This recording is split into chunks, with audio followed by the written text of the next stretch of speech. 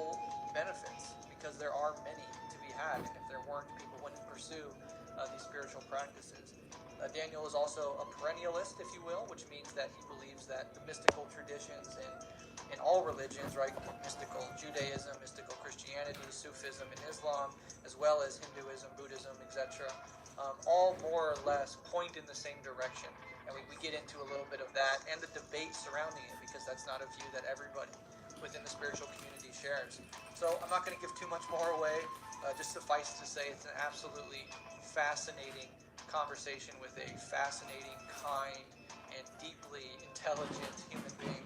And if you like this conversation, he has lots more podcasts out there. You can definitely search his name in any podcast app and get more of his stuff, which is something I'm certainly very into. And once I got a taste of what he was about, I got very into all of his podcast appearances, as well as his book, Mastering the Core Teachings of the Buddha. So without further ado, let's get into this wonderful discussion with Daniel Ingram about Buddhist enlightenment and the intersection between meditation, enlightenment, and politics. Enjoy.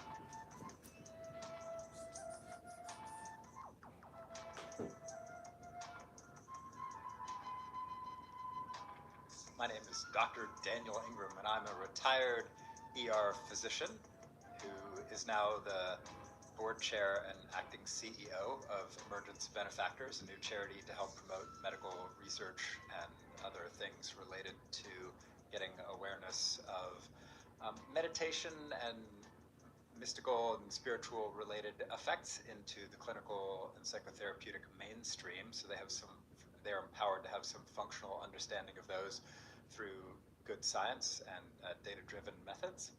And I also created something called the Dharma Overground, which is an online forum, an open forum where people talk about their various meditation experiences. I wrote a book called Mastering the Core Teachings of the Buddha, now out in its second edition, as well as co-authored with Shannon Stein a book called The Fire Casino. And I also am helping to organize something called the EPRC, or the Emergent Phenomenology Research Consortium, which is a large multi-disciplinary research group who's going to do similar work to Emergence Benefactors and the charities designed to support them. So that's kind of a long answer, but that's the short story, and then obviously there's a lot more. Yeah, absolutely. And towards the end, we'll revisit the ERPC, because I want to talk about that in light of the rest of our conversation. I think it's really interesting. So I'm a huge fan of your work. I love your down to earth approach when it comes to talking about this stuff. Thanks. A lot of the interviews you do are certainly more inside the community, deeper dives. This is more of a general audience, but I think this conversation will be really interesting to my listenership as well. So let's just start with a basic discussion surrounding enlightenment or awakening, or whatever you want to call it. I think there's lots of misconceptions about what exactly that is, etc. But let's just start with maybe your personal journey. Can you just talk a little bit about your journey through meditation and spirituality, and kind of just outline the path you took towards your own enlightenment? Sure, yeah. So obviously the word is used a whole lot of different ways by a whole lot of different people, and I'm not here to, in a sort of a term wars kind of way, defend one definition or another, or say this is the only correct definition or the only correct criteria, or anything like that, because, obviously lots of people are free to use these words however they find skillful and helpful in suiting their aesthetics and everything. But for my own life, I started having actually some interesting sort of meditative experiences when I was a really young kid, and then those went away.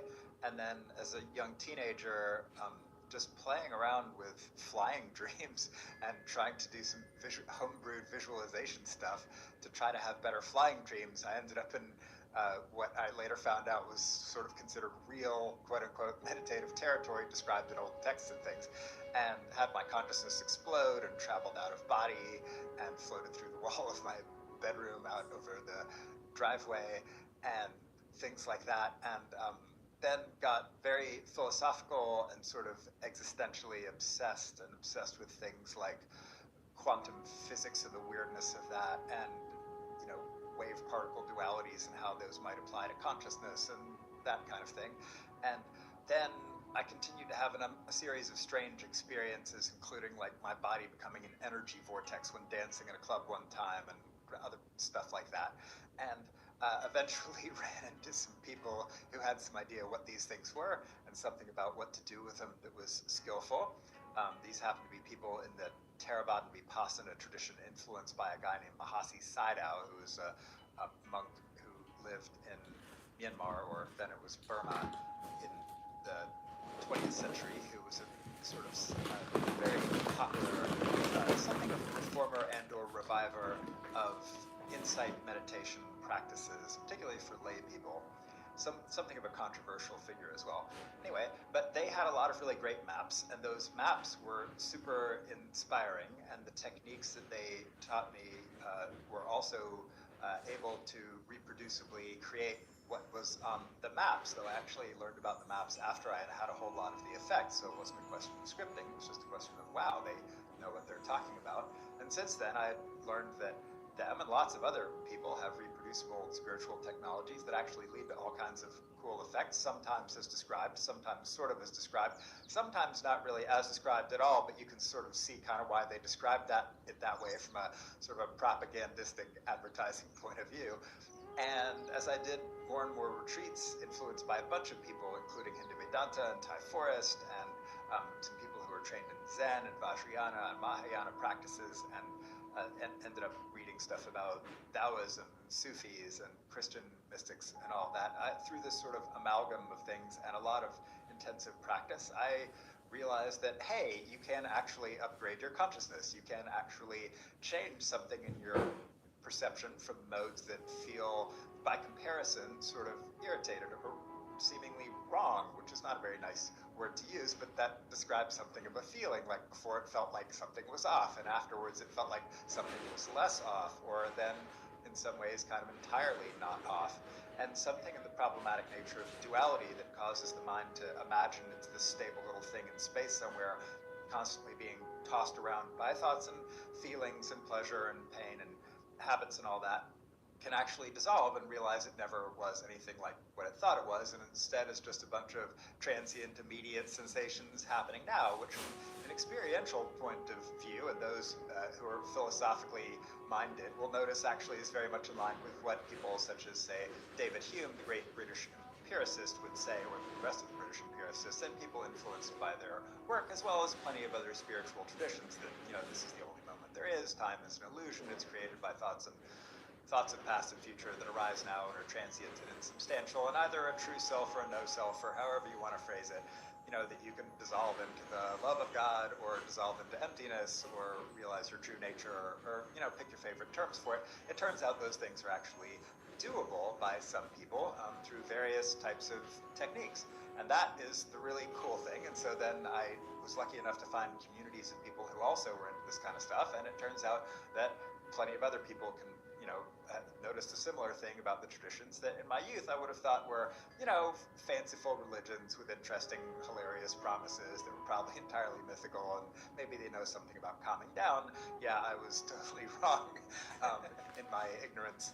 And so I was really happy to discover that it turns out these things are doable and largely reproducible. And so that's what I spend a lot of time, one way or another, in my life relating to these days, either from a scientific clinical point of view, or just helping people on the path point of view, or just hanging out with friends who like talking about this stuff point of view. Yeah, absolutely fascinating. And you mentioned multiple spiritual traditions. We've done episodes on Sufism within Islam, Christian mysticism, etc. But would you say the bulk of your path was within Buddhism itself, and even more so within the Theravada tradition within Buddhism? Yeah, that's definitely true. Although if you look at my shelf and the people I've hung out with and talked with, it's still quite eclectic. And I should throw in various strains of magic, neo-pagan, traditional ceremonial, grimoire, etc. Um, Greek magical papyri going on back. So I've actually come from a lot of traditions, and at one point I was a fervent Presbyterian, and actually got a lot of benefit out of hanging out in that community as well, with its emphasis on service and kindness and all that. So yeah, so it's been a fascinating journey, and clearly influenced as well by the tradition of academic, scientific, materialist, critical skepticism. So all of these somehow combine to produce whatever I am now, and lots more, obviously. Yeah, wonderful. Now, two things you said in that answer, I just want to make sure to clarify for listeners. You mentioned maps and you mentioned intensive practice. I was hoping that you could elaborate a little bit on what each of those things mean in the context you're using. Yeah, so intensive practice for me generally means, when you get the dose above like 5 to 6 hours a day of formal meditation. And for a lot of my practice when I'm on retreat, I like the 10 to 16 hour per day range. And I've spent over a year of my life doing that at this point. Been on a lot of different retreats of various durations, the longest of which was a month long, and in various monasteries and meditation centers, and just rented huts on the beach and stuff like that, and castles in Europe and things. So it's been a fun time. And so that's what intensive practice is, and that usually is some alternation of sitting and walking in the traditions I tend to come from, often like hour sitting, hour walking, or something kind of like that, depending on the retreat structure, which have varied. And the techniques have varied a lot as well. So then, what was the second question? Just maps, what those mean. Oh yeah, maps. So maps, it turns out that this stuff is weirdly predictable. So there's some people who really don't like maps, such as some of the Zen kids and stuff, and I get why they don't, because they can cause all kinds of problems of comparison, and they're not all perfect, and they don't always unfold exactly like they're supposed to. And competition and judgment, and all that, the problems that sort of ladders of attainment and scoring systems and all of that can do. But phenomenologically, it turns out people who have been meditating for thousands of years, for countless thousands of hours, have figured out that there is something oddly reproducible to how a lot of people, though not necessarily quite everyone, go through the progression of the deepening development of attention. And they've also figured out reproducible stages and states that are relatively well described, though again, still some controversy and debates over language and all of that and proper criteria, but that's okay, it's kind of part of the fun. But there are reproducible states and stages and perceptual transformations that people can reproducibly do or achieve or realize, or however you want to put it, through various techniques. Now, there's a wide variation in dose dependency in how susceptible or unsusceptible people are to insights or magical experiences or deep states of concentration. Clearly, there's a wide range of talent, as was noted back in the day in the old 2,000-year-old or so books that talk about this stuff. But, the cool thing is, from an empirical point of view, in both senses of the word, as in Humean empiricism and scientific empiricism, one can experientially do the experiment and notice that, one can actually learn to see thoughts as thoughts, one can see them come and go, one can dissolve one's body into energy, one can cross through dark nighty, knowledges of suffering territory, one can get out to vast expansive states of flowing, easy equanimity that, and then, permanently, seemingly upgrade one's consciousness in the way one perceives reality in ways that are beneficial and provide not only some curiously, experientially satisfying answers to a lot of previously vexing existential questions, but also create, hopefully, generally better and clearer relationships to the sensations that make up thoughts, emotions, everyday experiences, and provides something of a perspective that simultaneously appreciates the brilliant, immediate richness of reality in all its fullness, and its profoundly transient, empty aspects as well, or dreamlike aspects, or whatever. So something that somehow paradoxically seems to achieve something of the best of both worlds, though is still obviously limited by the facts of birth and having been born into this material body, which is obviously mortal and subject to conflict, sickness, decay, and death. Absolutely, well said. So let's go ahead and talk about what enlightenment actually means. So, I want to talk about how you experience it on the phenomenological level, but first I just want to kind of bring it to the conceptual level, abstract level. How would you describe enlightenment on that level for those who know little to nothing about it? And maybe you might want to mention the three insights as well. Sure. Well, starting super simply, hopefully people have all noticed that thoughts come and go. Our thoughts come and go. In fact, all of our experiences come and go moment to moment. While there is clearly something of a sense of continuity, I look at the computer monitor, I look at the way, I look away, I look back at the computer monitor. While it's a little bit different because the colors have moved and the waveform that I'm recording has moved on, it seems to be basically kind of the same thing, right? So there's this sense of continuity. We learn sort of something of object permanence very early in our development, and it seems so true, and it's obviously incredibly useful for functioning in the world. However, it turns out at an experiential level, if one begins to question this assumption in an extremely radical way, and an experientially very complete way. It begins to dissect everything that one believes is actually truly a stable self, such as all of one's intentions to perform actions, all of the mental impressions that occur somewhere in the head, these little wispy echoes of previous phenomena that seem to actually be the knowledge of them. One comes to notice, wait a second, our intentions actually arise on their own. Our mental impressions that seem to be the consciousness or knower of phenomena actually are nothing like the phenomena that they seem to pretend to know. And in fact, if we go far enough into this, we come to such radical conclusions as the profound and hardwired experiential direct knowledge that all thoughts of past occur as thoughts now that are transient, all thoughts of future occur as thoughts now that are transient. All things in this moment are so transient as to be so utterly insubstantial as to not be able to sustain the sense that there even is a continuous self in all of this anywhere. And something in that paradoxically does not destroy the ordinary capability to function in the world with a functional sense of past and future and self, but it does, in some profoundly transformative and very helpful, healing and clarifying way, destroy something of the problem of existential or spiritual crisis, that somehow this self that seems to be in here somehow truly has to exist or must cling to the notion that it is a continuous thing or any of that. And it turns out the mental processes that create that entire process not only grossly distort a substantial portion of sense data in very much the way that if you're like trying to stream a bunch of videos while trying to do a podcast, multiple things on your Wi-Fi connection, your podcast might start glitching out, right? Because there's only so much bandwidth in the system. In the same kind of way, it just turns out that experientially, once one eliminates the habitual need to actually construct a stable self out of these unbelievably transient, utterly causal, perfectly naturally occurring sensations that just knew themselves where they were, it turns out that the system becomes vastly more clear.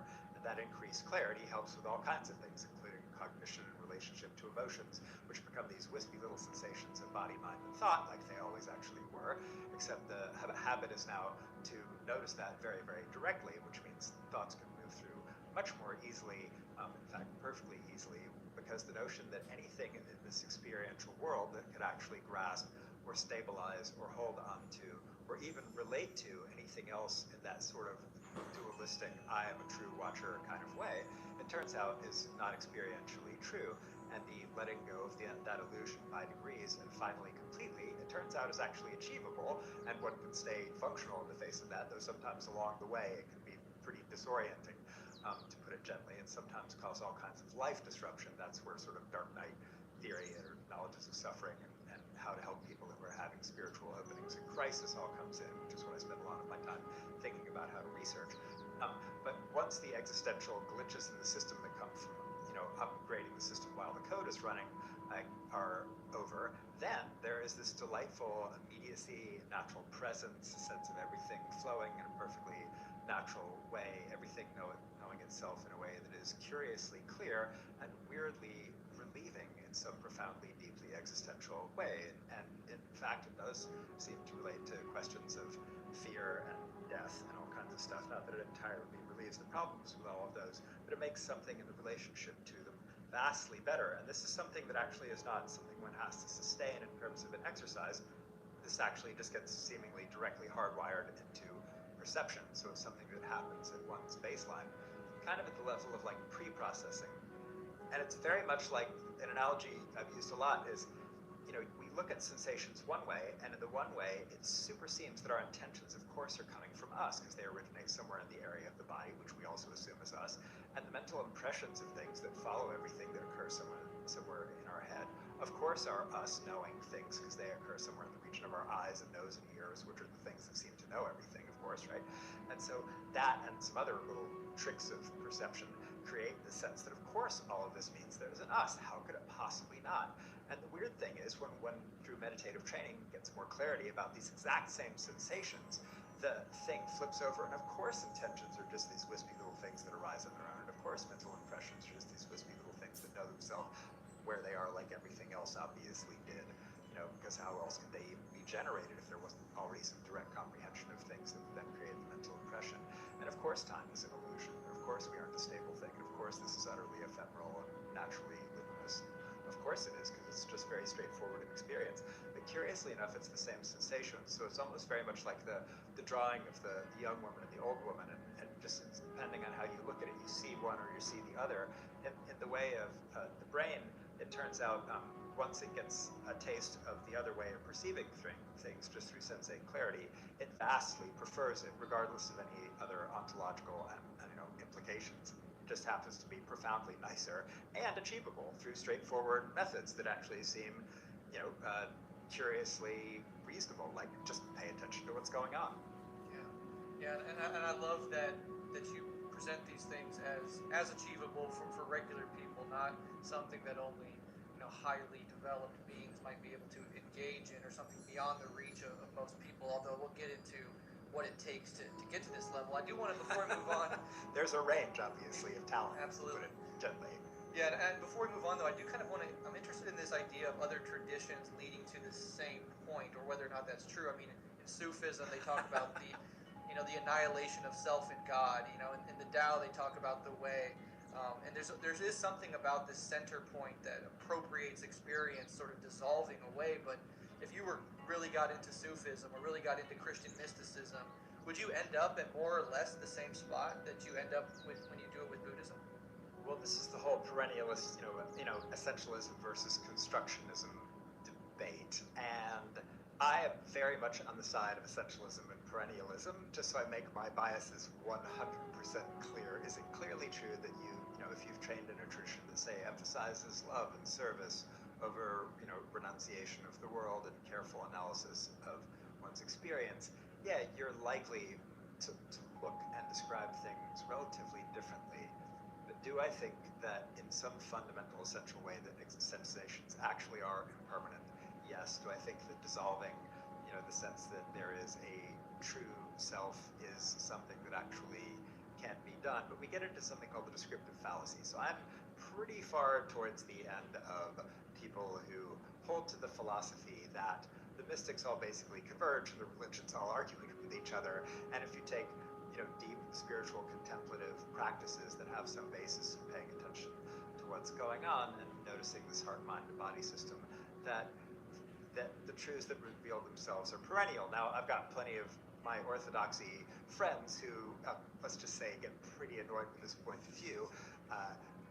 But, we all have our takes on things, and that just happens to be mine. Now, so from my point of view, it is very easy for me to read the Christian mystics and the Sufis and, Rabia and Kabir and, Rumi and St. John and, St. Teresa, and go, of course they're all pointing to the same thing. Bernadette Roberts, a classic case, Eckhart Tolle.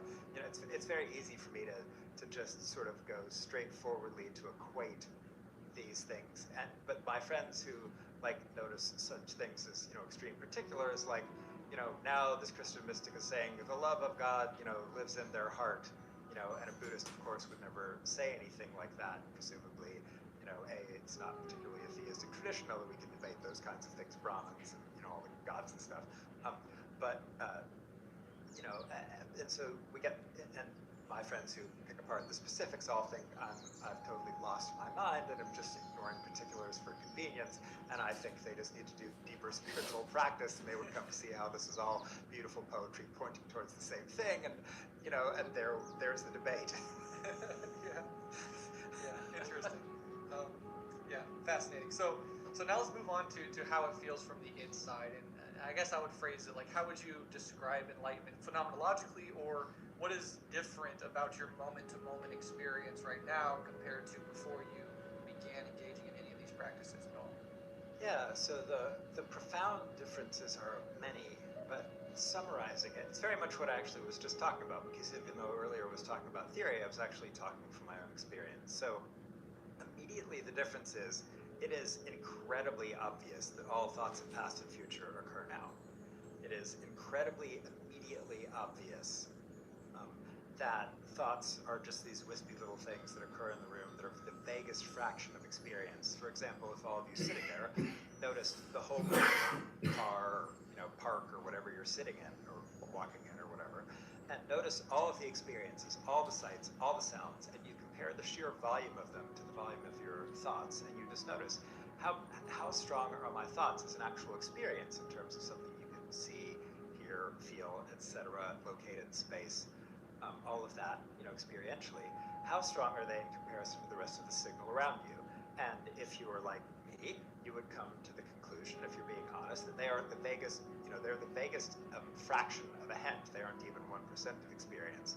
Volumetrically, they're probably 1/10,000th of experience if you just summed up all the bright pixels of on this three-dimensional screen we appear to live in. Not meaning that's a permanent thing, but from the sort of meat brain creates a world somewhere that we appear to live in point of view. Again, not meaning that as a strict ontology either. That's obviously extrapolated from experience, as David Hume would point out. Sorry for all the qualifiers. I realize there are philosophers in the audience. Anyway, but yeah, so the thoughts are obviously this incredibly transient things, and it seems ridiculous that they ever cause so much trouble emotionally, existentially, from any point of view. It seems totally preposterous. So it's also immediately obvious that everything is absolutely happening on its own. Even the question of a choice or an effort arise so perfectly naturally, it is impossible to believe the illusion that there is actually truly a separate Daniel that stands outside of the causal universe that is actually, creating things, and that somehow, like, everything's happening, but I have control. Like, those are experientially totally gone for me, and everything's just happening now, naturally. These lips are flapping, the words are coming out. There is literally no doer in any of it, though all the sensations that made up an intention stream and the monitoring process of, how are the words doing, and is this finally getting to some kind of point, and all of that are still obviously happening. But they happen as naturally as they always did, since that is very, very, very clearly recognized as something that doesn't take any reflection. It's just what's going on. And so all of that has made a number of changes to the way emotions work, for example. So again, if you notice what portion of your experience, taking into account the whole room, park, car, etc., you happen to be in, and what portion of that is actually any emotion you might feel. Well, actually, little sensations of fear or happiness or sadness or peace or whatever that occur somewhere in the chest or neck or throat are actually quite mild in comparison to most things, and certainly very mild in comparison to, say, a kick in the shin or something like that. And then it becomes quite amazing that they were ever able to toss me around on their horns with such force before I was able to clearly perceive these things.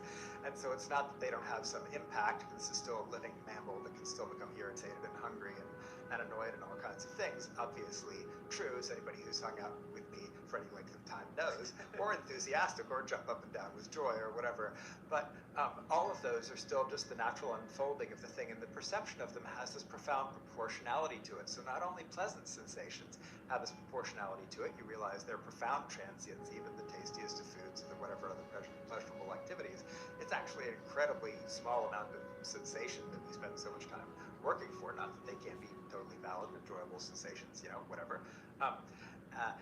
But in the same kind of way, pain. So pain is actually a relatively small portion of my experience, and that proportionality that gives some perspective of, the signal can get through, so it's not ignored. In fact, the signals of my sensate reality are weirdly clear now that the processor time isn't being taken up with having to create a sense of self out of this transient naturalness, which was totally ridiculous from my point of view now, and how it ever actually even managed the illusion seems ridiculous, because of how could you create something stable out of this natural transience? How could you truly create a stable sense of a watcher out of this? It seems preposterous, but before it obviously didn't, until I had, just done the things that it took to train my mind to perceive all these processes more clearly. And so that's very much what the experience is like. Though I'm still a mammal, I still have pain. Like, I've got pain in my neck right now because I have a blown out C7T1 disc. My right knee gives me trouble, when I get hungry, and I'm a little thirsty right now. So I take my water and take a drink, and then the ordinary problems of life still arise, and I will, of course, get sick and die one day, and that's just the way things are. Yeah, fascinating.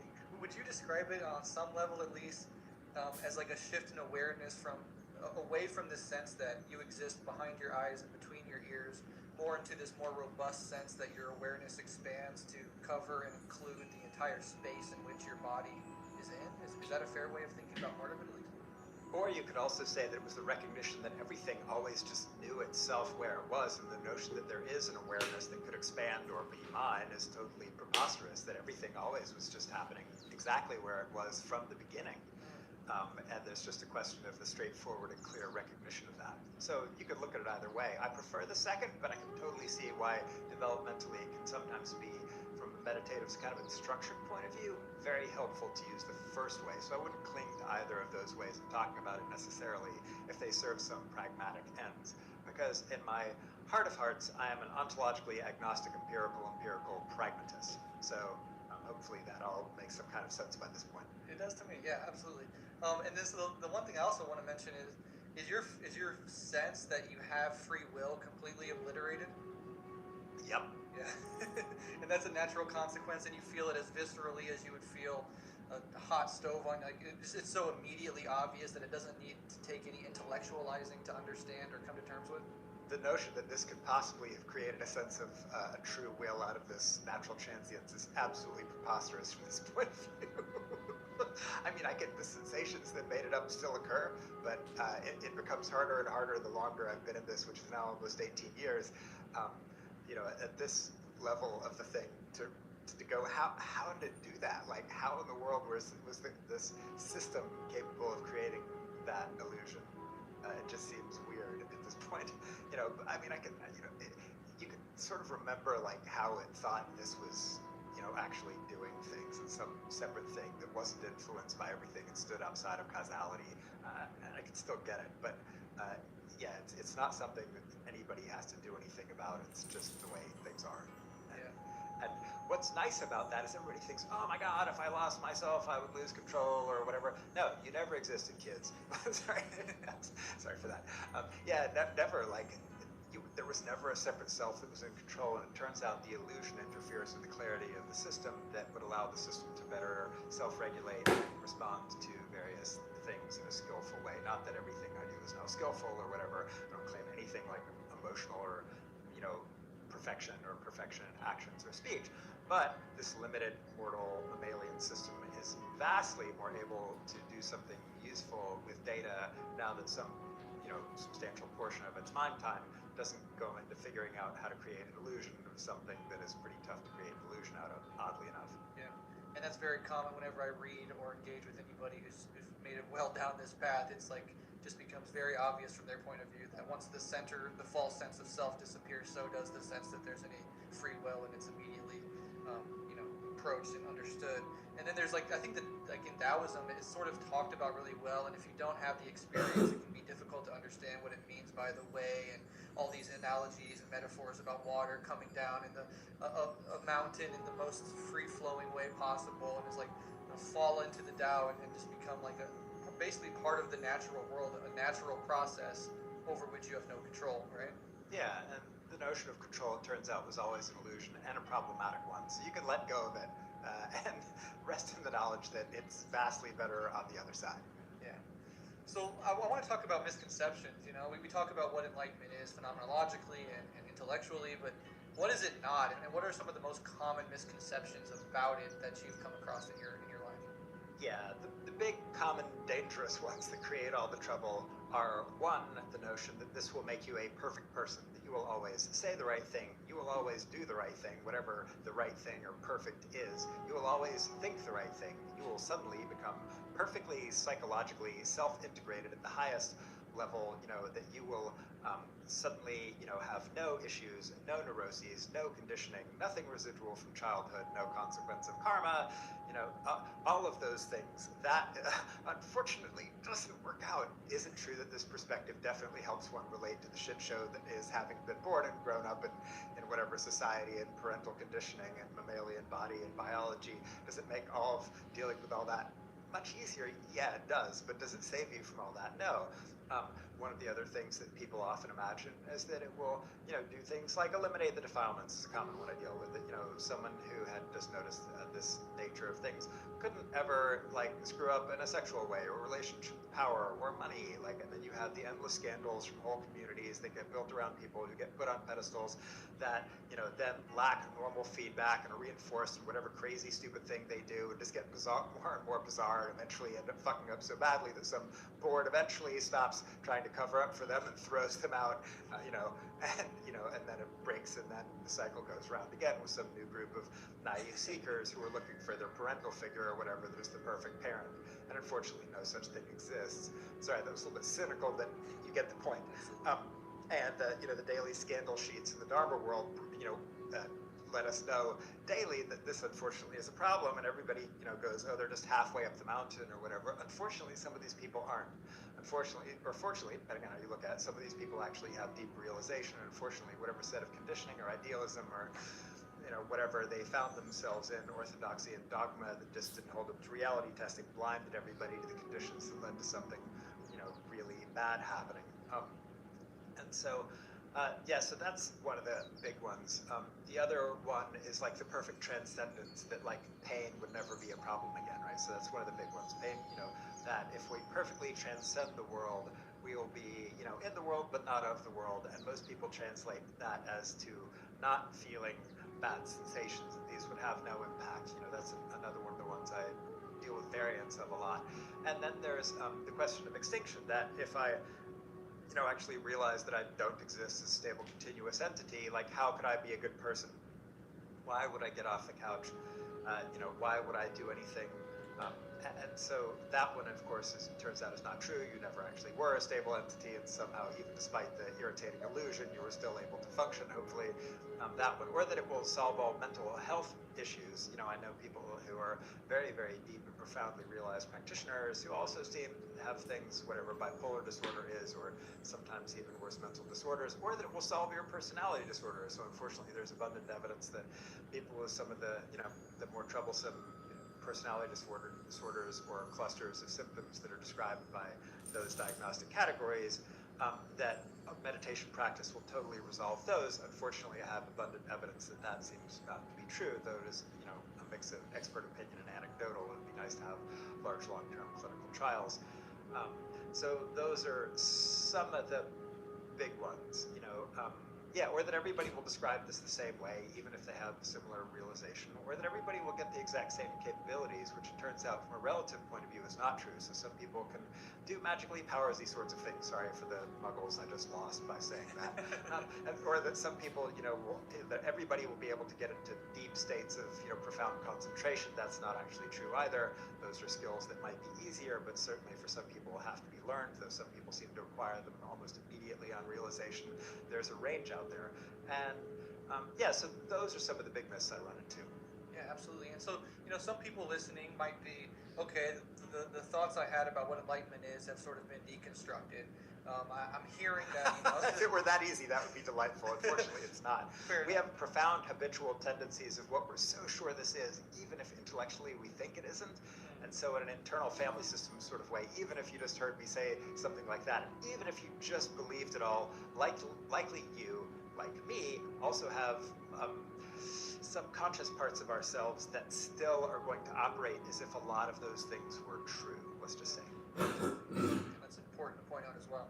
Somebody listening to this, though, that aside, would listen to your talk about the dissolution of the self, or the fact that it was never there, the obviousness of the lack of free will, and they would say, why is this even worth pursuing at all? What actual benefits can it offer me as an individual in my life that would make this sometimes long, protracted, and arduous process with plenty of pitfalls along the way even worth pursuing in the first place? What would you say to somebody like that?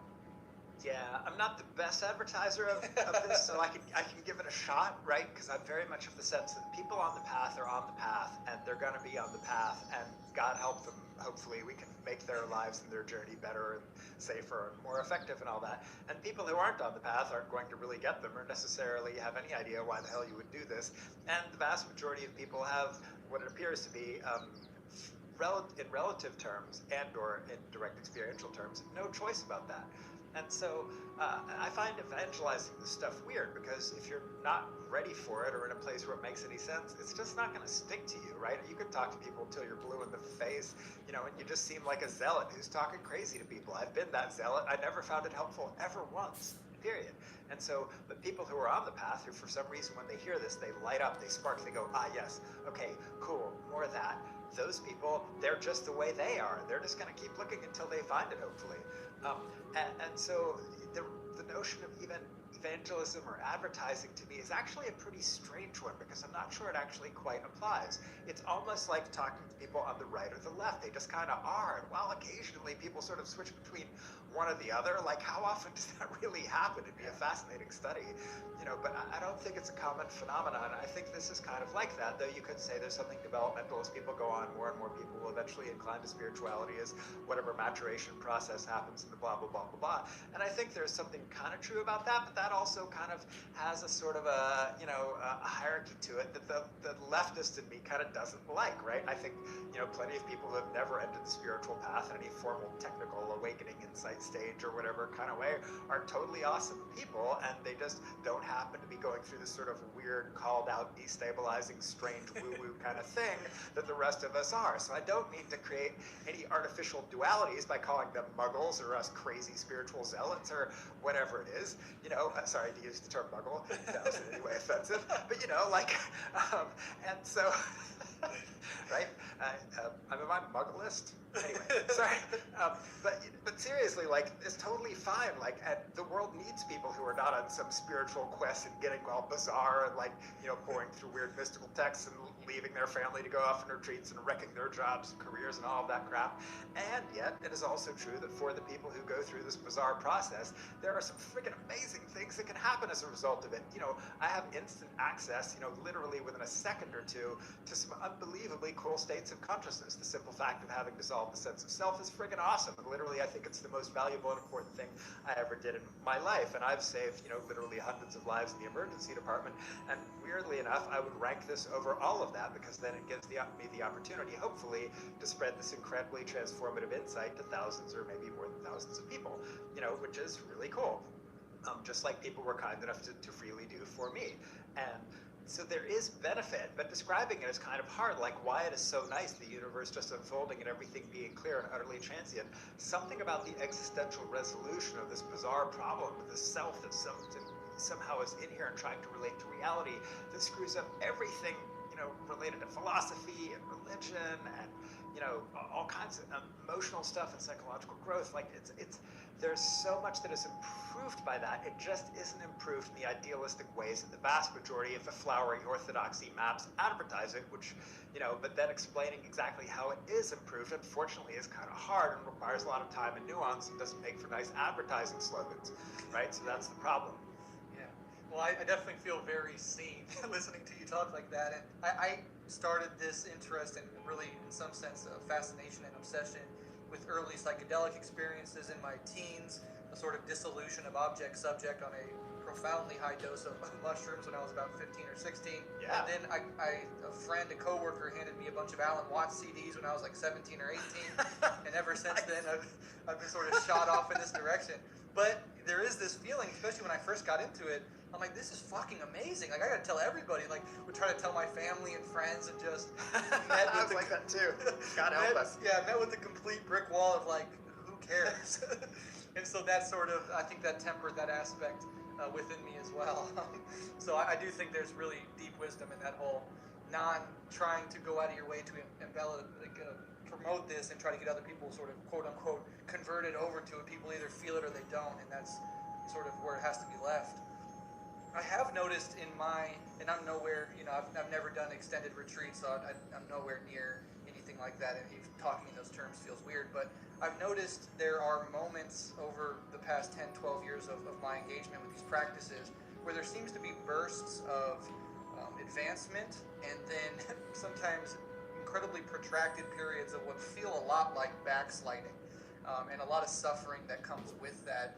Is there something about the non-linearity of this path that you could maybe bring some clarity and light to? Yeah, that is super friggin' important, because the vast majority of advertising for spiritual traditions is you will just get more calm and more peaceful and more radiant and more loving, and it will just get more and more and more and more and more that way. It could not, unfortunately, be farther for the truth for nearly every single person I know who's ever done this stuff, and I know literally thousands.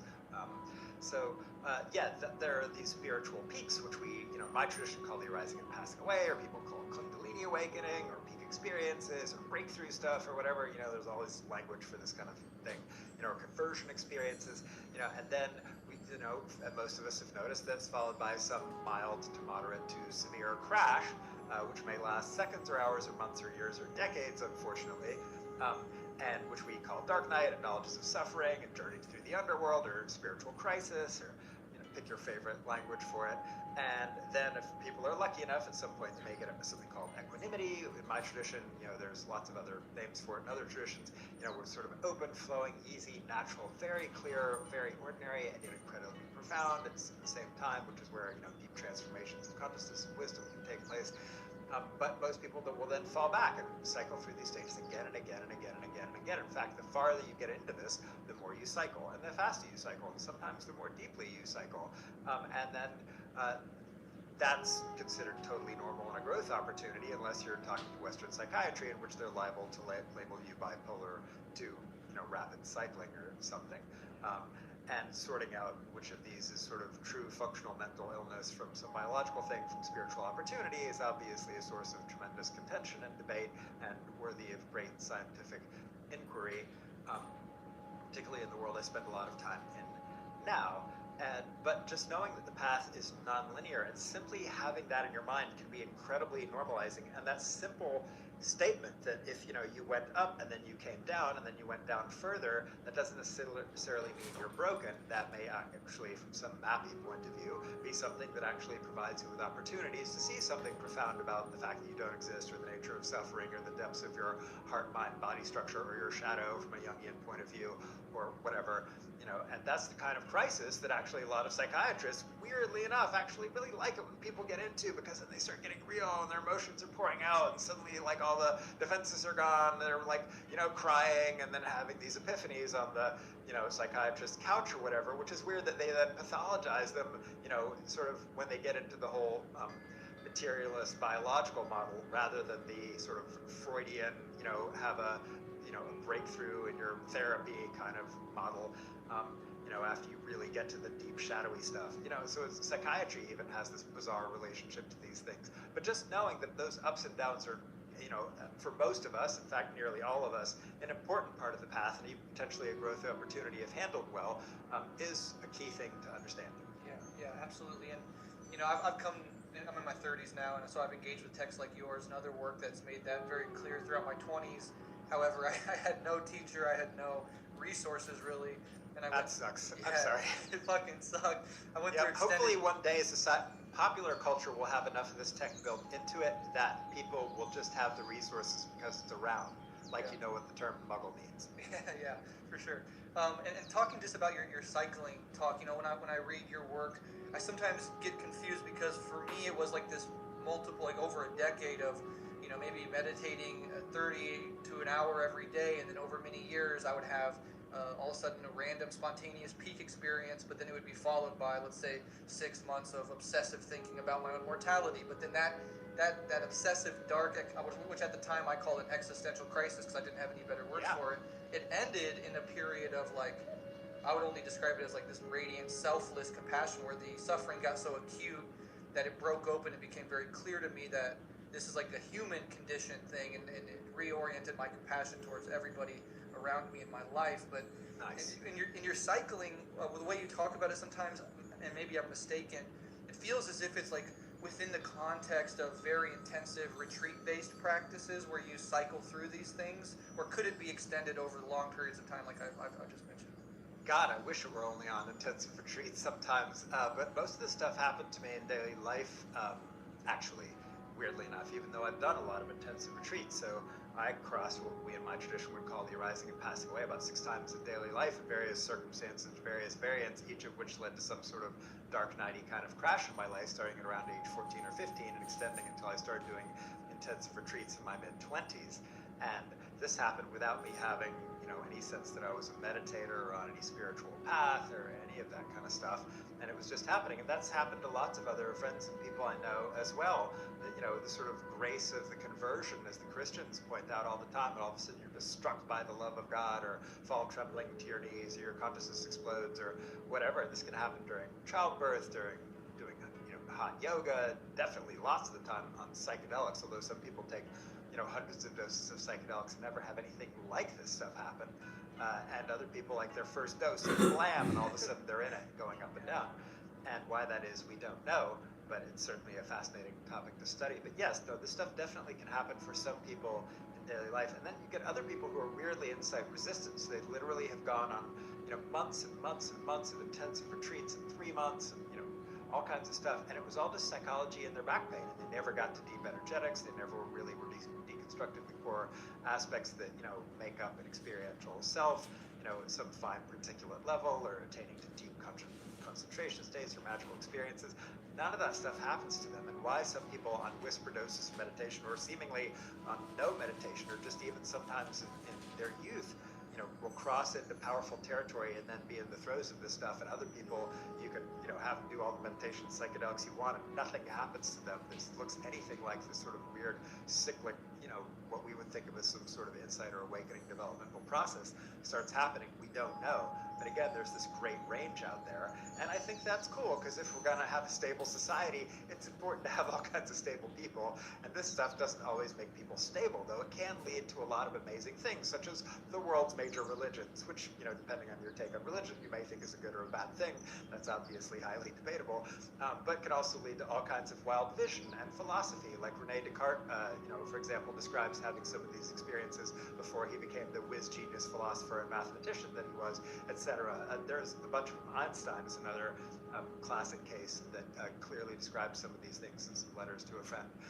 And so it does seem to spark off some sort of weird spiritual visionary process in some people, which I think is clearly useful to society, but also sometimes in the short, medium, and occasionally long-term detrimental to the individuals that are having it happen to them, particularly in a society that is not good at recognizing it and or supporting it or valuing it.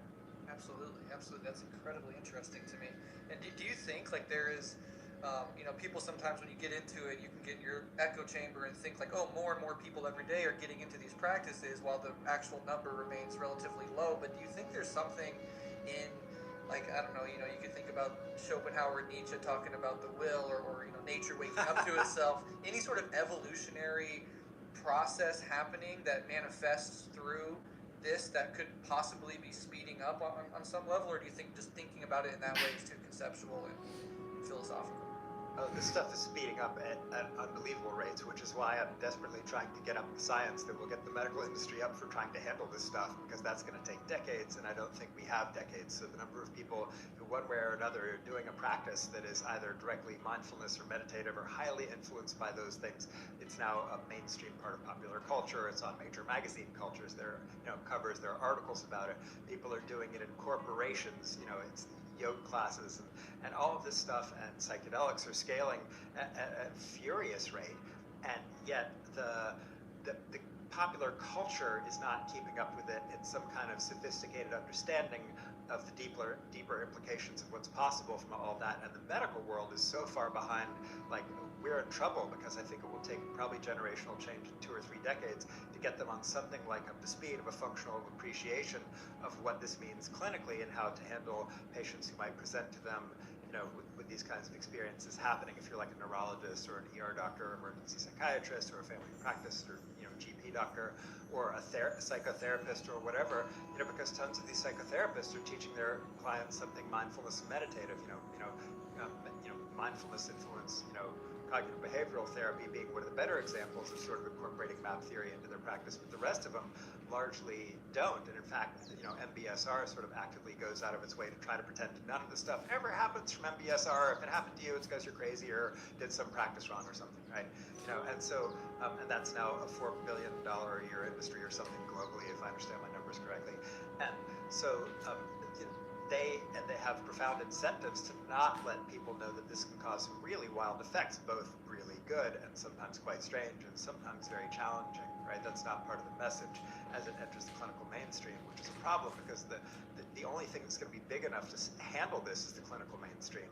And so we have this whole, I think this is actually a social justice issue. We have this whole category of people who are having experiences that are part of the human condition, well described for thousands of years, but in both the East and West, whatever that means, that are totally ignored and or misunderstood by the mainstream medical and psychotherapeutic cultures, and that's a serious problem, and that's one of the other things that I'm hoping to do or help support the research to do to address. Yeah. Do you have any thoughts on why you think that might be intensifying at this time, more than just cultural people becoming more engaged with it culturally? I mean, that's an effect of it, but do you have any thoughts on the underlying cause of why it seems to be intensifying? Yeah, you could also, from a very Maslow's hierarchy of human needs point of view, say that from a lot of points of view, even despite all the starvation and problems and global warming and refugees and all of the bad stuff, it still affects a substantial portion of the world's population on a daily basis.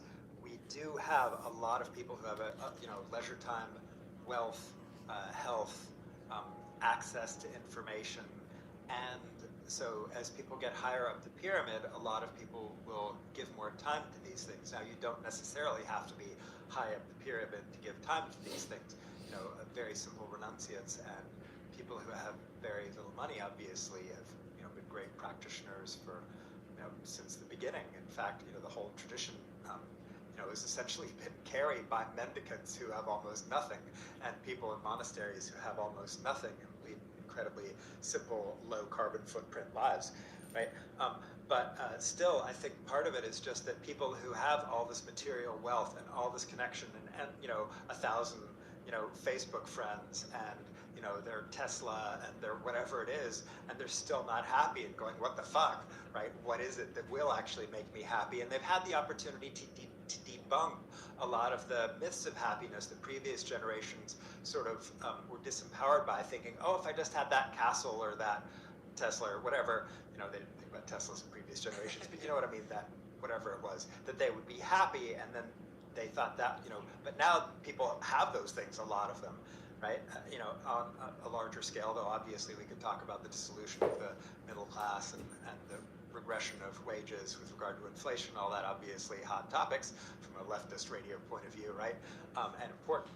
But still, there's so much access to information and technology now that these things are just spreading in a way they never were able to before. And I think mindfulness actually did us a great service of getting into popular culture the notion that meditation might be a legitimate thing, that even seriously secular, materialist, skeptical engineers and coders or whatever are taking super seriously, as something that might, from a spiritual technology, secular point of view, upgrade their performance as a worker bee or whatever.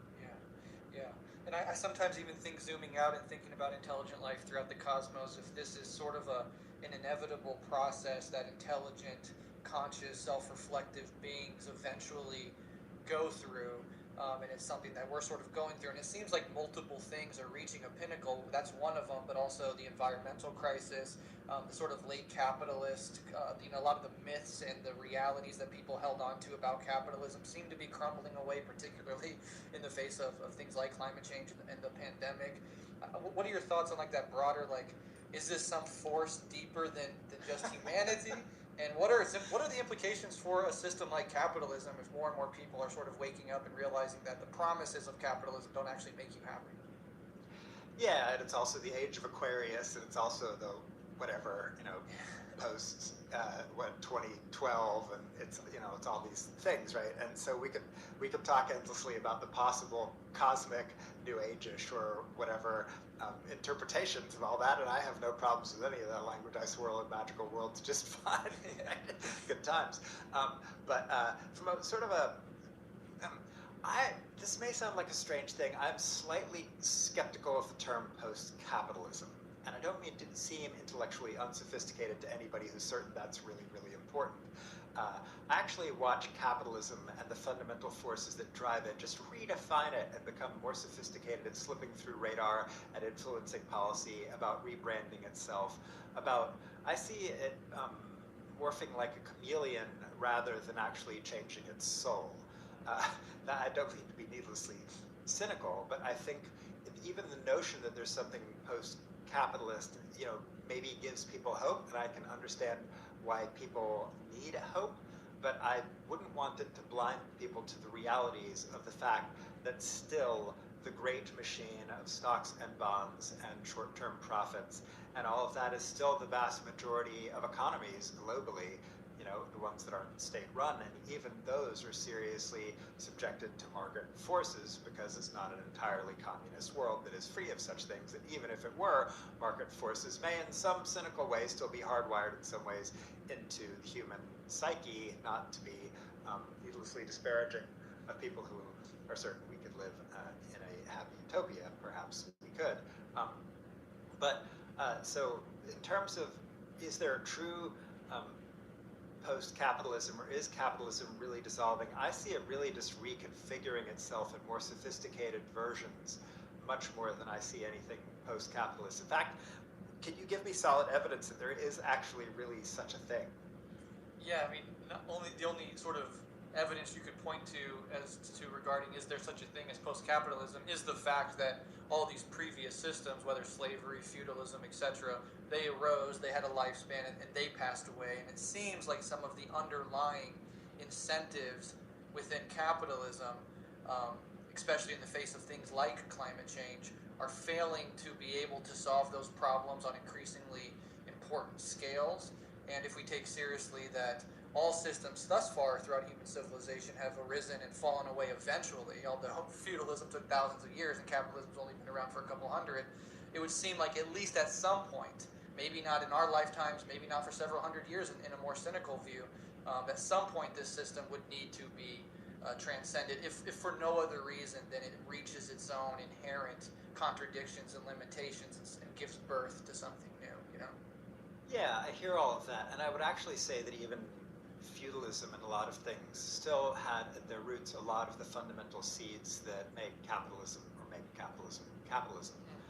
And so, the notions of trade, notions of wealthy merchants, notions of how much capital it would take to create a ship, for example, or a castle, or whatever, some form of something capitalistic has been going on as far back as I think there is human society, so far as I can tell, just in various variants and under various labels. And certainly, obviously, the Industrial Revolution, all of that, or even, going back to the Dutch East India Company and things of that nature, obviously, in some ways, you could say are breaks from the past, but in other ways are the same old greed, hatred, and delusion from a Buddhist point of view, just rolling through in different form and different variants depending on what government would allow. And I actually am relatively concerned that capitalism and fascism, which is its close cousin or sibling, just continue to get more and more sophisticated about how they rebrand themselves, how they conceal and or cloak power in terms of how they move. So, for example, this is a leftist podcast, so I'm going to get a little bit leftist here. What the heck? Sure. I actually look at for example, the mainstream Democratic Party in the United States is essentially a center-right European party. So I don't think we have a functioning left really.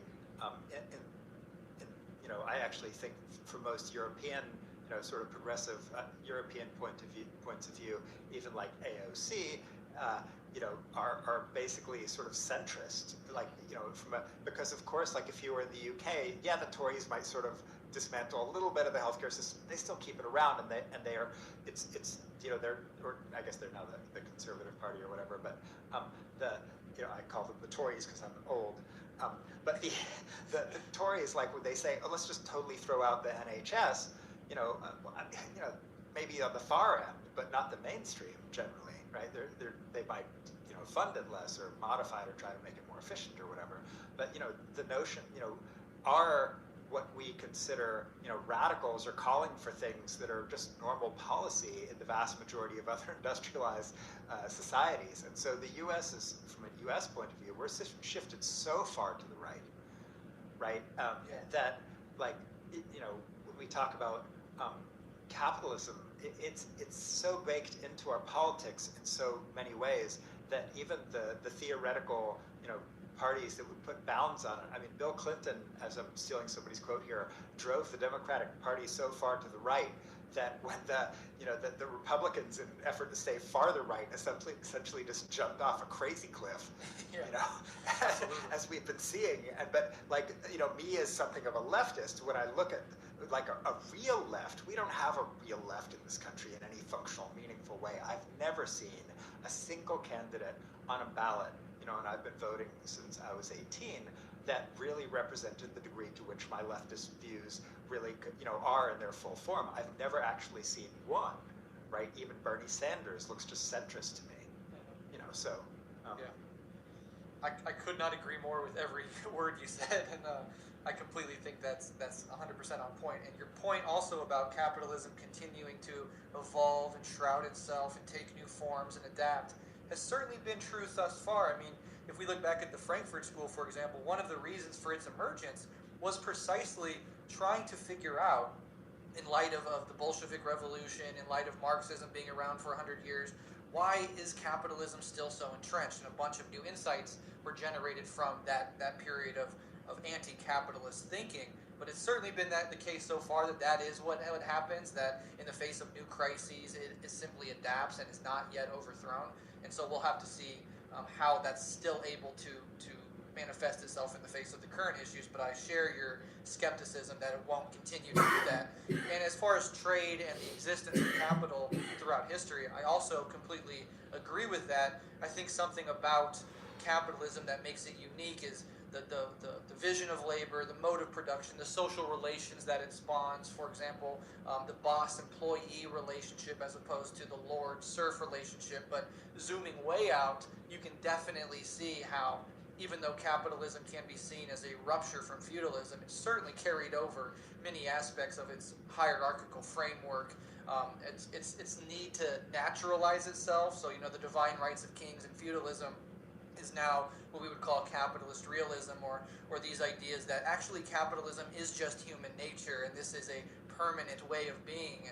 And so I definitely agree with all of that. It's certainly going to take a fight, and there's not going to release power without a fight. And when it is put under too much pressure, as you alluded to, it turns into fascism. And we've already seen the claws and the fangs come out in many ways all across the world.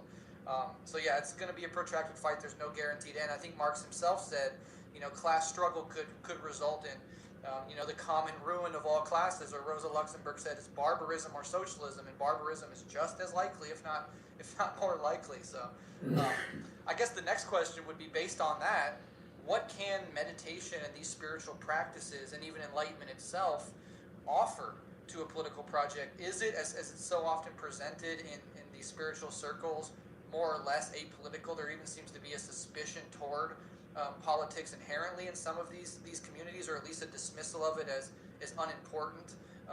What can it offer to people engaged in a collective political project that seeks to, at least in some ways, radically transform the world for the better?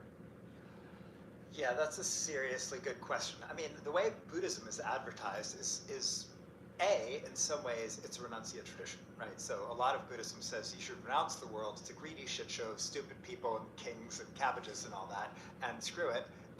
Just wander away into the jungle, get enlightened. People are going to be greedy and dumb and horrible. Have a nice day, period. There are going to be wars and chaos. And so that's sort of the sage point of view of Buddhism, as I call it. And then sage versus mage. And mage says, no, actually, we should help the world. We have the compassion. We're all bodhisattvas. We're going to, make this utopian place where everybody's awakened and everybody's loving and kind and compassionate and all of that stuff. Though, despite 2,500 years of Buddhism and hundreds of millions of Buddhists, that hasn't happened either. And we seem to be seriously risking destroying the livability of the planet that we live on. So obviously something in the experiment having been done point of view side of me goes, yeah, that's not working out. And then, I can look at my own life, just sort of rubber meets the road. I was a doctor who got to help a whole lot of people. So a third of the people who came to me didn't pay. So from a certain point of view, very leftist, right? All the homeless people who came to me, I cared for them and got them MRIs and advanced care and all this cool stuff, even if, they weren't giving me a cent. So that was very altruistic from another point of view. But from another point of view, I got paid an impressive amount of money, and vastly more than the housekeepers or all of the other super important people that kept the place running, that were absolutely as essential as me and still at risk and blood flying around and risk of exposure and doing something important to help society, right? So that was totally capitalist, unfair wages, certainly nothing resembling equal at all, right? And so, and I, during that period of time, considered myself a pretty advanced practitioner with all kinds of capabilities, and yet from a certain point of view was still participating in a system that, while having its socialist, help the poor, and all of that aspects, also in many ways is very much capitalist, large healthcare systems and all of that. And so in my own life, did I see that my practice suddenly made me more or less of a leftist, or did my carbon footprint go down? Well, actually it went up, because I was able to take trips and fly and stuff, because I was making money and could fly around the world and go visit people and still help with research and, go do practices in various countries, and help people with meditation practice. But still, I think my carbon footprint went up. So from a destroy the planet point of view, I can't say that I'm necessarily better than anybody else. And yeah, I'm mostly vegetarian, go weeks being mostly vegan sometimes, so in that regard, maybe better, but I'm still having to vote for people who I consider center right. I voted for Obama, who, didn't do a darn thing to any of the people who nearly drove the global financial system in the ground, and, through that sort of crash and then make $1 bazillion off its cycle, we're able to substantially consolidate capitalist power. And so I have no option but to vote for these people who are still entrenching the system as fast as they can go, from my point of view, despite their lip service rhetoric to changing it. And so am I suddenly, as some practitioner, somebody who's like so much better and like the kind of model of how we're going to save the planet? I'm not really sure that's necessarily even true, being as self-critical as I can reasonably be, and go, well, okay, wait a second, what the hell then? But in theory, something in reducing greed, hatred, and delusion hopefully would help us be more caring for people around us, and less hateful and greedy and planet destroying and robber baron capitalists and fascists and all of that. But weirdly enough, I have a number of my spiritual teacher friends who are rabid fascists. Damn. I hate saying that, and so it didn't suddenly make them, it's some leftist utopian. Like that's not what happened to them. And so unfortunately, my somewhat cynical reality testing of how does this kind of practice like translate, does it suddenly, really sow the seeds of the destruction of capitalism? I'm not sure. And actually, there's ample evidence and, pushback critique that it's just making people happier, more tolerant, cubicle workers who are really just saving their bosses money and health insurance costs because their cortisol levels are better or whatever, because now they're exercising and breathing and calming down, in their, cubicle jobs or whatever. And so maybe it's just making people more tolerant of the machine and the whole status quo that is rapidly destroying the planet based on short-term profit concerns. And so, that's my sort of short take on the cynicism. What are your thoughts on any of that? Yeah, no, I think as always that's a nuanced and radically honest answer, and I love that it deconstructs myths around this straightforward idea that there is this panacea that, if we could just get enough people enlightened, things would radically change. On the other hand, I think there is, as you alluded to as well, something about the machine of desiring that is played upon by the capitalist consumer society that in some sense deeply benefits from this ingrained feeling that you're unworthy, or that you have a void inside you that you need to fill, often through consumption, which is what we're taught. And so if insofar as enlightenment or these spiritual practices can deconstruct that machine of desiring, I think it can at least, leverage a blow against the overall, at least blind consumer society that we live in. And that's just one angle. The morality that should be cultivated, and you make very clear in everything you do, morality is a radically important thing to cultivate alongside and parallel to the awakening practices, I think can get us something closer to better.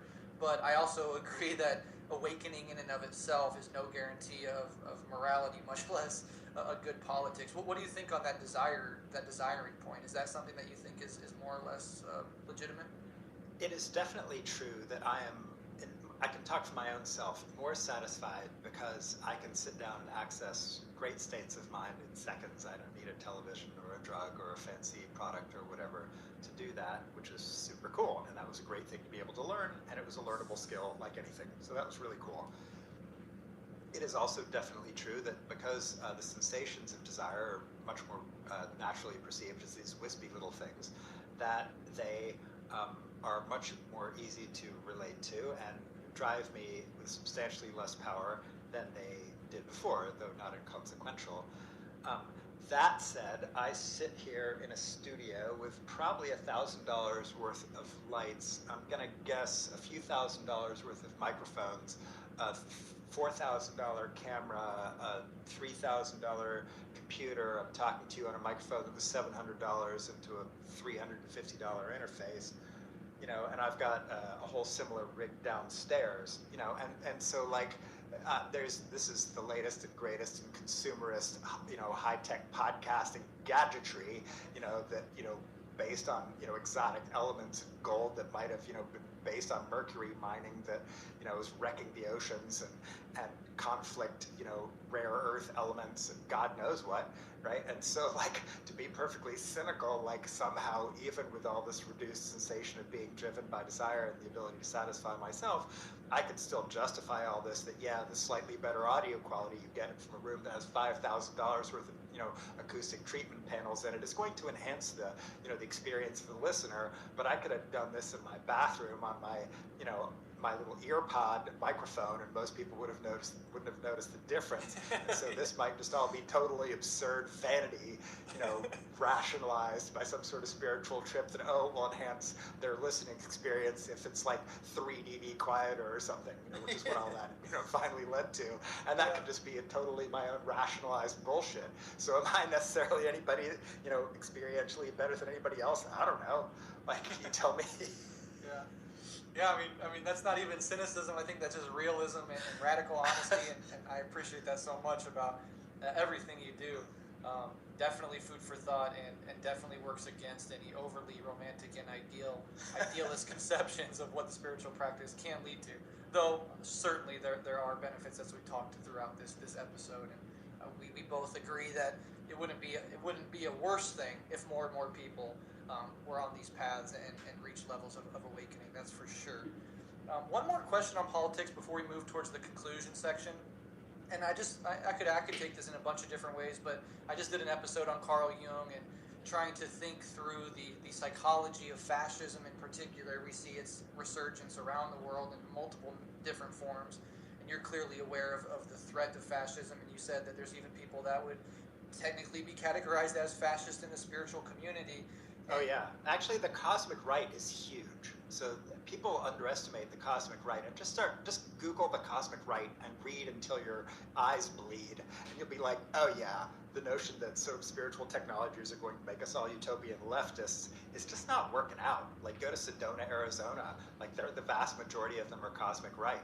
My mom's cosmic right, and she spent years on retreat, and QAnon and all of that stuff, and so just realize that's very, very, the notion that this will, make us suddenly leftists is just not true at all. Yeah. Do you have any thoughts on the psychology of fascism and the people that are pursuing spiritual practices? Do you think that they can reach high levels of enlightenment and still maintain a fascist politic, or do you think there's something in the fascist politic that limits it? Oh, no, definitely. So, like, because fascism is a fascinating thing, right? So, to give the fascists their due, which is sort of a strange thing to do on a leftist podcast, but like, I'm just going to sort of define fascism here for, probably all of you could define it better than me, but just humor me for a second.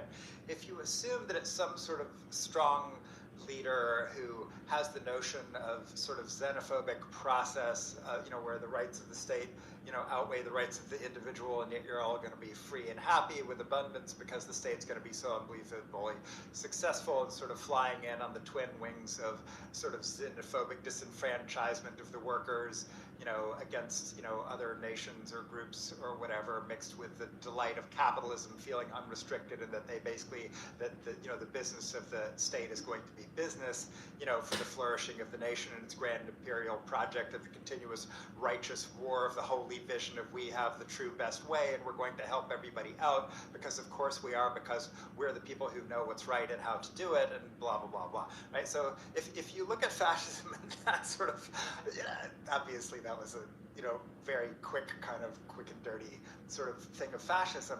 The notion of a strong leader is most of the world religions, right? The notion of a grand destiny, the notion of a profound purpose, that sort of rhetoric, it fires the right very much in some ways. It sometimes fires the left. The notion that there is an order and there is a world order, and that the Andromedans and the Federation and the Pleiadians and the God knows what are, with their big powerful spaceships and their militaries are going to fight the evil forces of the Greys and the Rothschild bankers and the Council of 500 and the Illuminati and the lizard people and whatever, that sort of notion of grand battle and quest that is the forces of light and the forces of darkness battling it out to save the children from the pedophiles and blah blah blah.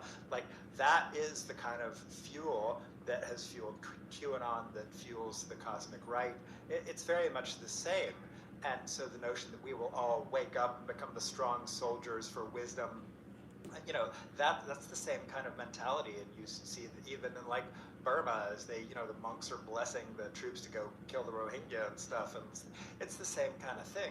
And so the notion that the world's great, religions, and spiritualities don't have significant rightish sort of fascisty kind of elements in them. Obviously they do, which is why people such as Karl Marx then said stuff like religion is the opiate of the masses, and sort of then the lines were drawn where the right was religious and the left is secular, atheist, materialist, or whatever. And then the problem with that line having been drawn is that it cut off all of the beneficial, useful spiritual technologies, and the people that were having spiritual experiences, and or the people that found that religion was incredibly comforting, and or provided some degree of social cohesion. And that's the alignment between the right and religion is not necessarily the way it needs to be. I think that's a bizarre historical artifact of certain things that came out of rationalism as it was perceived in the late stages of the Age of Enlightenment and stuff. And the notion that the left can't be profoundly spiritual in some ways still lingers in many communist minds, and even people I know who are still influenced by that kind of dogma.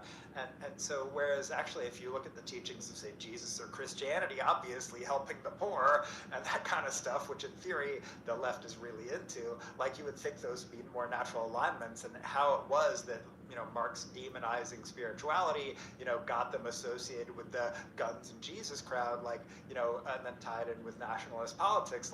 I think that may not have been the best move. You can see obviously some of the consequences of that. And from a spiritual technology point of view, it also made the left in a lot of countries somewhat skeptical of people who then, from their point of view, get delusional, crazy, and high on the opiates of religion to go into this stuff. And so it's no surprise that we find a lot of religious and spiritual people having rightist leanings, feeling somewhat rejected by still some residue of the rhetoric on the left. Yeah, absolutely fascinating breakdown. And another example would be kamikazes that were Zen Buddhists in Imperial Japan. Well, that's a long history, actually, of military and mental training, right? And Nazis as well, with some sort of notion that, the mental discipline that they were learning would make them supermen or whatever. Yeah. Superwomen. Very intense stuff. So let's go ahead and shift towards the end of this discussion. I've absolutely loved and been fascinated by everything we've discussed. I would love to have you back on at some point in the future. But just a final note before zooming into your work and wrapping up is, many of my listeners are not necessarily deep into spiritual practice, but many are interested.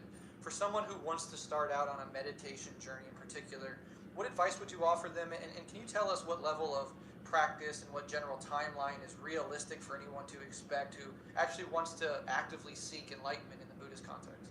Wow, okay. So, first, as I've said a lot of times on previous podcasts, lead through strength. If you've got a particular technique or aesthetic or tradition that really calls to you, you just like the gray robes that the monks wear, or you really like the gold statue, or you just really love the chanting and the singing, or you really love the beautiful flowers, or the something in its aesthetics or its dogma or doctrine, and it just really calls to you, and they're not just like some crazy exploitive cult or whatever, hopefully keep your wits about you, I would say go for that, right? Whatever it is, and feel encouraged to be able to explore, like to just be able to check stuff out for a while and see what it's like to do various practices and various traditions and with various aesthetics and ontologies and soteriologies, doctrines of salvation, and to see how that feels to you. Because if your heart is in it in an aesthetic way that really works for your sensibilities and the intellectual tradition you're coming from, or your sense door that you really are good at, you're a visual person, you're a tactile person, or whatever, then I would say lead through strength. That's my first bit of advice. And then when you start to buck up against the limitations of that, definitely feel encouraged to branch out. So that's the next thing.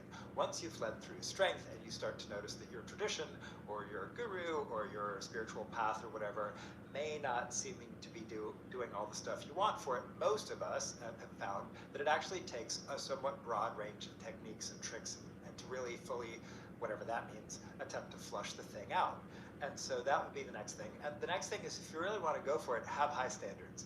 Not punishing standards of self-perfection, but high standards for your ability to attend to what's going on in some reasonable way that is also forgiving and loving and kind and not deprecating or judgmental or competitive, but that really says, hey, when I sit, I'm really going to do the technique, or when I do whatever pose, or when I chant whatever mantra, or do whatever practice of service or devotion, really put your heart into it, because you will likely get vastly more out of it. Be aware of scary cults. There are lots of them, although it is also true that plenty of cults have some good tech in them, which is part of the problem and why they get lots of adherents. So just watch for that. They're abundant, and some of them are quite mainstream. What else? I really look up, if you, for some reason, you're inspired to do the Buddhist thing, the two books I tend to recommend again and again are A Path with Heart by Jack Kornfield, which actually is sort of more ecumenical, but still has its heart sort of squarely within Buddhism, though I'm not sure he'd like me saying that, but I think it's still true. Anyway, and a book called Mindfulness in Plain English by Bhante Gunaratana. There's plenty of super useful tech in these. That is just really straightforward. And for a lot of people, if you're really going to give this a serious shot, unless you're one of the lucky ones, and the lucky ones do exist, you're probably going to have to go on some retreats of some reasonable duration, which reasonable duration meaning 2 to 3 weeks at least, to get some serious foothold in the territory of insight, though plenty of people can get into some fascinating territory on 10 days, which are widely available. They'll cross with peak experience and then often crash at a dark night or whatever. Okay, cool. But, and then educate yourself about the actual risks, benefits, and alternatives. So what do these things actually lead to in terms of the good, with the people who hopefully are honest enough to realistically describe that, and what are the downsides? Like, read the risks and say, hey, is that a risk that makes sense to me at this point in my life? Maybe I've got 2.3 kids and 2.3 jobs, and you're not into being, mentally destabilized or having some spiritual crisis right now.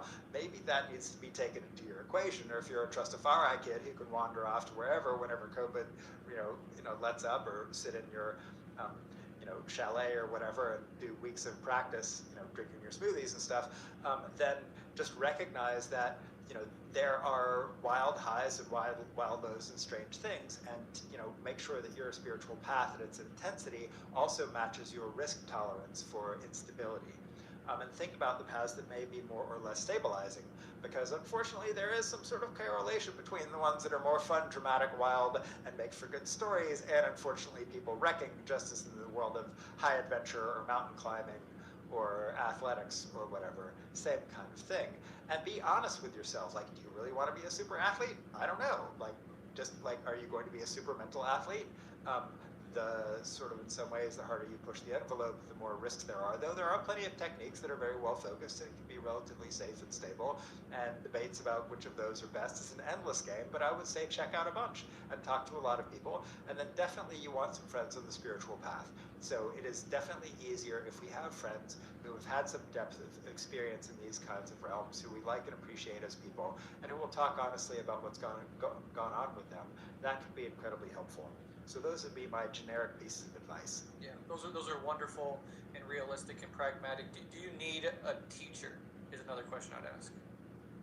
Most of us are going to benefit from the expertise of people who are better at this than ourselves, though the range of how that can look is incredibly wide. Everything from formal exclusive guru devotion, to just some friends who just happen to know some cool tech and we'll talk about it, and everything in between.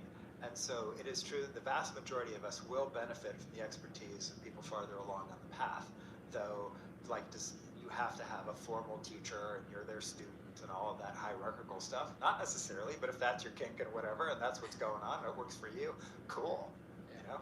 Cool. Awesome. So before we end, can you just talk a little, because you mentioned this at the beginning, the ERPC, the Emergent Phenomenology Research Consortium. Can you talk a little bit about that organization and its goals? Yeah, the EPRC is now a 50-something person international research consortium that you can find at www.theprc.org. And there we are attempting to bring ontologically agnostic, rigorous science to the question of how to promote good outcomes in people who are having the highs, lows, and weirds of the spiritual path, which we would call the emergent path, because we don't think the word spiritual is going to penetrate the mainstream in a helpful way or please the people who are more materialistically, atheistically, etc. minded.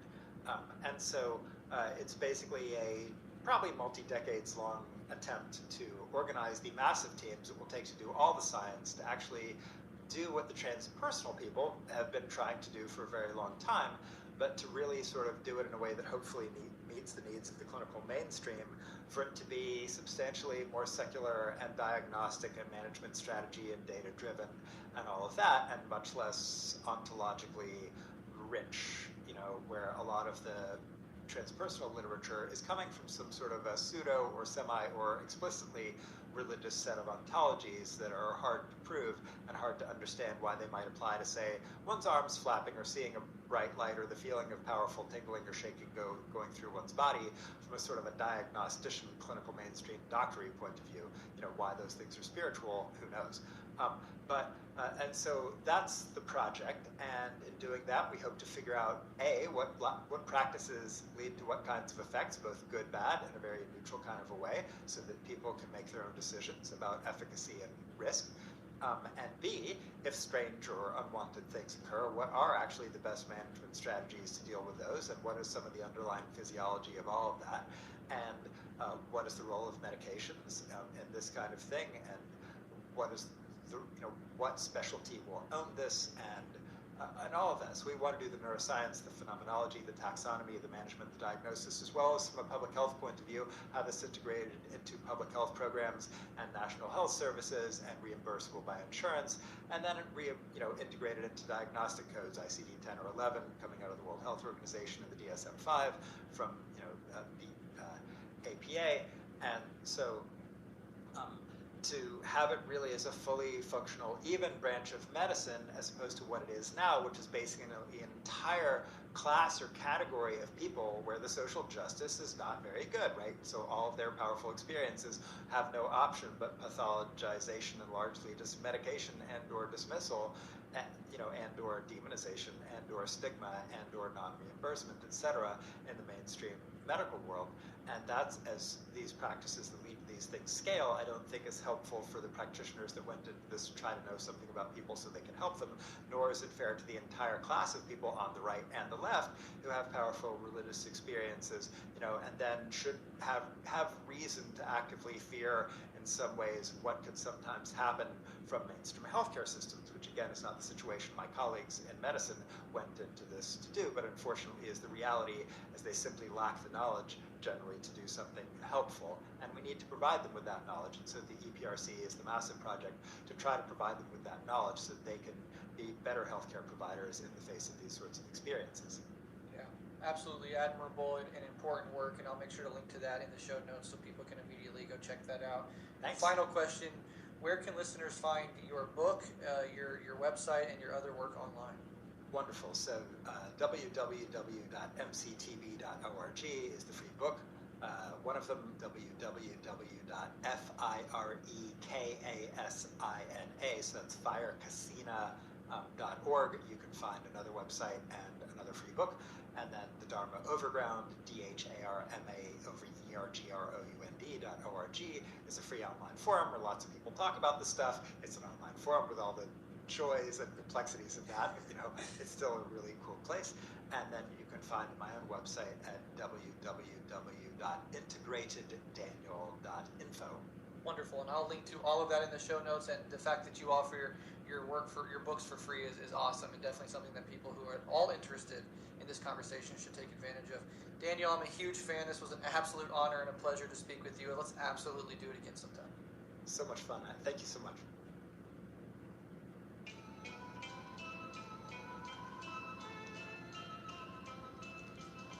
Hello everybody, welcome back to Revolutionary Left Radio. On today's episode, I have my friend Megan Devine on to discuss Erich Fromm's The Art of Loving.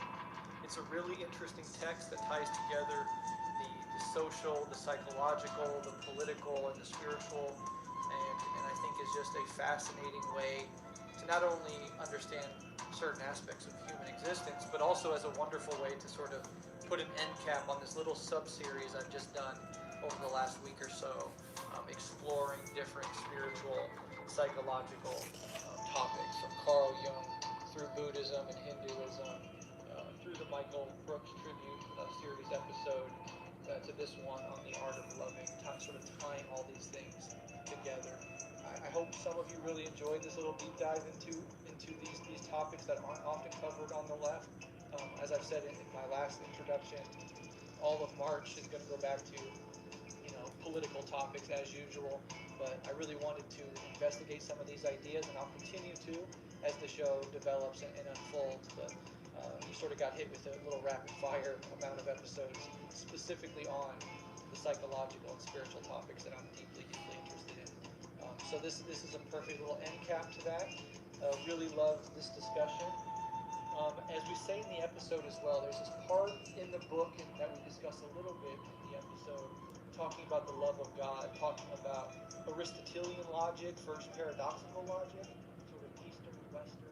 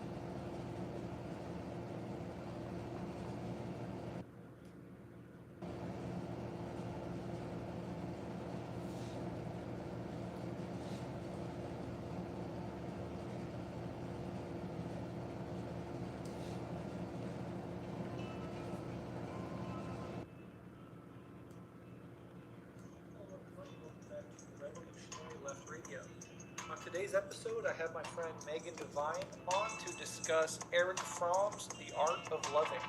It's a really interesting text that ties together the social, the psychological, the political, and the spiritual, and I think is just a fascinating way to not only understand certain aspects of human existence, but also as a wonderful way to sort of put an end cap on this little sub-series I've just done over the last week or so, exploring different spiritual, psychological topics, from Carl Jung through Buddhism and Hinduism, through the Michael Brooks tribute series episode, to this one on the art of loving, sort of tying all these things together. I hope some of you really enjoyed this little deep dive into these topics that aren't often covered on the left. As I've said in my last introduction, all of March is going to go back to political topics as usual, but I really wanted to investigate some of these ideas, and I'll continue to as the show develops and unfolds. But you sort of got hit with a little rapid fire amount of episodes specifically on the psychological and spiritual topics that I'm deeply interested in. So this is a perfect little end cap to that. Really loved this discussion. As we say in the episode as well, there's this part in the book that we discuss a little bit in the episode, talking about the love of God, talking about Aristotelian logic versus paradoxical logic, sort of Eastern and Western epistemic starting points that I found very interesting. And although we couldn't get into the full implications of that in this episode, I will read that segment from the book after the outro music on this episode. So if you stick around through the conversation, through the outro music, it'll pick back up with me reading that section from the Art of Loving by Erich Fromm, because I think it is so fascinating, and Erich Fromm puts it out there in such a wonderful way. So stay tuned for that if you're at all interested in that aspect. And the last thing I'll say is I would recommend anybody interested in this topic to check out a show that I've always loved. It's called Philosophize This. It's a show that just covers philosophy topics, and it's been around for years, and I've always loved it and been a fan of it. And he just released an episode on the art of loving, which was in large part an inspiration for this episode. And it's only 25 minutes, and it sort of covers the topic much more succinctly than we do here. I think we go into much more detail, of course, but he has a really great, engaging little summary of it. So if you're at all interested in checking that out before or after listening to this episode, it would just drive some of these points home and make the overall thesis that much more clear for anybody interested in the text. All right, without further ado, let's jump into this episode with my friend Megan Devine on Erich Fromm's text, The Art of Loving. Enjoy.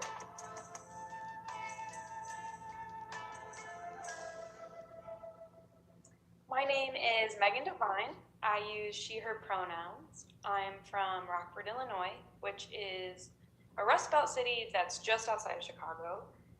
A few years ago, I decided to drop out of grad school after realizing that I'm not quite the academic type.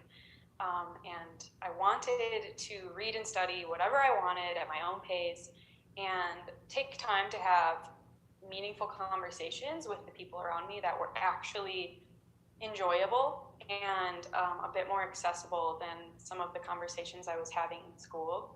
I met Brett after organizing the first Midwest Left Assembly in 2019 here in Rockford. There I met some other comrades from Omaha, and we've kind of just stayed in touch ever since then. I organized in Rockford for a few years and kind of found myself having a rough go at it in some of our formal local organizing spaces. And in experiencing that, I decided I am going to take some time away for personal reflection, some personal growth and development, and maybe taking a look at different characters and personalities and sort of dig into what it looks like to organize with other people, because I was seeing the clashes in the personalities, and including myself. I am not void of that. But so in doing that, though, when the organizing part sort of crumbled, to be honest, my self-worth kind of crumbled with it, and so did my sense of community. I was very confused about who I was and where I fit into everything, and that was a serious struggle and sign for me that it was time to rediscover what community is and rediscover who I am and my wants and needs and desires. And with time, I rediscovered a community with those who aren't necessarily preaching things like, for example, transformative justice or community care on the internet, but are actually practicing compassion and authenticity and patience with those around them every day in everything they do. And sometimes those people are coming from a place where you least expect it. So I'm mostly at this point in my life experiencing community and connections with the people in my workplace or the people who visit my workplace. I work at a cafe. That to me has opened up a whole new world for what community means, and where I fit into it. So those sorts of relationships don't always look like the Instagram activist experience. And these people that I'm getting to know and have gotten to know don't necessarily wear their politics on their sleeves. Sometimes they do, sometimes they don't. Or maybe these are people who have made mistakes and are in the process of deconstructing their ideology. And yeah, I've opened up space for people who are very similar to me and people who aren't perfect. And now my community is made up of people who are approaching the world with a more passionate grace and intentional love. And in doing that, I've realized that it's so difficult to do anything without that basis or framework. Yeah, absolutely fascinating stuff, and certainly when I wanted to cover this text, which again is The Art of Loving by Eric Fromm, just having spent a little time with you at the Midwest Left Assembly and our organizations communicating during your organizing time, your name sort of popped into my mind as somebody that I thought would be interested in tackling this text together. And then I reached out to you, and you said that actually I've already read the text twice. I love it. It's on my bookshelf, and I was like, wow, perfect synchronicity on that front. And so we decided to tackle this text together. And I know you have outstanding interests in political philosophy, of course, in psychoanalysis, and Fromm combines these two things as well as some religious and mystical analysis as well, which is certainly right down my alley, and probably to a large extent yours as well. Eric Fromm, of course, comes out of the Frankfurt School, leverages a Marxist critique, is Jewish, and is constantly referencing the Old Testament as ways of understanding human consciousness and its development, also weaving in psychoanalysis and many other things. And I just thought, it's really cool to have this book, which on its face of it, you might not think is a political text or a text that has social implications with a title like The Art of Loving, but it absolutely does, and I think we'll get into that. So maybe the first question I could ask you before we get into the work itself is or maybe it is getting into the work itself, but basically what does Fromm set out to do in this work, and what about it do you personally find so interesting and so valuable? So this is a book, as you mentioned, that I read before and was very excited to read again, as a person who's sort of like maybe changed in their ways of thinking.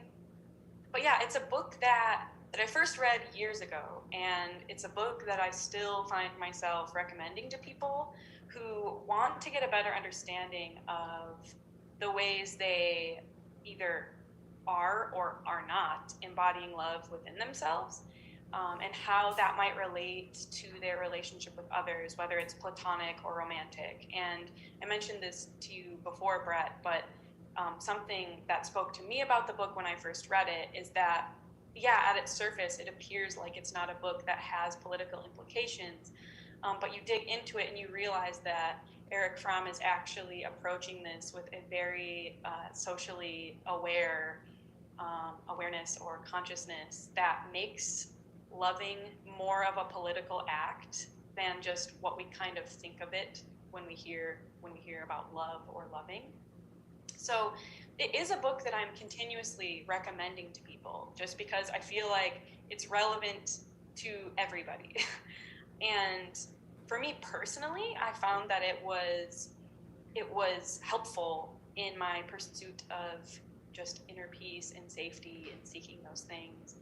I found myself for a while in a place where I was realizing that maybe some of the more like inappropriate or even abusive relationships that I'd experienced throughout my childhood were following me in some form or another into adulthood. And I think this realization came after attempts at therapy, where the therapist kind of was catering to the status quo, not really offering any new information to me, and literally told me that I'd be happier and I would feel more secure if I just dated somebody with a better career. And that that to me was actually jarring to hear that, because I thought maybe this was something more about myself and not about somebody else's career making me happy. But yeah, this therapist, they started like dishing out self-help books to me, like the 5 love languages, which I'm not going to shit on that. It can be helpful, but it's obviously very limited in its approach. And after this therapist began like venting to me, the patient, about her insecurities related to her her not having a sports car and her husband not making enough money for her, I decided, all right, okay, I'm gonna be the captain of my own ship for a little while. I didn't necessarily have the resources to find a better therapist or pay for one. This was like one that was somehow covered from like shitty insurance that I had from a job. And so I ended up diving kind of right into self-analysis, though at the time I don't think I would have called it that. And since then, it's been a slow, arduous process, with obviously like major setbacks and obstacles that kind of like have ebbed and flowed through the years. And I think it's the coupling of this attempt at inner work with some of the insights at the time I was having about capitalism and alienation and these like very tangible alternatives to the economic system that we live in. It made this book, The Art of Loving, just another tool for me. I don't think this book has all of the answers, and I don't think it's the end-all be-all, and I don't even think it's not like my #1 recommended book. I don't think it's amazing. But I do think that Fromm does a pretty good job of explaining, in only 120 pages, the relationship between commodity culture and the ways it's overtaking ourselves and our interpersonal relationships. And even though Fromm's analysis is kind of limited in some respect, again, it's only 120 pages, and to be quite frank, it's somewhat like heteronormative and outdated, which we kind of expect from a text written in 1956, but to us in 2021, it's a little bit jarring. All of that being said, though I think it's like important to maybe critique that in our own ways as we approach it, that's not the point of his book. That's not his main argument, to go down that path. And actually, he is offering an optimism that's really inspiring and hopeful, and that's something that I personally appreciate. It's reminding us that we don't have to be this way forever, because love can be practiced like anything, and it's not a mystery, and we can change. Yeah, absolutely. And that heteronormative part is very important. The sort of reifying of gender binaries and categories is obviously something that, as you said, is going to come out of any text written in the 50s in the U.S., and it certainly does. But those aspects of it can be critically engaged with and sort of seen through, and the overall point is still very much there and is accessible, I think, to everyone. And the accessibility is, I think, another advantage of the text. It is written in plain language. There could be a part, like when he talks about the love of God, that depending on where you're coming from can be kind of challenging or maybe even uninteresting, although I find it to be one of the most interesting parts of the book. But I mean, overall, it's written in a very accessible way, meant for a popular audience, and I think he achieves his goal in that. And I've been more interested in some of the recent episodes that we've done here on Rev Left and just in my personal life about the full maturation and development of the entire personality and the character, specifically with regards to how those developments can be utilized in the active transformation of the social and the political world, the building of a better world. And too often, as I say all the time, there's this false dichotomy created between development of the inner world, spiritual or psychological development, and political, social, outward struggle. And I think those two things are part and parcel. And you introducing yourself and saying a little bit about some of the challenges you had in organizing and being on the left, whether it's online or in your case in real life organizing, you certainly bump up against the reality that even though a lot of these people have well intentions, they want to build a better world, so much of our inner lives are dominated by egoic myopia, by insecurity, by the need to outshine others. A lot of things that, when unexamined and left to flourish, can be the end of organizations. It can limit what is possible in the social and the political. And so, I think weaving these two things together is really important, and this is one text that attempts to do that. So let's go ahead and get into the text a little bit more. And in the opening chapter, Fromm argues that love is an art form and therefore requires knowledge and effort, or theory and practice. However, he says most people do not think there is anything to really be learned about love. Can you talk about his reasons why modern people are confused on this front, and how people tend to understand love in our society? Yeah, so in general, I think Fromm is claiming that most of us are concerned, first and foremost, above everything, with being lovable and being loved, rather than learning how to love and practicing how to love. And like we said before, he's also saying, okay, we're not separate from the social implications of what he's calling Western society. But more generally, and like economically speaking, I think we can kind of call this capitalism. What the way he's describing it, I think, is in general a big chunk of what he's saying is specifically related to capitalism. So that being said, we are, when looking for love, Eric Fromm is saying that we're essentially seeking the best bang for our buck. Love is just another commodity, it's a possession, or we're making a bargain with somebody. And today, we think of love as, okay, we found the best item on the market. This person checks all of the boxes. Maybe that's a message coming from, your family telling you to like have a person that meets these specific needs. And in the end, all that's doing is totally eliminating the personhood from the person, and you are then idolizing the idea of a person, which in general I think we can all agree that that's something that's not very productive in trying to have any sort of human relationship.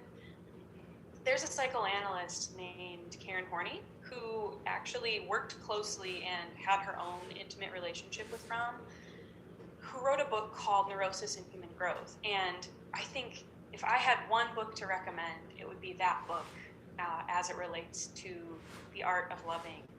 Because she's making essentially the same claims as Eric Fromm is making in terms of human growth.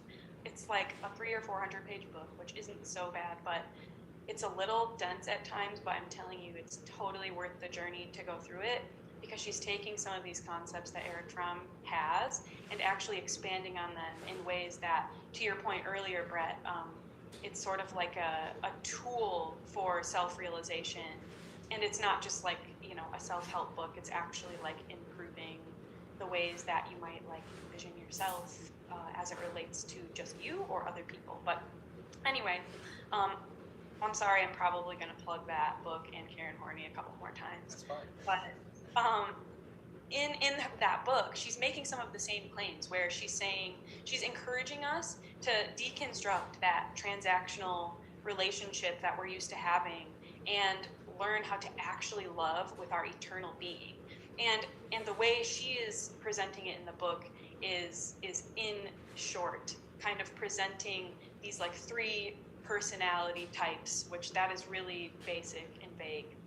But that's kind of the point right now. But she goes in depth as to like what these could look like and the ways they manifest, and not just because she's trying to like, create boxes for us to put ourselves in, but because it's actually really helpful to have some sort of system and way of thinking about relationships. Because, I don't know, as you said before, like this is something that is so important no matter what we're doing, especially in terms of organizing. Like, we cannot continue organizing and thinking that human relations are secondary. Like, that's something that I am realizing now, is that when I got into organizing, I jumped right in and expected that myself and other people were sort of acknowledging the human aspect of all of this, but it actually, that tends to be avoided. And that is just a recipe for disaster. Like, these two things have to be interrelated. No matter how much we think that love is not related to organizing and creating a better world, it very, very obviously is. So in understanding that love is meant, like a real, true, mature love, as Eric Fromm calls it, when we know that the point of that and what makes that flourish is deconstructing these transactional relationships and decommodifying love and decommodifying people, it's very obvious to us then that capitalism is not going to encourage this behavior. And as long as love is commodified, it's going to be difficult to master real, mature love. And it's actually going to be difficult to even remotely care about it, let alone make it our ultimate concern in life. And yeah, mastering love is not going to create a profit for you. I'm sorry, I hate to break it to you. It's just, that's not the point. And when we are learning to love and when we're actually loving with the whole of our being, our full selves, it's not actually going to be catering to capitalism or prestige or money or power. And in fact, if it is, that's not love at all. Yeah, absolutely. I love how you framed that, and I think it also helps to think about it in terms of love as a noun, this passive thing that you either get or you don't get, and love as a verb. And I think that's encapsulated in the title, The Art of Loving. Art is if you want to get good at any sort of art, which Eric Fromm makes this point, it's not a passive process. It's one that involves discipline, concentration. It's a lifelong commitment to get really good at mastering an art.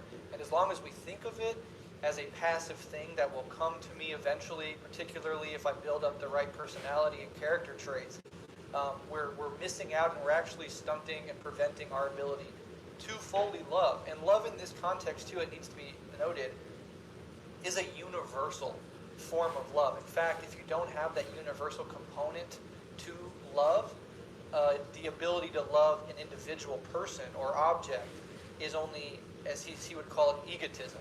And he says it actually quite well in this quote. He says, love is not primarily a relationship to a specific person.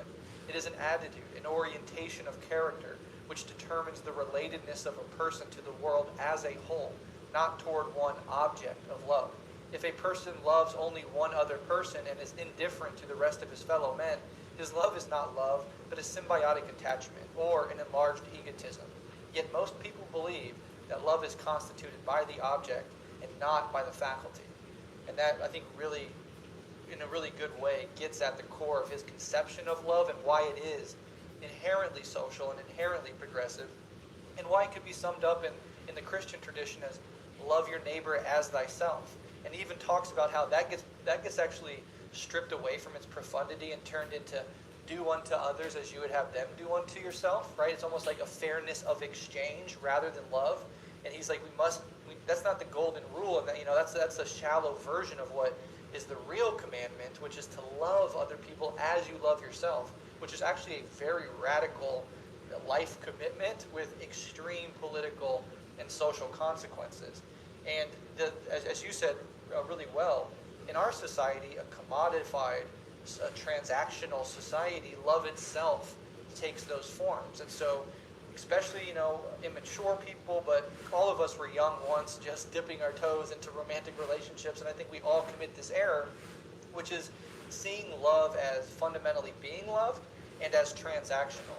As like, I will love you under these conditions, and you will love me under these conditions. And Fromm talks about a personality market, and that's why sometimes you can even see two people get together in their teen years or in college, and let's say one of them all of a sudden becomes famous, right? And somehow becomes a famous rich person.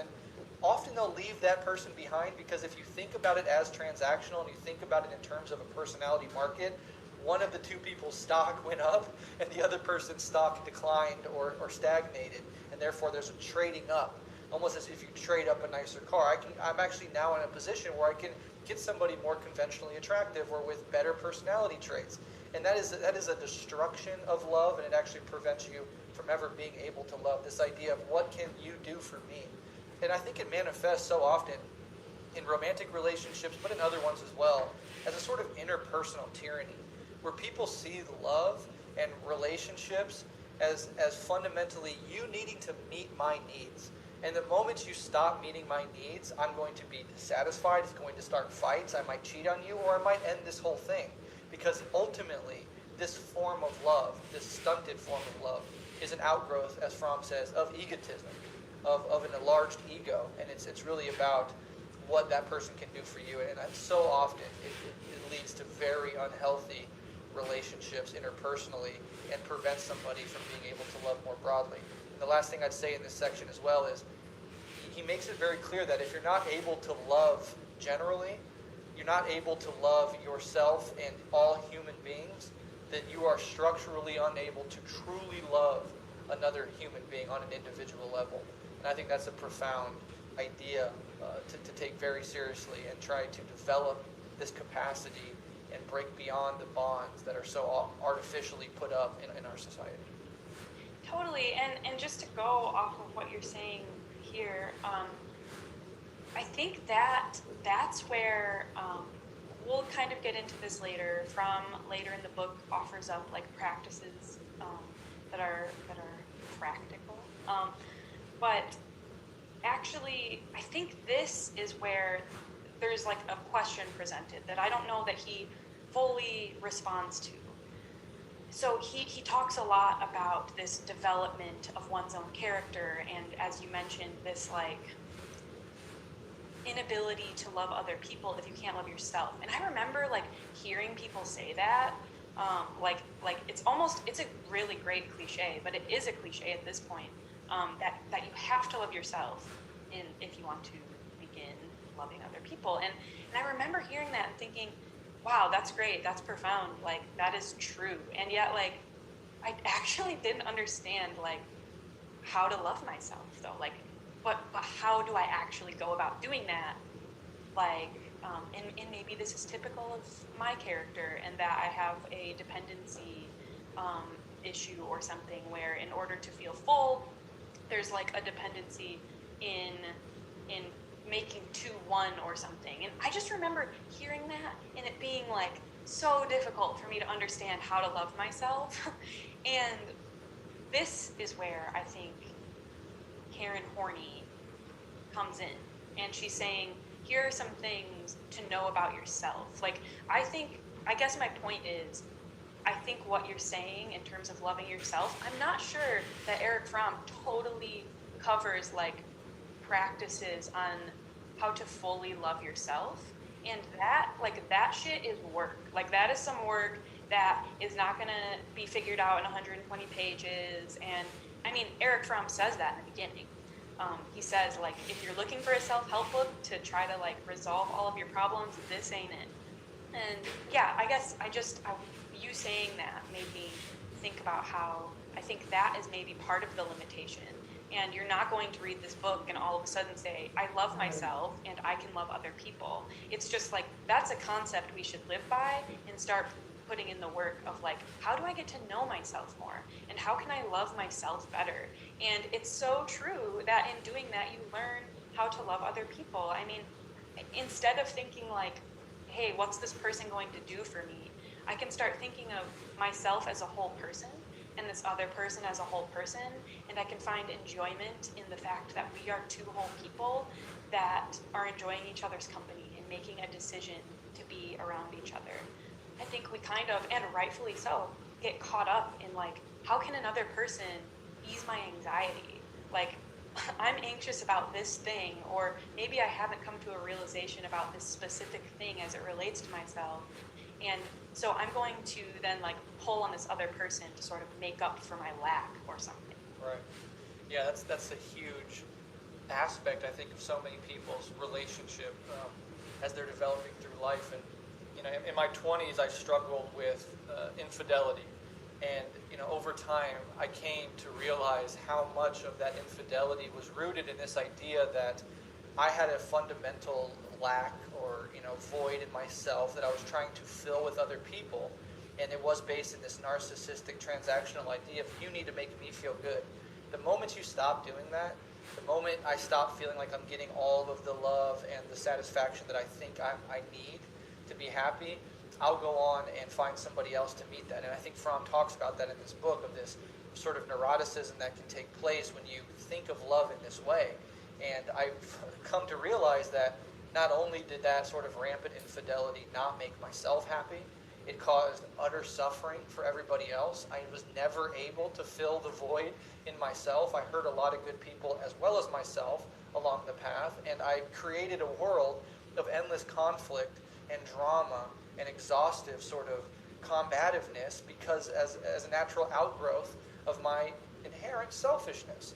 And I think that root of insecurity, whether it manifests in infidelity or a million other things, that root of insecurity and thinking that the other person, their job is to make those feelings stop, that is the root of a lot of problems in and of themselves. And as far as your idea of loving yourself, that's a very complicated idea.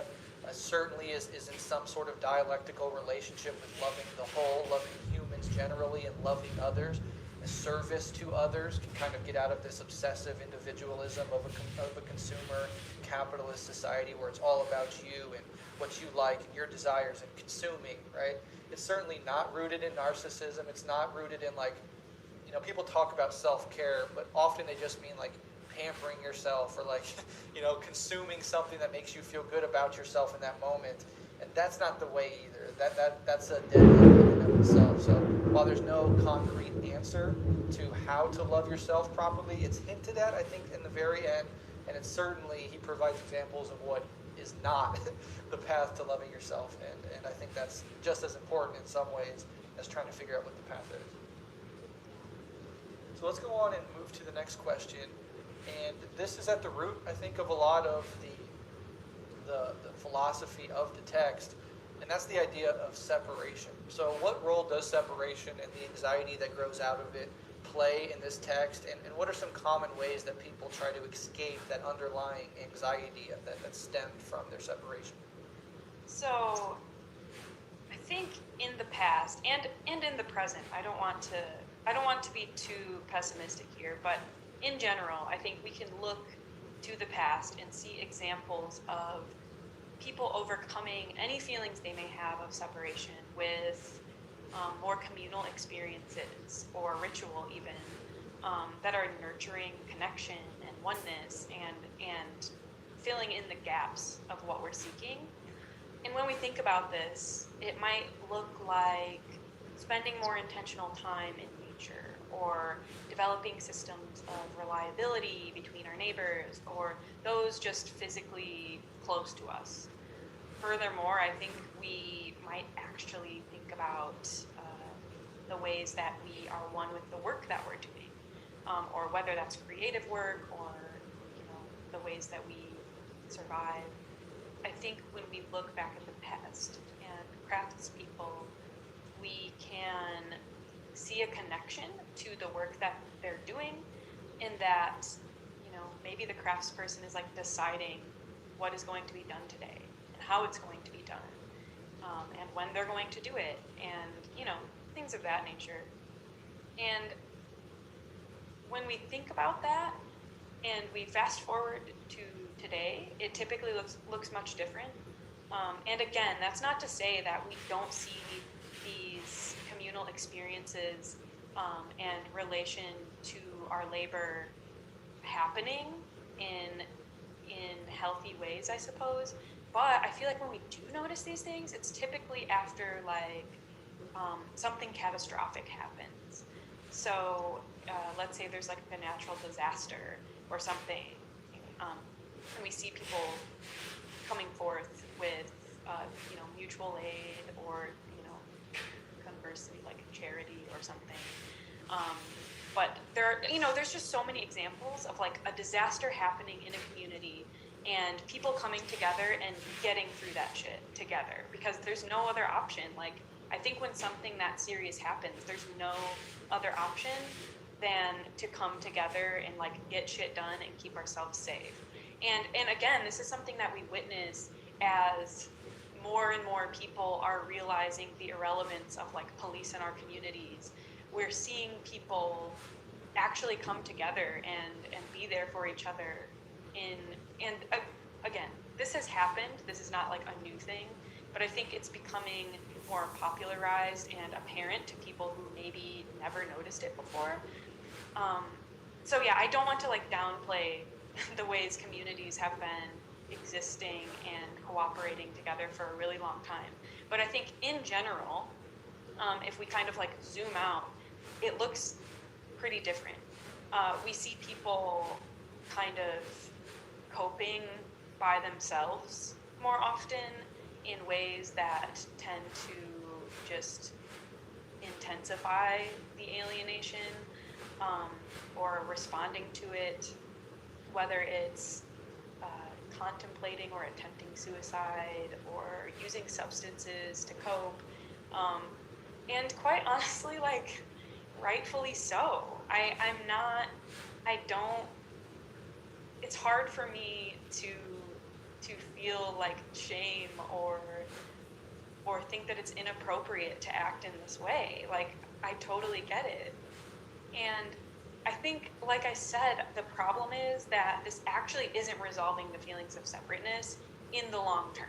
So it's helping us get through the day-to-day, which is okay. But we see that this is actually like causing deeper problems. So like, unlike what I was talking about before, like rituals or communal experiences, the use of substances in this way, or like negative self-talk or anything like that, is usually going to then result in some sort of addiction or guilt or remorse, and inevitably even further separateness from what they're trying to escape from in the first place. And in terms of labor,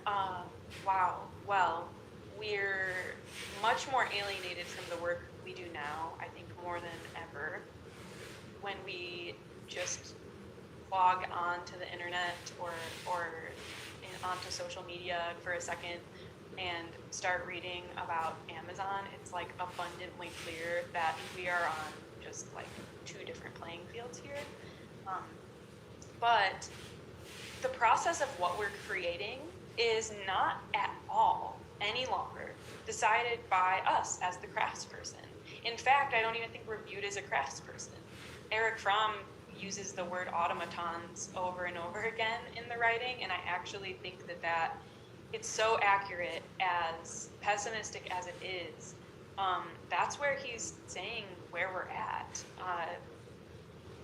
We're decided, like I said, we're not deciding what we create, and that might be decided by the employer, or it might be decided by, what is just socially acceptable and what is considered productive work even. It's just not up to us in any sense. Essentially, we're doing what we have to do to survive, and we're going to do it at any cost, and we're going to cope in the ways that we have to cope in order to get through it. And in this case, the cost is our livelihood and our connectedness. And this here, this whole problem, is what Fromm is calling the problem of existence. And we have this constant desire as people for interpersonal fusion, is what he's calling it, but it's essentially love. And this is where some scholars start to think that, things can kind of go wrong. So this is something that Fromm calls a symbiotic union. He's claiming that our sadistic and masochistic tendencies are dependent on one another. And I tend to like my girl Karen Horney's vocab better. She uses this term called morbid dependency, which I think is more like telling of what the problem actually is. So she's saying that the way we're depending on another person is, like I was saying earlier, essentially to like ease our anxiety and to cater to our neuroses. And at this point, like in understanding those things, I think it's clear as to how and why this could not and should not be considered real, or again, Eric Fromm keeps using the term like mature love, which I think is pretty okay. But he's saying that, or Karen Horney and Eric Fromm are kind of saying the same thing, in that it's this love that I'm describing is a love built on exchange value and what is easing our anxiety for now. Absolutely. And I just want to read a quote from the book that really makes this problem as vivid as it can be. So Fromm says, man is gifted with reason. He is life being aware of itself. He has awareness of himself, of his fellow man, of his past, and of the possibilities of his future. This awareness of himself as a separate entity, the awareness of his own short lifespan, of the fact that without his will he is born and against his will he dies, that he will die before those whom he loves or they before him, the awareness of his aloneness and separateness, of his helplessness before the forces of nature and of society. All of this makes his separate, disunited existence an unbearable prison. He would become insane could he not liberate himself from this prison and reach out, unite himself in some form or other with other people, with the world outside. The experience of separateness arouses anxiety. It is indeed the source of all anxiety. Being separate means being cut off, without any capacity to use my human powers. Hence, to be separate means to be helpless, unable to grasp the world, things, and people actively. It means that the world can invade me without my ability to react. Thus, separateness is the source of intense anxiety. And a little bit later, he sums it up by saying, the deepest need of man, then, is the need to overcome his separateness, to leave the prison of his aloneness. The absolute failure to achieve this aim means insanity, because the panic of complete isolation can be overcome only by such a radical withdrawal from the world outside that the feeling of separation disappears, because the world outside, from which one is separated, has disappeared. And I think that really drives home the core existential problem of humanity and helps us understand all the different ways that humans struggle and strive to overcome that anxiety rooted in separation. And importantly, as you said very well, how the incentive structures and the alienation inherent in capitalism actually play into and exacerbate that basic problem as opposed to solving it. And the thing it does toss up as the solution is consumption. But anybody that's ever tried to find happiness or a release from their anxiety through consumption knows that that can only ever be a false path, a dead end, and an empty way to actually go about solving the root cause of the problem. And so tying up that existential separateness and anxiety with modern capitalism, pointing out the fact that it's always existed throughout time. But in the past, for better or worse, there's been different structures and different ways to deal with it that were in some ways much more advantageous, much more deep and healthy than the ways propped up by capitalism. So having said that, you get an idea of his conception of love, you get an idea of the existential source of the anxiety, which he's trying to alleviate, and actually is arguing that love, in the ultimate sense, points toward the actual way out of this anxiety and this problem. He then moves into a breakdown of different types of love. And I think it's kind of interesting to think about all these specific iterations of love in connection to the love in the general sense. So what specific types of love does Fromm sort of outline in the middle section of this text? And how are they ultimately expressions of love in the big sense that he means it? In a general sense, I think that in this section, Fromm is claiming that everything that he's listing are types of love that can exist, but are not necessarily available to everyone. And as long as we don't find value in the art of loving, it may be difficult to find some of these forms of love, if that makes sense. And I think he's also claiming that some of these types of love are not inherently healthy or necessary, or maybe rather than that can be manifested in ways that can quickly turn into something unhealthy. Let me go over some of these love types here.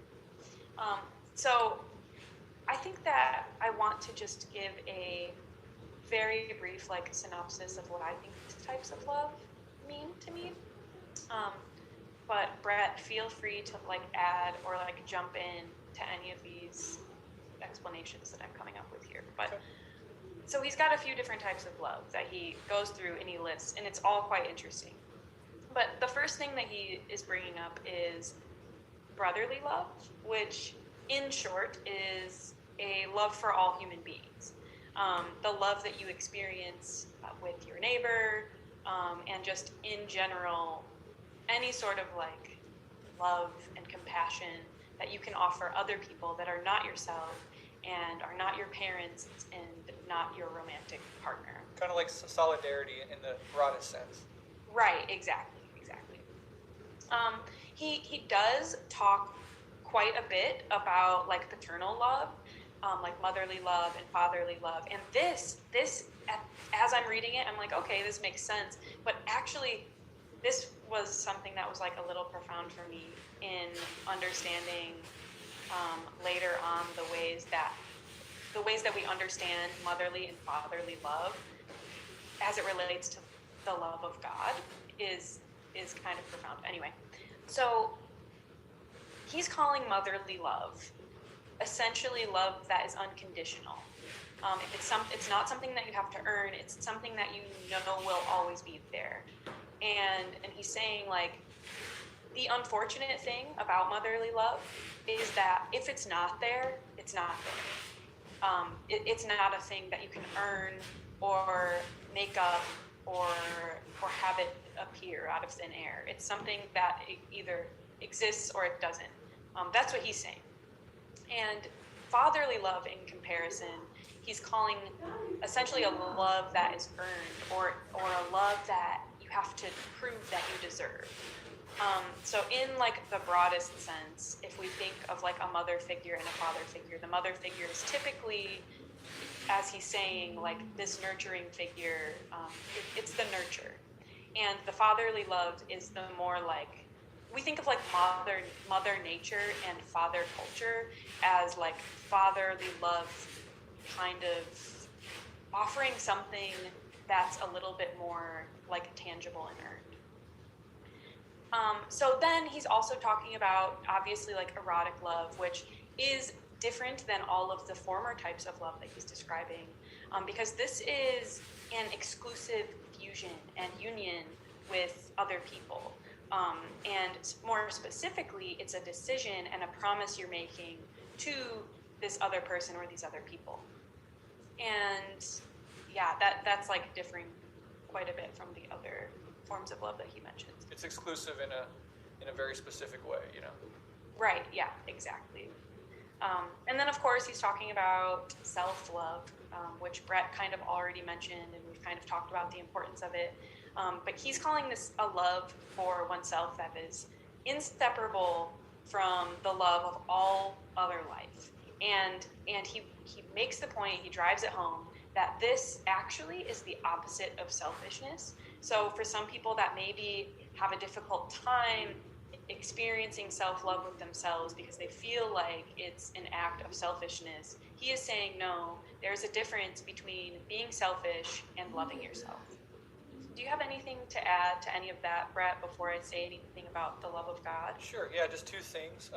I think it's best, and you hinted at this as well, to understand motherly love and fatherly love in a sort of archetypal context, Right. not as like although he does tie it to like neuroticisms that can come out of having like a mother that doesn't offer unconditional love, or the sort of neuroticisms the insecurities that come out with trying to please a father that is overly authoritarian, etc. So he does tie it to actual parental relationship, but he is also talking about it in these ideal, like almost platonic ways as archetypes. And then in the self-love concept, you said it perfectly. It has to be the opposite of selfishness, and it has to be sort of understood in the context of this broader love of all life, of sentient beings. And one way I think about it, and I've talked about it a little bit, is how easy it is often to, especially for people on the left, to feel compassion for other people, people that you don't know, right? The victims of imperialism or poverty, to even be brought to tears by the struggles and suffering of another human being so easily. But yet it's very difficult to feel compassion for yourself with the negative self-talk, sort of beating yourself up, not thinking you're worthy enough or that you're pretty enough or whatever the case may be. And so, tying that in as sort of an idea of having compassion for yourself, and insofar as you love and can connect with the suffering and struggles of strangers, you should try to be able to sort of push that love back in toward yourself and have some compassion and open-heartedness for your own self, not a sort of self-indulgent narcissism, but rather a love and compassion for yourself as another human being who suffers in your own unique way. And I think that can get you, partly down the path of understanding his conception of self-love.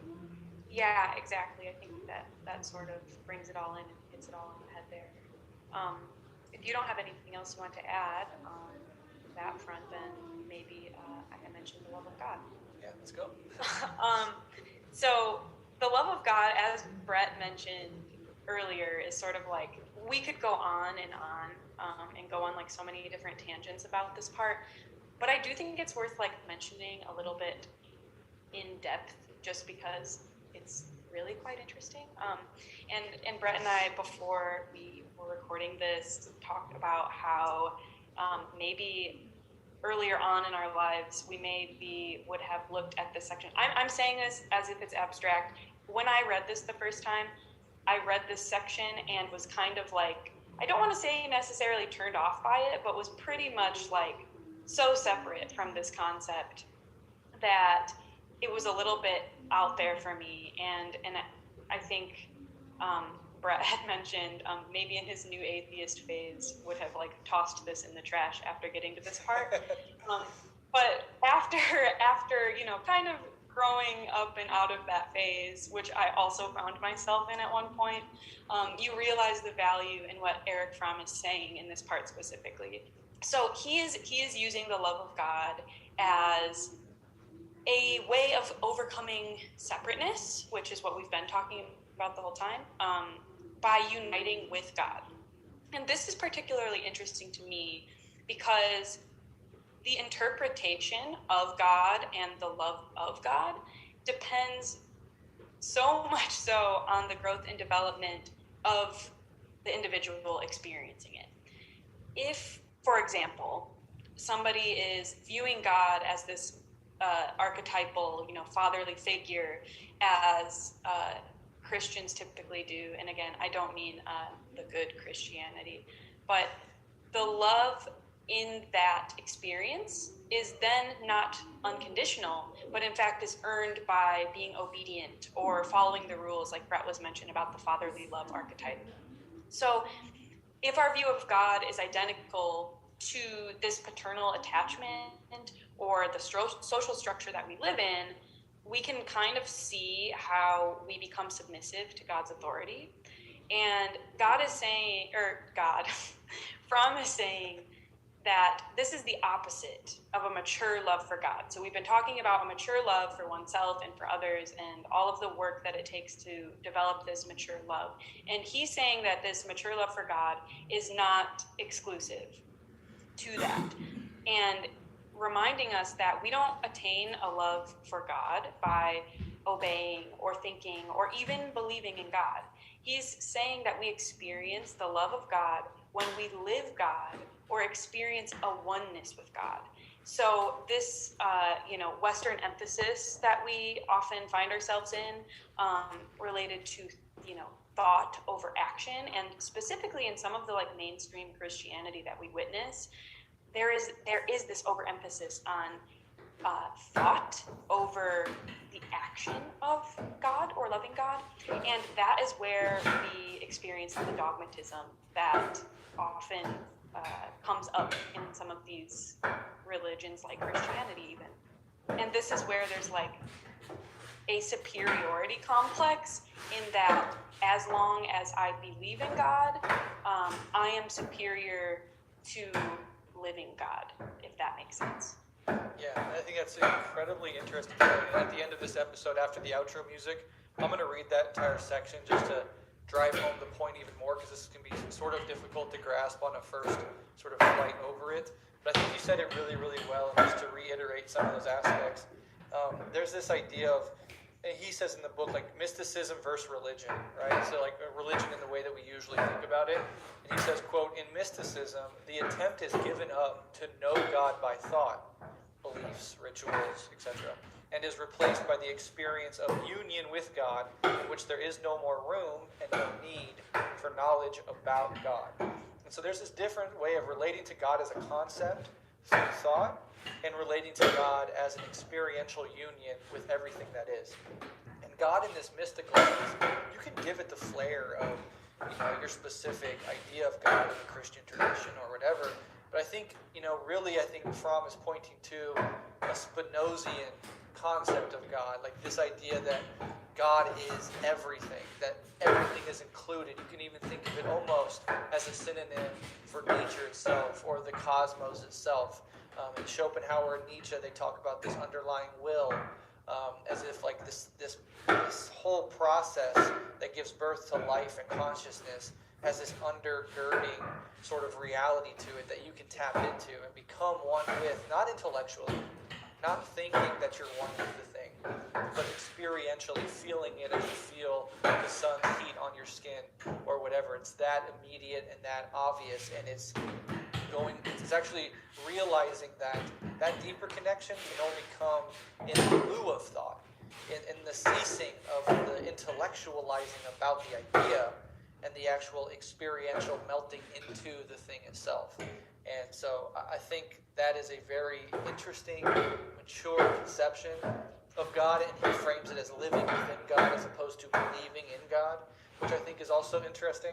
But again, I'll read that section in full at the end of this episode, so people who are really interested in that can hear the full argument. And then I would just also say, you mentioned the new atheist phase I went through, and in a previous phase that you went through, Megan, where this might not have seemed profound to you. And it is sort of interesting that as we develop personally, we almost go through these stages. Now, people can get stuck in different stages, but when you're a very small child, you have this sort of superstitious, animated sense that everything around you can be alive, or like there's ghosts or spirits, or things are alive in and of themselves. And then you move into being conditioned into a monotheistic approach where God is this fatherly figure up in the clouds looking down and judging you.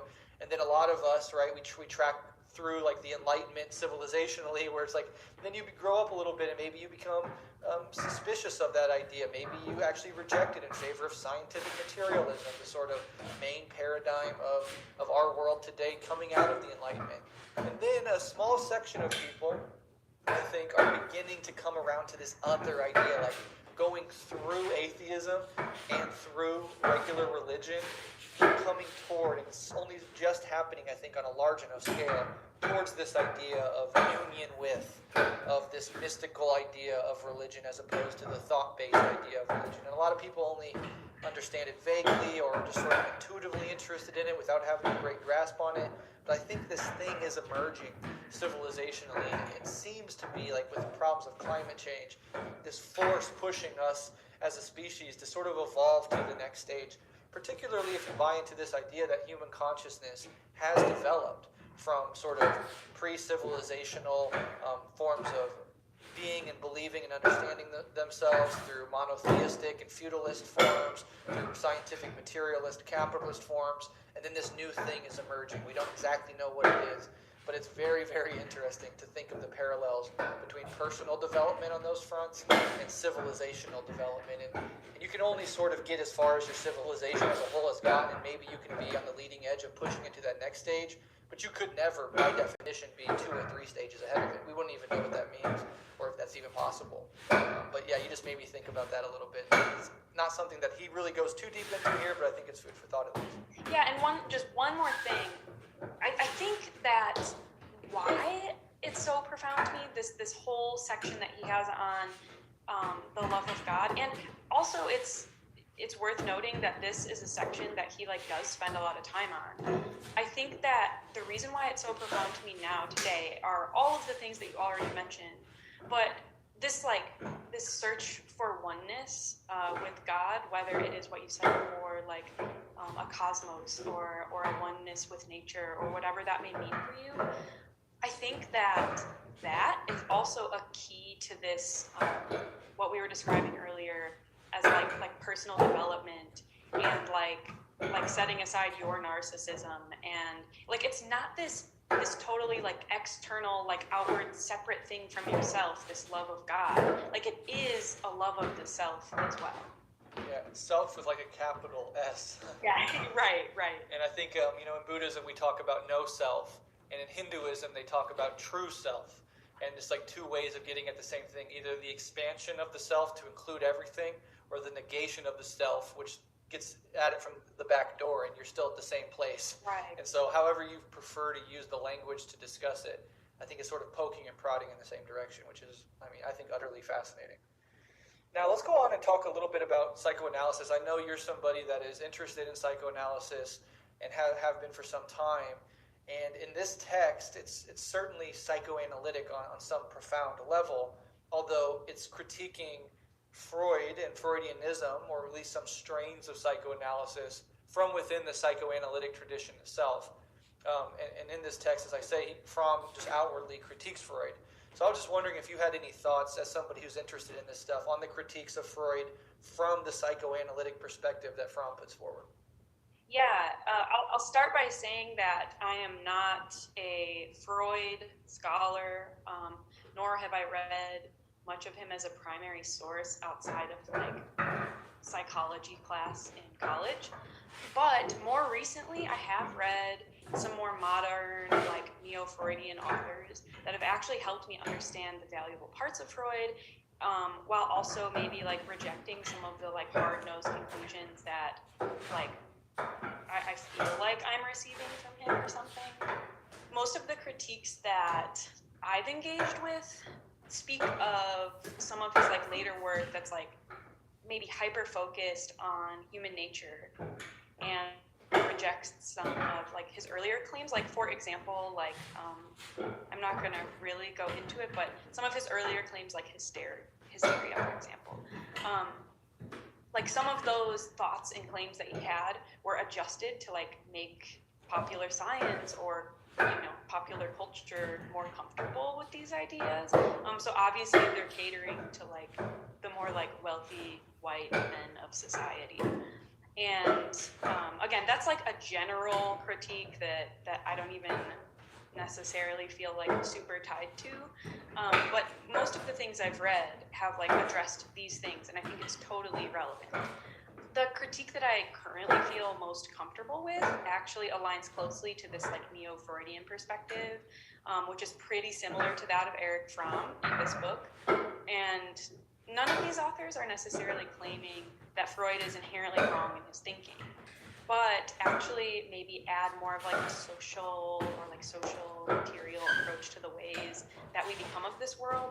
So for example, many like feminist writers or psychoanalysts like writing on these things, at least in more modern times, are addressing things like trauma and recovering from it, and kind of taking Freud's ideas and using them, but like turning them on their head just a little bit. So while there's validity to what Freud is saying and Freud's theories, like nobody is doubting that necessarily, but like these theories of like the nature of why we are and our instinctual drives, these feminist writers claim that there's kind of a lack of addressing a larger issue at hand, which is the effect of traumatic experiences at various times in our lives, specifically as children, and maybe the ways that we're carrying those traumas in our minds, in our emotions, and in our bodies, like even as we grow, not just after a traumatic experience, but our actual like bodily responses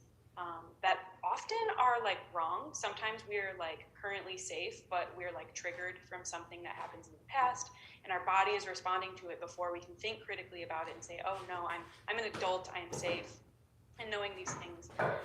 So I think, in short, I think the critique here is simply like taking Freud's main ideas and adding like a personal, more nuanced perspective that's tossing in a level of optimism that maybe isn't necessarily explicitly stated by Freud. But I think what's happening is the question is becoming, how did we get here, and how can I put in the work to change in the future, rather than we are animalistically who we are, and from that is neurotic. And again, I know that that's like super watered down, and I don't necessarily know everything there is to know about Freud, but from Fromm's writings and some of these other writings, that's kind of the vibe I'm picking up on. Yeah, absolutely. You know, one way that I frame it to myself, I think about it in terms of like three huge thinkers in different fields: Freud, Darwin, and Marx. You know, Darwin put forward and formalized the theory of evolution via natural selection, but he was not the end-all, be-all of the paradigm, and everything came after him, updated him, challenged aspects of him, but the basic framework that he put out there was incredibly useful, and even those challenging him were challenging him from within the paradigm that he helped put forward in advance. Marx did the same with socialism and anti-capitalism, offering the first ever scientific analysis of what capitalism is, how it works, why it's inherently exploitative, and why it has inherent contradictions inside of it and what those are. Subsequent thinkers and political activists, from Frantz Fanon to Silvia Federici to Lenin and Mao, were operating within that sort of paradigm, but updating it, challenging it, having discussions within it, and advancing it all along. And I think the exact same thing is true for Freudian psychoanalysis. Freud put the psychoanalysis on the table. He pointed to the unconscious, and a lot of the specifics of his theory have now turned out to be limited and sometimes straight up wrong. But often the best critiques of Freud come from within the paradigm of psychoanalysis, because that paradigm takes Freud seriously. It doesn't attempt from the outside to dismiss and just ignore the contribution or deem it irrelevant. But it takes it very seriously, and therefore the critiques that is generated within it are more substantial, are more meaningful, and those critiques advance the project of psychoanalysis. You can see it in feminist thinkers in the Freudian tradition, neo-Freudians, you can see it in Jung, and other thinkers like that. And even you can see it in Erich Fromm. Erich Fromm is operating within psychoanalysis, bringing in things like Marxism to create a more robust critique. And then there's the Marxist idea broadly that ideas are generated within material conditions. And I think Fromm does a great job of placing Freud in the material conditions. And I'll just read this quote really quickly because I think it does exactly that, which says, Freud offered us some wonderful things, but you have to understand he was limited by the material context in which he operated, and unbeknownst to him, would reproduce some of the things that were taken as assumptions within the society itself. So Fromm says, Freud's ideas were partly influenced by the spirit of the 19th century. Partly they became popular through the prevailing spirit of the years after the First World War. Some of the factors which influenced both the popular and the Freudian concepts were, first, the reaction against the strict mores of the Victorian age. The second factor determining Freud's theories lies in the prevailing concept of man, which is based on the structure of capitalism. In order to prove that capitalism corresponded to the natural seeds of man, one had to show that man was by nature competitive and full of mutual hostility. While economists, quote-unquote, proved this in terms of the insatiable desire for economic gain, and the Darwinists in terms of the biological law of the survival of the fittest, Freud came to the same result by the assumption that man is driven by a limitless desire for the sexual conquest of all women, and that only the pressure of society prevented man from acting on his desires. And he goes on to talk about materialism and talk about how Marx actually took the materialism in a much better direction, and it's all incredibly fascinating. But I really like that idea of thinking about opening a paradigm, and then the best critiques of that paradigm often coming from within it. And I think that helps make sense of some of these. Would you agree? Yeah, absolutely. All right. Well, I think it's really interesting. I love discussing psychoanalysis and all this stuff. And you introduced me to Karen Horney as a thinker, so I'll definitely be looking more into her and her work. And I'm particularly interested in having done enough work in understanding feminists within the psychoanalytic tradition, critiquing and updating psychoanalysis. So that's something I think I'm going to turn my attention to, just in general. But the last chapter, and we're getting towards the end here, and I think I'm going to skip the question about Marx and materialism, unless you have something really important to say, because I think we touched on it so much throughout this entire conversation already. But the last chapter of the book is called The Practice of Love, in which, after covering his theory of love, he gives some advice on how to develop it in practice.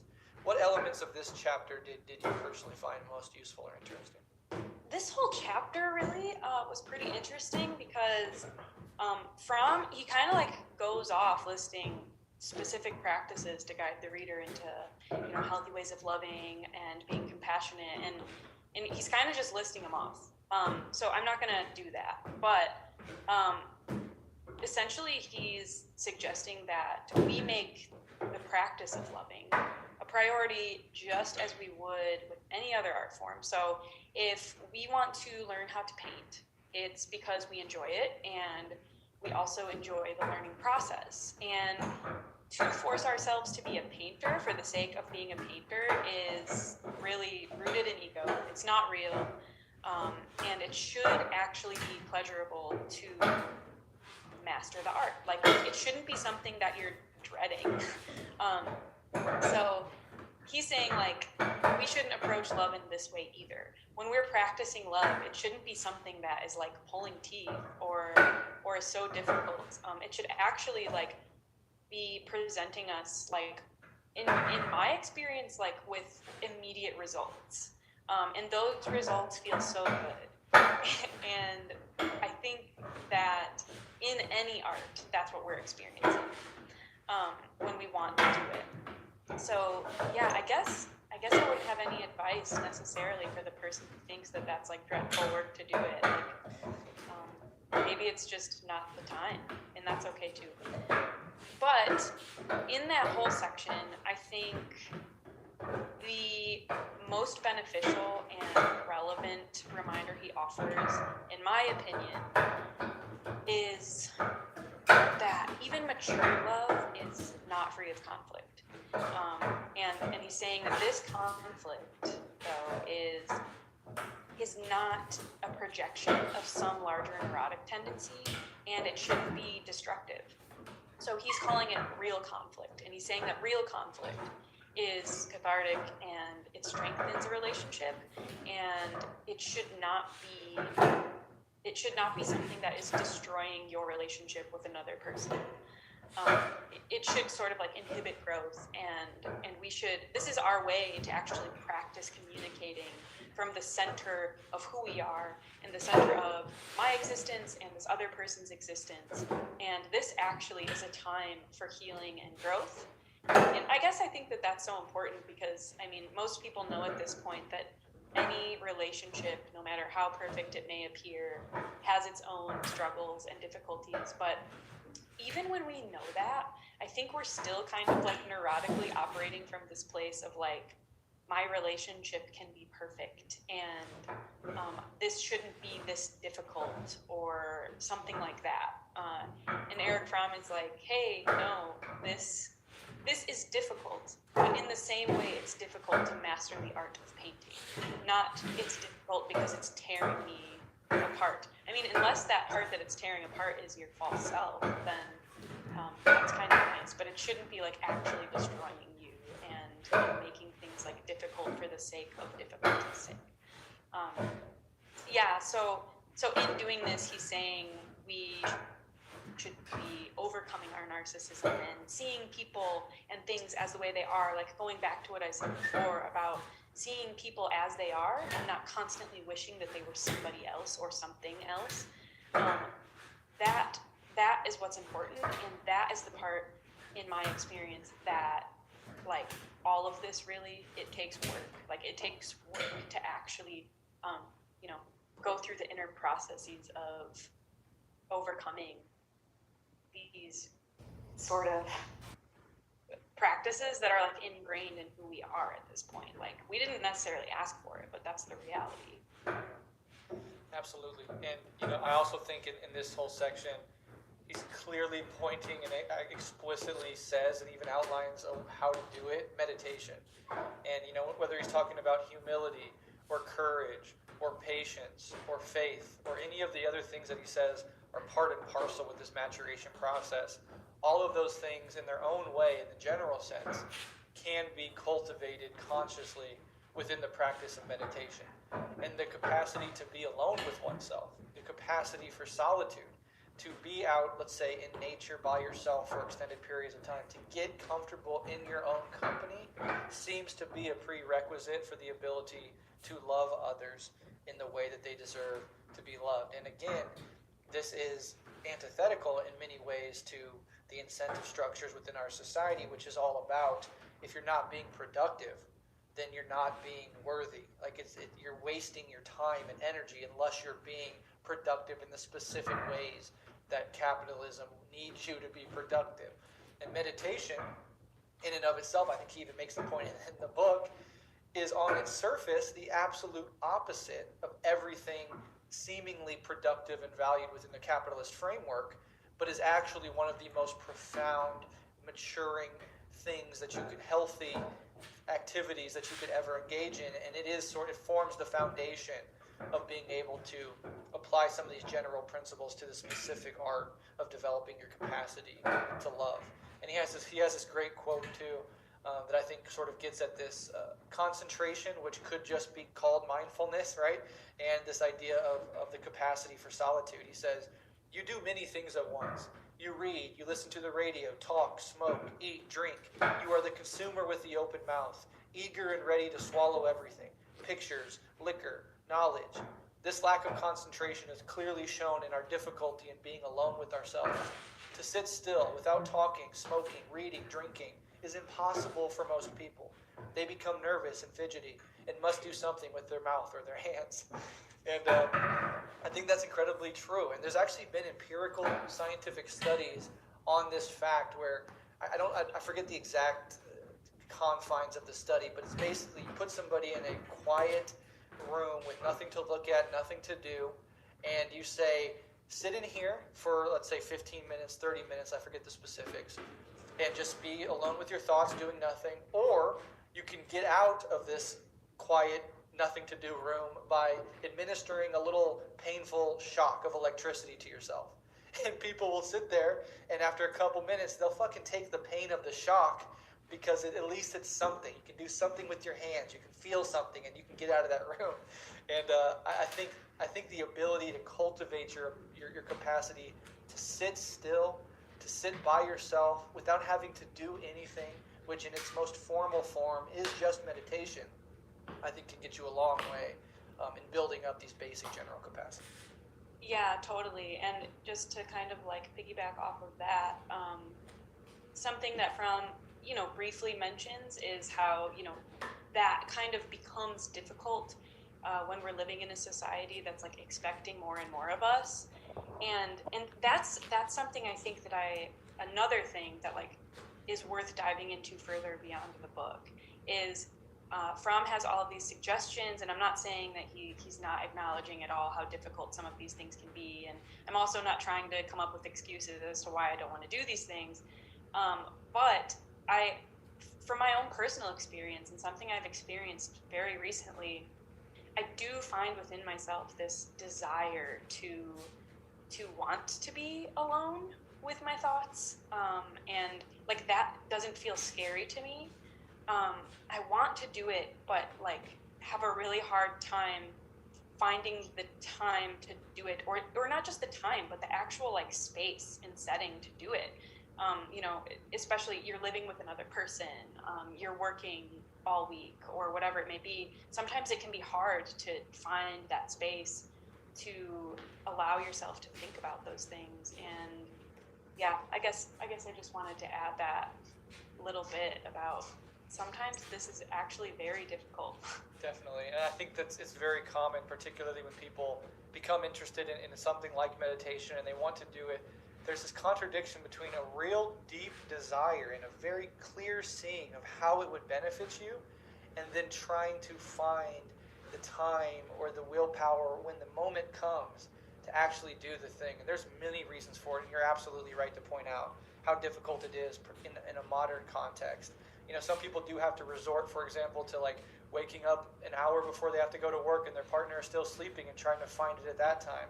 But I also think that doing it over and over and over again, like anything else, if you can find the time, it's not easy, but if you can do it, to try to make it into a habit by doing it so much that, and I think he talks about this with discipline and concentration, of trying to turn some of these things into habits where they just sort of automatically happen. And with meditation, for me, it took getting over those initial, sometimes like those contradictory feelings where I want to do it, but there's this inherent restlessness to me, or I can't find the time. forcing myself to do it over and over and over again before it actually became enjoyable. But there's a contradiction there too, because you don't want to make it like this beating yourself over your head and being this tyrant in your own head that says you need to do this, because then when you don't, you feel guilt and shame about it. So it's like almost an impossibly tight rope to walk at times, but you just got to keep trying, I guess. Yeah, totally. It's definitely, as you mentioned, it's totally something that he's addressing in the book by saying, okay, if you want to master the art of painting, like, you make it a priority. And he's also saying, like, make this a priority, like don't like put it off, make it a priority like you would any other art. But then, the problem comes in when you're just like, oh, hey, I've been pretty interested in like learning how to do stained glass, but I actually haven't done that because I don't like have the time to do it. And anyway, not to like continue on this tangent, but there is definitely a relationship between, I mean, we're not gonna like sit back in our armchairs and say like, like shit on people for not taking the time to master the art of loving. Like, we're trying to survive here. Yeah, exactly right. All right, well, let's go ahead and end this conversation, this wonderful conversation, with sort of a dual question. Is there any specific quote or quotes that you like from this text? And ultimately, what do you take away from this book, or what can others who engage with it ultimately take away from it and apply meaningfully in their own life? So, as I mentioned before we started recording, I do have a bad habit of reading through, like, especially short and sweet texts like this one, and, like, highlighting all of those, like, hell yeah, like this moments. And so this time around, I really was intentional in avoiding doing too much of that, just in hopes that I could, like, paraphrase and formulate my own opinions instead of, like, reiterating the text like I want to sometimes. That being said, at the end of the book, there was, or maybe it wasn't the end, but it was closer to the end, there was this paragraph that I read over at least 3 times because it was feeling like it was hitting deep. And I feel like it's a really good example of a central argument. He's saying, love is possible only if 2 persons communicate with each other from the center of their existence. Hence, if one of them experiences himself from the center of his existence. Only in this central experience is human reality. Only here is aliveness. Only here is the basis for love. Love experienced thus is a constant challenge. It is not a resting place, but a moving, growing, working together. Even whether there is harmony or conflict, joy or sadness, is secondary to the fundamental fact that 2 people experience themselves from the essence of this existence. That they are one with each other by being one with themselves, rather than by fleeing from themselves. There is only one proof for the presence of love, the depth of the relationship and the aliveness and strength in each person concerned. This is the fruit by which love is recognized. To me, that wasn't even like necessarily at the very end of the book, but I felt like that was something that could be put at the very end as like a leaving off point. Because I feel like it's actually taking so many of his ideas and putting them into one place, and I just really appreciated that one. Yeah, that's wonderful. And I think actually, just to add a little bit, I think like that's kind of like that quote specifically, I think is like his way of debunking that cliche that's kind of like, oh hey, we are like pieces of one puzzle, or like the other half trope that like monogamous couples find themselves using. And I think that most of us have kind of like realized at this point that we have to be whole. This is like what we were talking about before. Like, we have to be whole in order for any of our relationships to thrive. But I think that Fromm specifically is adding an element of like self-development that has historically been kind of like dismissed, or not dismissed, but overlooked. Just this idea that love is bound to fail without developing one's total personality. And it can't be achieved without practice. Like, I feel like that's kind of what he wants you to take away from that. Yeah, absolutely. I'll do one quote, and then we can say what we take away from the book. This is at the end, and I think it sums up the dialectical relationship between individual sort of maturation and the social and political struggle that comes along with it. So he says, people capable of love under the present system are necessarily the exceptions. love is by necessity a marginal phenomenon in present-day Western society. Not so much because many occupations would not permit of a loving attitude, but because the spirit of a production-centered, commodity-greedy society is such that only the nonconformist can defend himself successfully against it. Those who are seriously concerned with love as the only rational answer to the problem of human existence must then arrive at the conclusion that important and radical changes in our social structure are necessary if love is to become a social and not a highly individualistic, marginal phenomenon. And I think that's the perfect way to understand his entire conception of love. It's not this navel-gazing, self-obsessive narcissism. It's the opposite of that, and it's inherently dialectically linked up with progress of the entire human species. And this idea that to really love in the way that Fromm is advocating here is by necessity to be counterculture, to not conform or be conformed to this society, but to challenge it in every aspect, the outward as well as the internal. And I think that is a huge lesson ultimately that I personally take away from this book. Would you want to give your thoughts on what you ultimately take away? That's actually what I was also thinking. That's a really intense point that he's making at the end there, and in just claiming that his principle of love, Fromm's principle of love, that he's describing throughout the entire book is incompatible with capitalism. And in order for love to actually succeed, the social conditions have to serve the people, not the other way around. He's just saying those two things, for a mass sort of movement around love in this way that he's describing, he's saying that's not going to just happen under these conditions. And he's saying mature love in capitalism is the exception.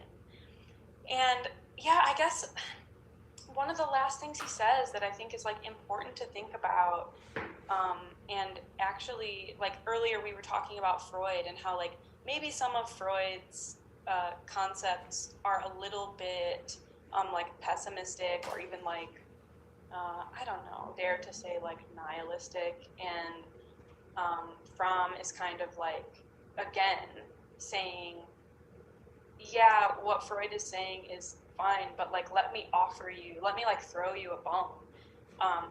We can actually if we just proceed with courage, that's something he talks about a bit, is having the courage to love, and having a courage and faith in humankind and our potentialities is going to be what saves us, instead of this destructive nihilism that's sort of sitting in this pool of we're inherently bad and we're inherently flawed and all of these things. And I mean, that's something that we see in human interactions, is this assumption that other people are by default bad. And that's I guess the point is we have to have the courage to believe that that's not true, and we have to have faith that that's not true.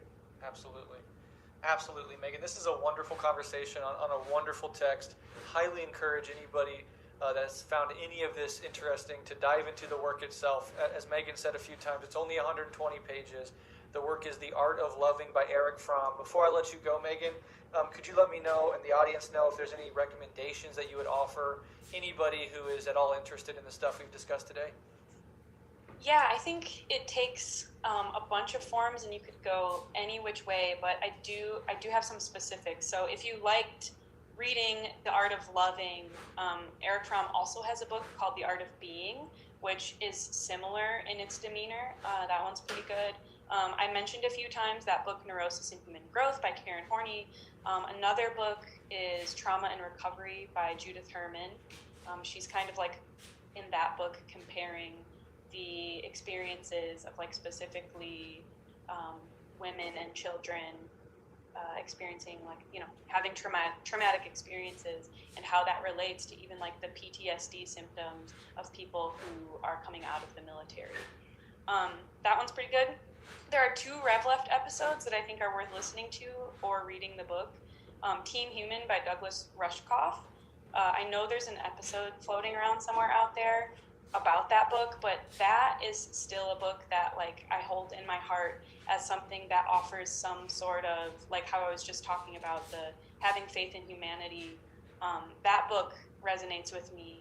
And also when we were talking about like mental health and ways of coping, it made me think of Capitalist Realism by Mark Fisher. I think there's also a Rev Left episode out there about that. And as we were talking, and we were talking like stages of like human development and stuff, I thought of this book that's like a little weird, but I'm gonna throw it in there anyway. It's this book called Theory of Everything by Ken Wilber, and it's it's. Yeah, I've read it. I love it. Oh, really? You've read it? Yeah. Oh wow. Okay. Cool. Yeah, I'm like a little bit into Ken Wilber. Yeah, me too. but I never know how that's going to be taken. Same. So I'm like nervous to mention it. But I think Theory of Everything is totally like a good starting place for just like understanding some of the concepts of like people being at different places at different times. And then there's a few podcasts that I've been listening to lately. I really, really am enjoying the Why Theory podcast with Todd McGowan. They're constantly going over things related to what we talked about today, like psychoanalysis and stuff like that. There's also this like Irish theologian that I'm pretty into, named Peter Rollins, and he has a podcast called I think it's called the Peter Rollins Pyrotheology Archive, and in that he is specifically talking about psychoanalysis and the ways it relates to different religions and things like that. He's just really great to listen to. And then this one's kind of out there. It's a podcast called Big Hormone Enneagram.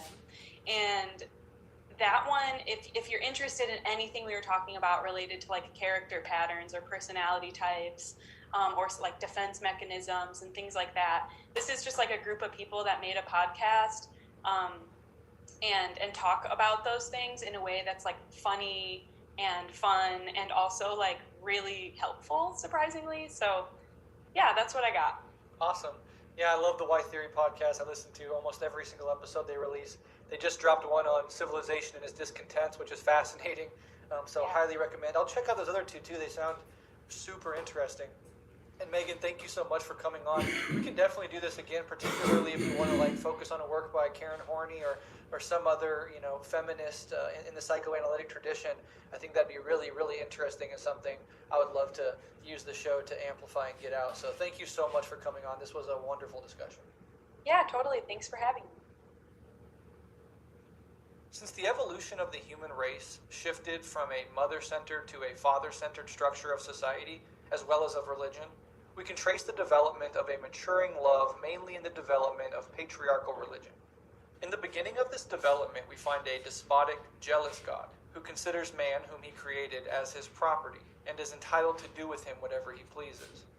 This is the phase of religion in which God drives man out of paradise, lest he eat from the tree of knowledge and thus could become God himself. This is the phase in which God decides to destroy the human race by the flood, because none of them pleases him, with the exception of the favorite son, Noah. This is the phase in which God demands from Abraham that he kill his beloved son, Isaac, to prove his love for God by the act of ultimate obedience. But simultaneously, a new phase begins. God makes a covenant with Noah, in which he promises never to destroy the human race again, a covenant by which he is bound himself. Not only is he bound by his promises, he is also bound by his own principle, that of justice, and on this basis God must yield to Abraham's demand to spare Sodom if there are at least 10 just men. But the development goes further than transforming God from the figure of a despotic tribal chief into a loving father, into a father who himself is bound by the principles which he has postulated. It goes in the direction of transforming God from the figure of a father into a symbol of his principles, those of justice, truth, and love. God is truth. God is justice. In this development, God ceases to be a person, a man, a father. He becomes the symbol of the principle of unity behind the manifoldness of phenomena, of the vision of the flower which will grow from the spiritual seed within man. God cannot have a name. A name always denotes a thing or a person, something finite. How can God have a name? if he is not a person, not a thing. The most striking incident of this change lies in the biblical story of God's revelation to Moses. When Moses tells him that the Hebrews will not believe that God has sent him unless he can tell them God's name, how could idol worshippers comprehend a nameless God, since the very essence of an idol is to have a name? God makes a concession. He tells Moses that his name is, I am becoming that which I am becoming. I am becoming is my name. The I am becoming means that God is not finite, not a person, not a being. The most adequate translation of the sentence would be, tell them that my name is nameless. The prohibition to make any image of God, to pronounce his name in vain, eventually to pronounce his name at all, aims at the same goal, that of freeing man from the idea that God is a father, that he is a person. In the subsequent theological development, the idea is carried further in the principle that one must not even give God any positive attribute. To say of God that he is wise, strong, good, implies again that he is a person. The most I can do is to say what God is not, to state negative attributes, to postulate that he is not limited, not unkind, not unjust. The more I know what God is not, the more knowledge I have of God. Following the maturing idea of monotheism and its further consequences can lead only to one conclusion: not to mention God's name at all, not to speak about God. Then God becomes what he potentially is in monotheistic theology, the nameless one, an inexpressible stammer, referring to the unity underlying the phenomenal universe, the ground of all existence. God becomes truth, love, justice. God is I, inasmuch as I am human. Quite evidently, this evolution from the anthropomorphic to the pure monotheistic principle makes all the difference to the nature of the love of God. The God of Abraham can be loved or feared as a father, sometimes his forgiveness, sometimes his anger being the dominant aspect. Inasmuch as God is the father, I am the child. I have not emerged fully from the childish wish for omniscience and omnipotence. I have not yet acquired the objectivity to realize my limitations as a human being, my ignorance, my helplessness. I still claim, like a child, that there must be a father who rescues me, who watches me, who punishes me, a father who likes me when I am obedient, who is flattered by my praise and angry because of my disobedience. Quite obviously, the majority of people have, in their personal development, not overcome this infantile stage, and hence the belief in God to most people is the belief in a helping father, a childish illusion. In spite of the fact that this concept of religion has been overcome by some of the great teachers of the human race and by a minority of men, it is still the dominant form of religion. Inasmuch as this is so, the criticism of the idea of God, as it was expressed by Freud, is quite correct. The error, however, was in the fact that he ignored the other aspect of monotheistic religion, and its true kernel, the logic of which leads exactly to the negation of this concept of God. The truly religious person, if he follows the essence of the monotheistic idea, does not pray for anything, does not expect anything from God. He does not love God as a child loves his father or his mother. He has acquired the humility of sensing his limitations, to the degree of knowing that he knows nothing about God. God becomes to him a symbol in which man, at an earlier stage of his evolution, has expressed the totality of that which man is striving for, the realm of the spiritual world, of love, truth, and justice. He has faith in the principles which, quote-unquote, God represents. He thinks truth, lives love and justice, and considers all of his life only valuable inasmuch as it gives him the chance to arrive at an ever fuller unfolding of his human powers, as the only reality that matters, as the only object of ultimate concern. And eventually, he does not speak about God, nor even mention his name. To love God, if he were going to use this word, would mean then to long for the attainment of the full capacity to love, for the realization of that which God stands for in oneself. From this point of view, the logical consequence of monotheistic thought is the negation of all theology, of all knowledge about God. Yet there remains a difference between such a radical non-theological view and a non-theistic system, as we find it, for instance, in early Buddhism or in Taoism. In all theistic systems, even a non-theological mystical one, there is the assumption of the reality of the spiritual realm, as one transcending man, giving meaning and validity to man's spiritual powers and his striving for salvation and inner birth. In a non-theistic system, there exists no spiritual realm outside of man or transcending him. The realm of love, reason, and justice exists as a reality only because and inasmuch as man has been able to develop these powers in himself throughout the process of his evolution. In this view, there is no meaning to life except the meaning man himself gives to it. Man is utterly alone except inasmuch as he helps another. Having spoken of the love of God, I want to make it clear that I myself do not think in terms of a theistic concept, and that to me the concept of God is only a historically conditioned one, in which man has expressed his experience of his higher powers, his longing for truth and for unity at a given historical period. But I believe also that the consequences of strict monotheism and a non-theistic ultimate concern with the spiritual reality are two views which, though different, need not fight each other.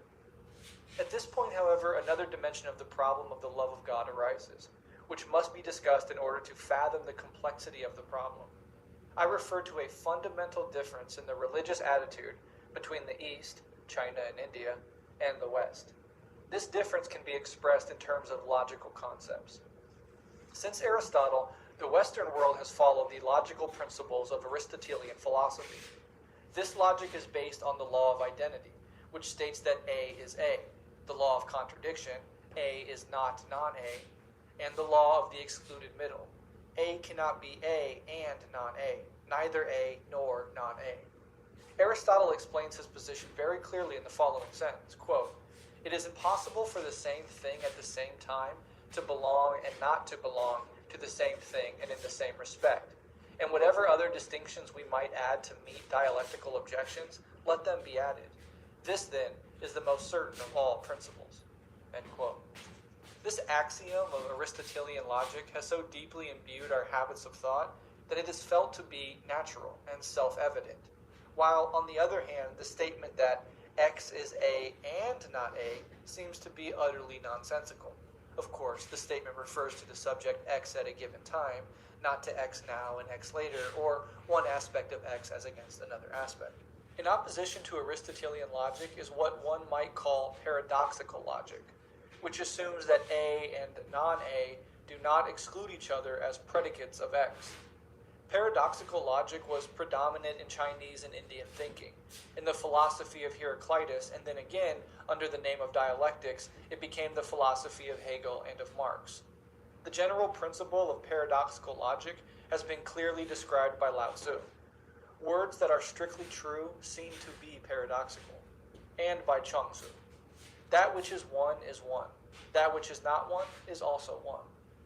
These formulations of paradoxical logic are positive. It is and it is not. Another formulation is negative.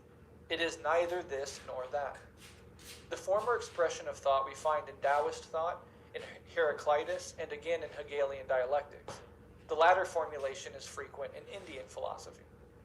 Although it would transcend the scope of this book to give a more detailed description of the difference between Aristotelian and paradoxical logic, I shall mention a few illustrations in order to make the principle more understandable. Paradoxical logic in Western thought has its earliest philosophical expression in Heraclitus' philosophy. He assumes the conflict between opposites is the basis of all existence. Quote, "They do not understand," he says, "that the all-one, conflicting in itself, is identical with itself, conflicting harmony as in the bow and in the lyre." Or, still more clearly, quote, "We go into the same river, and yet not in the same. It is we, and it is not we." Or, "One and the same manifests itself in things as living and dead, waking and sleeping, young and old." In Lao Tzu's philosophy, the same idea is expressed in a more poetic form. A characteristic example of Taoist paradoxical thinking is the following statement: "Gravity is the root of lightness, stillness the ruler of movement." Or, "The Tao in its regular course does nothing, and so there is nothing to which he does not do."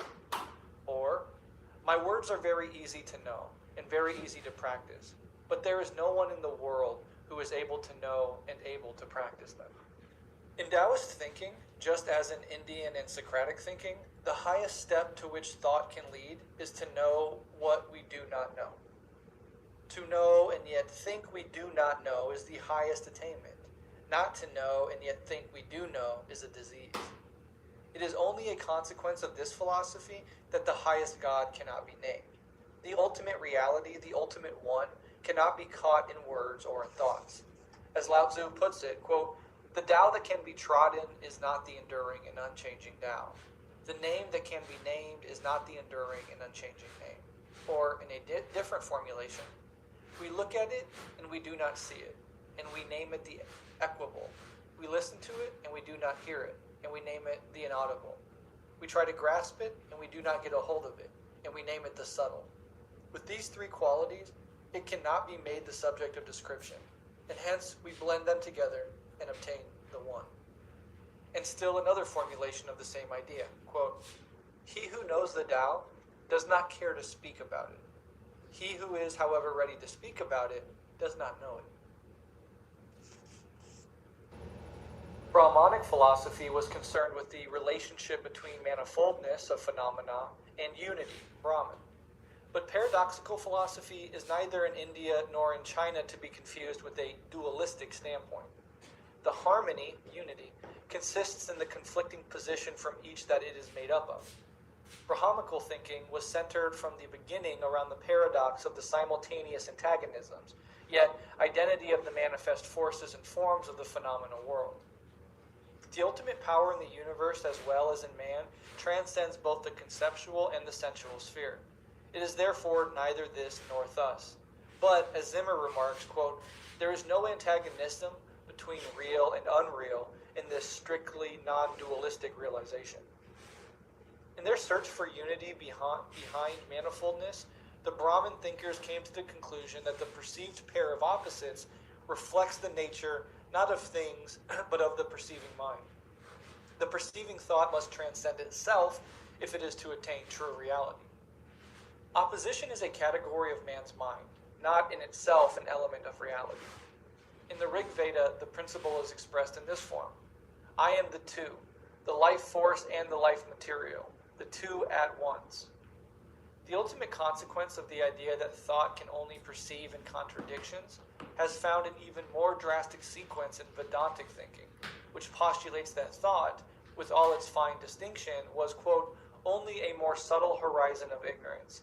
In fact, the most subtle of all the deluding devices of Maya." Paradoxical logic has a significant bearing on the concept of God. Inasmuch as God represents the ultimate reality, and inasmuch as the human mind perceives reality in contradictions, no positive statement can be made of God. In the Vedantas, the idea of an omniscient and omnipotent God is considered the ultimate form of ignorance. We see here the connection with the namelessness of the two, the namelessness name of God who reveals himself to Moses, of the absolute nothing of Meister Eckhart. Man can only know the negation, never the position of ultimate reality. Meanwhile, man cannot know what God is, even though he be ever so well aware of what God is not. Thus contented with nothing, the mind clamors for the highest good of all. For Meister Eckhart, quote, "The Divine One is a negation of negations, and a denial of denials. Every creature contains a negation. One denies that it is the other." End quote. It is only a further consequence that God becomes, for Meister Eckhart, the absolute nothing, just as the ultimate reality is the Ein Sof, the endless one, for the Kabbalah. I have discussed the difference between Aristotelian and paradoxical logic in order to prepare the ground for an important difference in the concept of the love of God. The teachers of paradoxical logic say that man can perceive reality only in contradictions, and can never perceive in thought the ultimate reality unity, the one itself. This led to the consequence that one did not seek as the ultimate aim to find the answer in thought. Thought can only lead us to the knowledge that it cannot give us the ultimate answer.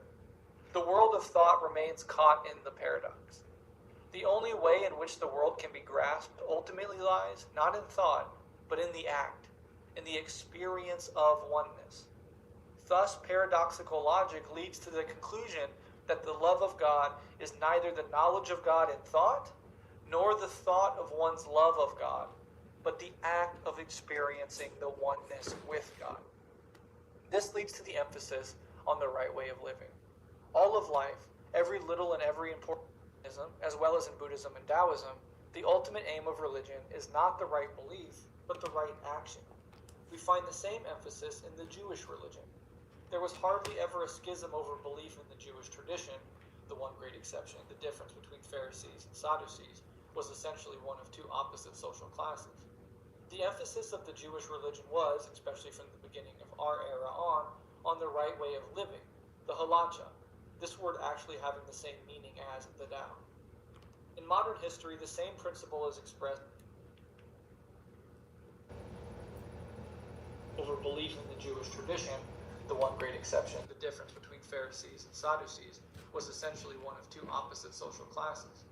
The emphasis of the Jewish religion was, especially from the beginning of our era on the right way of living, the halacha, this word actually having the same meaning as the Tao. In modern history, the same principle is expressed in the thought of Spinoza, Marx, and Freud. In Spinoza's philosophy, the emphasis is shifted from the right belief to the right conduct of life. Marx stated the same principle when he said, quote, "The philosophers have interpreted the world in different ways. The task is to transform it." Freud's paradoxical logic leads him to the process of psychoanalytic therapy, the ever-deepening experience of oneself. From the standpoint of paradoxical logic, the emphasis is not on thought, but on the act. This attitude had several other consequences. First of all, it led to the tolerance which we find in Indian and Chinese religious development. If the right thought is not the ultimate truth and not the way to salvation, there is no reason to fight others whose thinking has arrived at different formulations. This tolerance is beautifully expressed in the story of several men who are asked to describe an elephant in the dark. One, touching his trunk, said, "This animal is like a water pipe." Another, touching his ear, said, "This animal is like a fan." And the third, touching his legs, described the animal as a pillar. Secondly, the paradoxical standpoint led to the emphasis on transforming rather than to the development of dogma on the one hand and science on the other. From the Indian, Chinese, and mystical standpoints, the religious task at hand is not to think right, but to act right, and or to become one with the one in the act of concentrated meditation. The opposite is true for the mainstream of Western thought. Since one expected to find the ultimate truth in right thought, major emphasis was on thought, although right action was held to be important too. In religious development, this led to the formulation of dogmas, endless arguments about dogmatic formulations, and intolerance of the non-believer or heretic. It furthermore led to the emphasis on believing in God as the main aim of a religious attitude. This, of course, did not mean that there was not also the concept that one ought to be living right, but nevertheless, the person who believed in God, even if he did not live God, felt himself to be superior to the one who lived God, but did not believe in him. The emphasis on thought has also another and historically a very important consequence. The idea that one could find the truth in thought led not only to dogma, but also to science. In scientific thought, the correct thought is all that matters, from both from the aspect of intellectual honesty, as well as from the aspect of the application of scientific thought to practice, that is, to technique. In short, paradoxical thought led to tolerance and effort towards self-transformation. The Aristotelian standpoint led to dogma in science, to the Catholic Church, and to the discovery of atomic energy. The consequences of this difference between the two standpoints for the problem of the love of God have already been explained implicitly and need only to be summarized briefly. In the dominant Western religious system, the love of God is essentially the same as the belief in God, in God's existence, God's justice, God's love. The love of God is essentially a thought experience. In the Eastern religions and in mysticism, the love of God is an intense feeling experience of oneness, inseparably linked with the expression of this love in every act of living. The most radical formulation has been given to this goal by Meister Eckhart. Quote, "If therefore I am changed into God, and he makes me one with himself, then by the living God there is no distinction between us. Some people imagine that they are going to see God, that they are going to see God as if he were standing yonder, and they here. But it is not to be so. God and I, we are one." By knowing God, I take him into myself. By loving God, I penetrate him. Unquote. We can return now to an important parallel between the love for one's parents and the love for God. The child starts out by being attached to his mother as the ground of all being. He feels helpless and needs the all-enveloping love of mother. He then turns to father as the new center of his affections, father being a guiding principle for thought and action. In this stage, he is motivated by the need to acquire father's praise, and to avoid his displeasure. In this stage of full maturity, he has freed himself from the person of mother and of father as protecting and commanding powers. He has established the motherly and fatherly principle in himself. He has become his own father and mother. He is father and mother. In the history of the human race, we see and can anticipate the same development.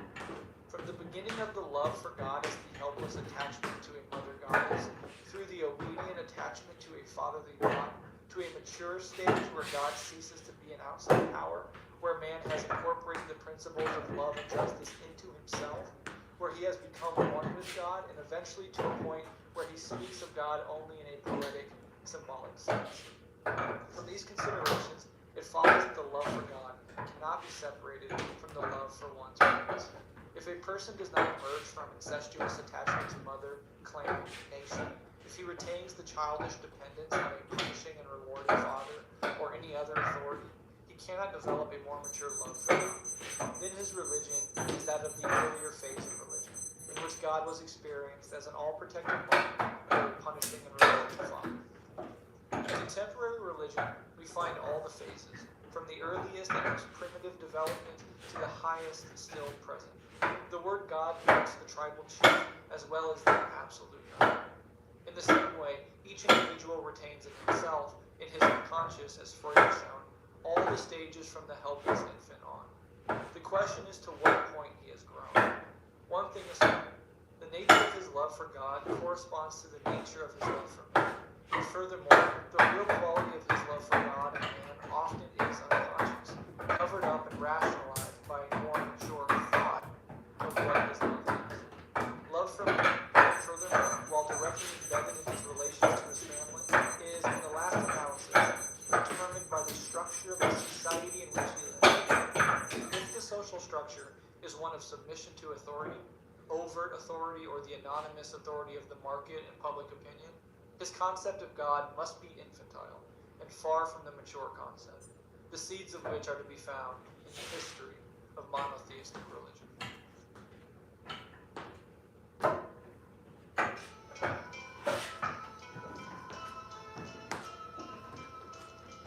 Hello everybody and welcome back to Revolutionary Left Radio. I have a wonderful episode for you today.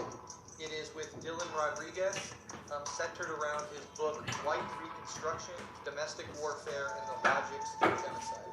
I think this is a really important work that reframes so much of the machinations within liberalism and capitalism, clarifies important distinctions, discusses the importance of abolition, and covers so much interesting ground, both contemporary and historically. So I was absolutely honored to have Dylan come on the show and discuss this wonderful work with us. We'll definitely have Dylan back on at another time to discuss more of his interests, more of his work. Just a really affable, informative, and insightful human being, and I really appreciate everything he does.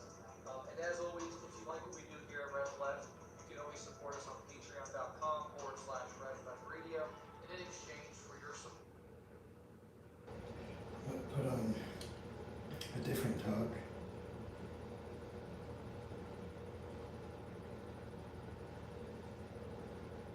Similar, but different. It's Michael Parenti with music to get us through the yoga. Let's start the yoga now.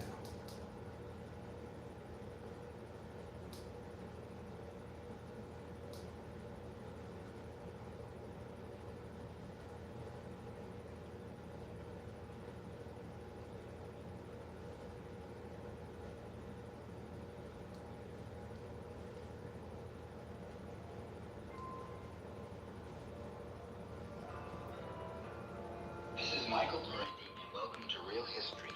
series of talks by me on different historical subjects that are relevant for understanding today's realities. Most people are never exposed to real history. In school, we usually don't read history. We read history textbooks, and mainstream ones at that, which avoid underlying realities, and ones that propagate myths that serve the powers that be, myths that some of us find harmful to the truth and to democracy. So this is real history. This particular segment is entitled The Functions of Fascism. Fascism is a name that was given to the political movement that arose in Italy under the leadership of Benito Mussolini, who ruled that country from 1922 to 1943. Nazism, a similar movement led by Adolf Hitler, was Germany's dictator from 1933 to 45. It's considered by most observers to be a variant of fascism, as to a lesser degree is the militaristic government that controlled Japan from 1940 to 45, and the Falangist movement led by Francisco Franco in Spain, when the fascists there, with the military aid, by the way, of the Italian and Nazi fascists, took over after a protracted civil war. There are similar fascist or self-avowed fascist movements, but less successful ones arose in Eastern Europe and in Great Britain, United States, France, and other Western industrial nations movements. Some of them also came to power.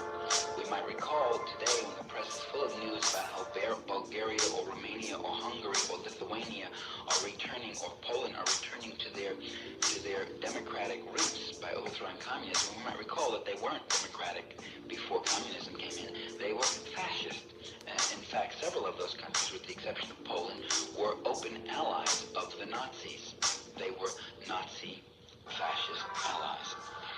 Now, like with a lot of terms, like liberalism, democracy, socialism, communism, no single definition of fascism maybe will satisfy everybody. And with fascism, there's a really special problem because it's a beguiling mix of revolutionary-sounding mass appeals and reactionary class politics. And the reactionary class politics are the part of fascism that our establishment historians, almost never talk about. Hitler's party, for instance, was called the National Socialist German Workers' Party, the NSDAP, or Nazis. It's a very left-sounding name, National Socialist German Workers, and it was designed to win broad support among working people, even while the Nazis were destroying working-class organizations. In other words, fascism, the original Italian and German variations of fascism, was a political phenomenon that made a revolutionary appeal without making a revolution. It promised to solve the ills of the many while in fact protecting the special interests of the few with violence and terror. And it propagated a new political consciousness, a new order, a new nation to serve the same old capitalist system. Let me run down a couple of the major characteristics of the fascist ideology. First, there's a glorification of the leadership cult, the commitment to an absolutist and supreme leader, all-knowing, all-guiding, the Führerprinzip, as it's called, the Führer principle, the leader principle, I should say. Second, there's a glorification of the nation-state as an end in itself, as an entity unto itself, an absolute component to which the individual is subsumed. Everything in the state, everything for the state, nothing outside of the state. That was Mussolini's dictum, and it was Hitler's also. In fact, with Hitler, Rudolf Hess once said, Adolf Hitler is Germany, Germany is Adolf Hitler, therefore combining both the leadership cult and the state cult into one. Third, there was a glorification of military conquest and jingoism, the glory of that the state is vitalized by subduing, conquering, taking other people, enslaving them. You increase your own power and your own glory. Fourth, there was the propagation of a folk mysticism, a xenophobia, and a racism. The Nazi slogan was Eine Volk, eine Reich, eine Führer. One people, one state, one leader. Also, as other side of the folk mysticism is this blood cult of the special blood, the special legacy, the atavistic wonders of our particular people, was as I say, xenophobia, a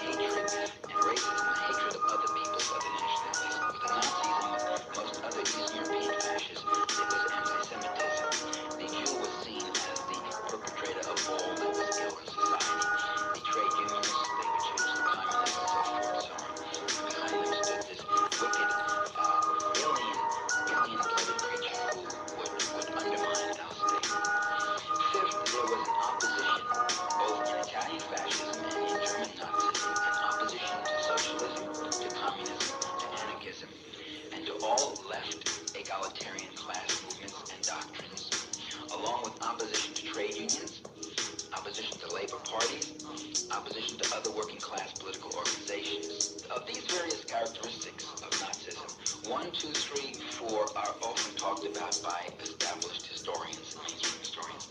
That last one, though, opposition to labor unions, opposition to working class parties, opposition to socialism and such, that one is never talked about by Western writers, especially American writers.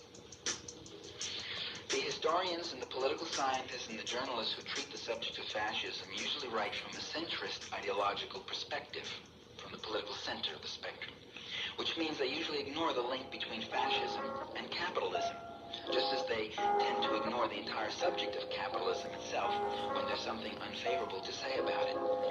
Instead, they dwell on the more phantasmic components of fascist ideology, the nihilistic revolt against Western rationalism and individuality, the irrational appeals to mass submission to a leader and all that. And fascism was those things, but along with its irrational appeals, it had rational functions. It was a rational instrument for class domination and for preservation of the existing capitalist system. After World War I, Italy had a parliamentary government that seemed really incapable of solving the country's economic crises. Profits were declining, banks were failing, unemployment was rising. So to ensure profits, the big industrial giants and the big landowners would have to slash wages and raise prices. The state, in turn, would have to provide the big owners with tariff protections, along with massive subsidies and tax exemptions. To finance this, the population would have to be taxed more heavily, their wages rolled back, and social welfare expenditures drastically cut. It sounds like Reaganism? Well, it is. Even more extremely so.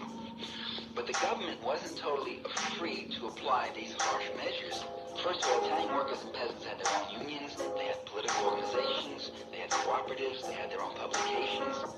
And through the use of demonstrations and strikes, boycotts, factory takeovers, occupying farmlands, the forcible occupation of farmlands, they often won some very real concessions in wages and work conditions, unemployment benefits, and they won the right to organize. And even in the face of this worsening economic crisis, they were able to mount a troublesome defense of their standard of living. I mean, troublesome for those who own the land, the labor, and the capital, and the money in the banks, and the farms, and the factories. So the only solution really was to smash the worker and peasant organizations, in effect destroying all political and civil liberties, including the right to organize, agitate, and propagandize. The state would have to be more authoritarian and more firmly subservient to the interests of capital. Mussolini and his black shirts were around right after World War I, and for about 3 or 4 years, the big landowners and industrialists used their fascist goon squads, gave them money and gave them arms, and used them as kind of strike breakers, anti-labor militias. They styled themselves the United Front against Bolshevism. In 1922, the big capital interests in Italy decided to go for the whole thing. Representatives of the Federation of Industry and the Federation of Agriculture, which was a agribusiness firm, and representatives of the National Banking Association, they all met together, and they met with Mussolini, and they planned the fascist march on Rome. Mussolini sat there and planned that with the leading capitalists of Italy. By the way, this is almost never mentioned in the accounts about the march on Rome. These big capitalists contributed 20 million lira toward that undertaking. In the words of Senator Ettore Conti, himself a very loyal representative of the money interests, quote, Mussolini was the candidate of the plutocracy, that is of the wealthy, and the business associations. A very similar pattern, by the way, of coordination and compliance existed in Germany also, less than a decade later. German workers and farm laborers in the period following World War I under the Weimar Republic won some important economic concessions. They won an 8-hour day, they won unemployment insurance, they were able to elect shop committees, and they won the right to unionize. And again, during the 1920s, these paramilitary right-wing gangs, most notably Hitler's brown shirts, stormtroopers, was subsidized by business in a limited way and kept as a kind of reserve army, the bodyguard of capitalism. And their job again was to strike, break, and to harass organized workers and to beat up socialists and communists and such. The nearly total collapse of the German economy in 1929-30 presented the owning class with a momentous crisis. They had very big capital investments, and these left them with very high fixed costs that had to be met even as their plants lay idle. Only massive state aid could revive their profits. Wages and social welfare, human service expenditures had to be cut. Union contracts had to be abrogated. In fact, human contracts had to be abrogated too. Business would need new subsidies and tax exemptions.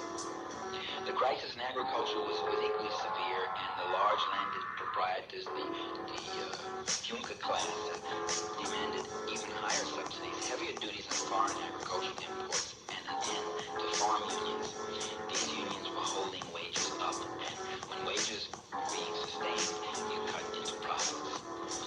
So by 1930, most of the influential landowners and big industrialists and bankers, especially the industrialists in steel, coal, and mining, had concluded that the Weimar Republic no longer served their interests, and no longer could protect their class, and that it was too accommodating to the working class and to certain sectors of light industry. So they greatly increased their subsidies to Hitler, and they propelled the Nazi Party onto the national stage. By 1930, most of the great industrialists and bankers were underwriting the Nazi Party. And what happened in 1930 with this injection of hundreds of millions of marks is that Hitler was able to catapult his party onto the national scene. It went from a cult of brown shirt thugs to a national party mobilized. In the election of 1930, the Nazi Party gained 107 seats in the Reichstag. And Hitler, later on, evoking the memory of what he called that astonishing campaign, told his listeners to think of, quote, what it means when 1,000 speakers each has a car at his disposal and can hold in a year 100,000 meetings. And in 1931 and 32, the subsidies from the big industrialists continued to rain in ever more abundantly. So the Nazis were projected onto the national stage, and they gained an ever larger presence in the Reichstag. Neither in Italy nor in Germany was revolution really something that was spoken with in the offing. I mean, it wasn't a real threat. The left was never strong enough to take state power in either of those countries.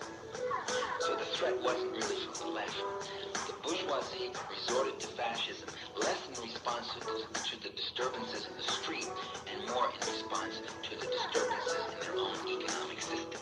The threat wasn't from the left. The threat was from their own economic systems and its contradictions, and the fact that democratic forces had developed enough democratic strength to resist the austerity and the rollback that the capitalists tried to impose to maintain their levels of profit.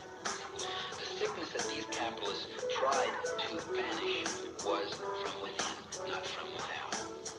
The Italian and German monopolists, the big cartels, also had a direct interest in an expansionist military regime.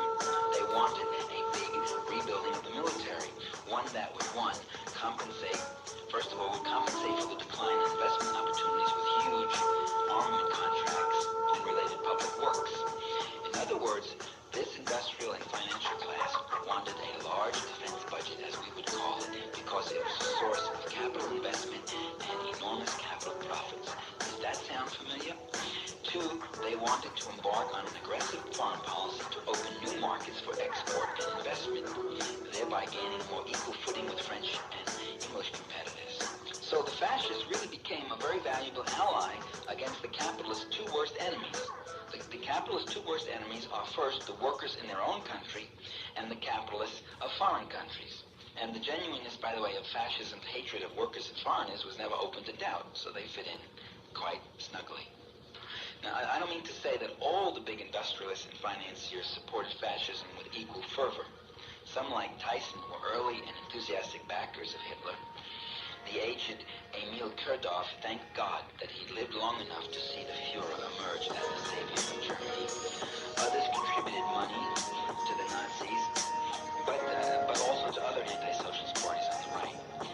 They backed Hitler only when he promised to be the best hope for their interests. By the way, many of them still remain privately critical of the more extreme expressions of Nazi propaganda, and they were a little uneasy about the anti-bourgeois rhetoric that's sometimes used by some of the fascist plebeian elements.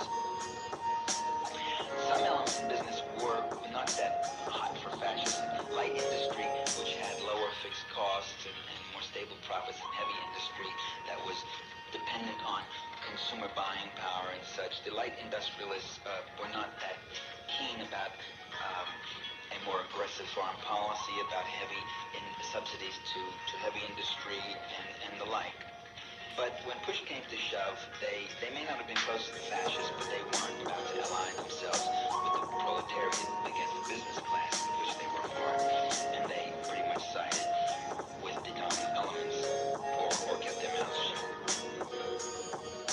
There was another element in these two societies that not only tolerated the rise of fascism, but supported it. And I'm talking about the parliamentary capitalist state itself. Not the government or the parliament as such, but the instruments of the state, the instruments that have the legal monopoly on force and violence, the police, the army, the courts, and the like, the secret intelligence agencies and such. In both Italy and Germany, years before Mussolini and Hitler emerged victorious, these elements, courts, police, the army, showed a real leniency and an open collaboration with fascism, while harshly repressing the left. Mussolini and Hitler could not have come to power without the help of the state machineries, and that state machinery was never really against them. In Italy, the police collaborated with the fascists in attacking labor and peasant organizations. They recruited criminals for the fascist action squads, these squadristi, they call squadristi. They promised them immunity from prosecution for past crimes. When applications for gun permits were regularly denied to workers and peasants, police guns and police cars were made available to Mussolini's goons. Germany, the same kind of thing went on.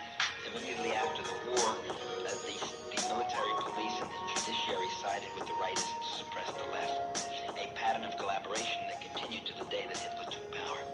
In other words, these supposed democracies, which were equally opposed to totalitarianism of the left and the right, were not equally opposed. They were opposed to the left, and they were very close and comfy with the right.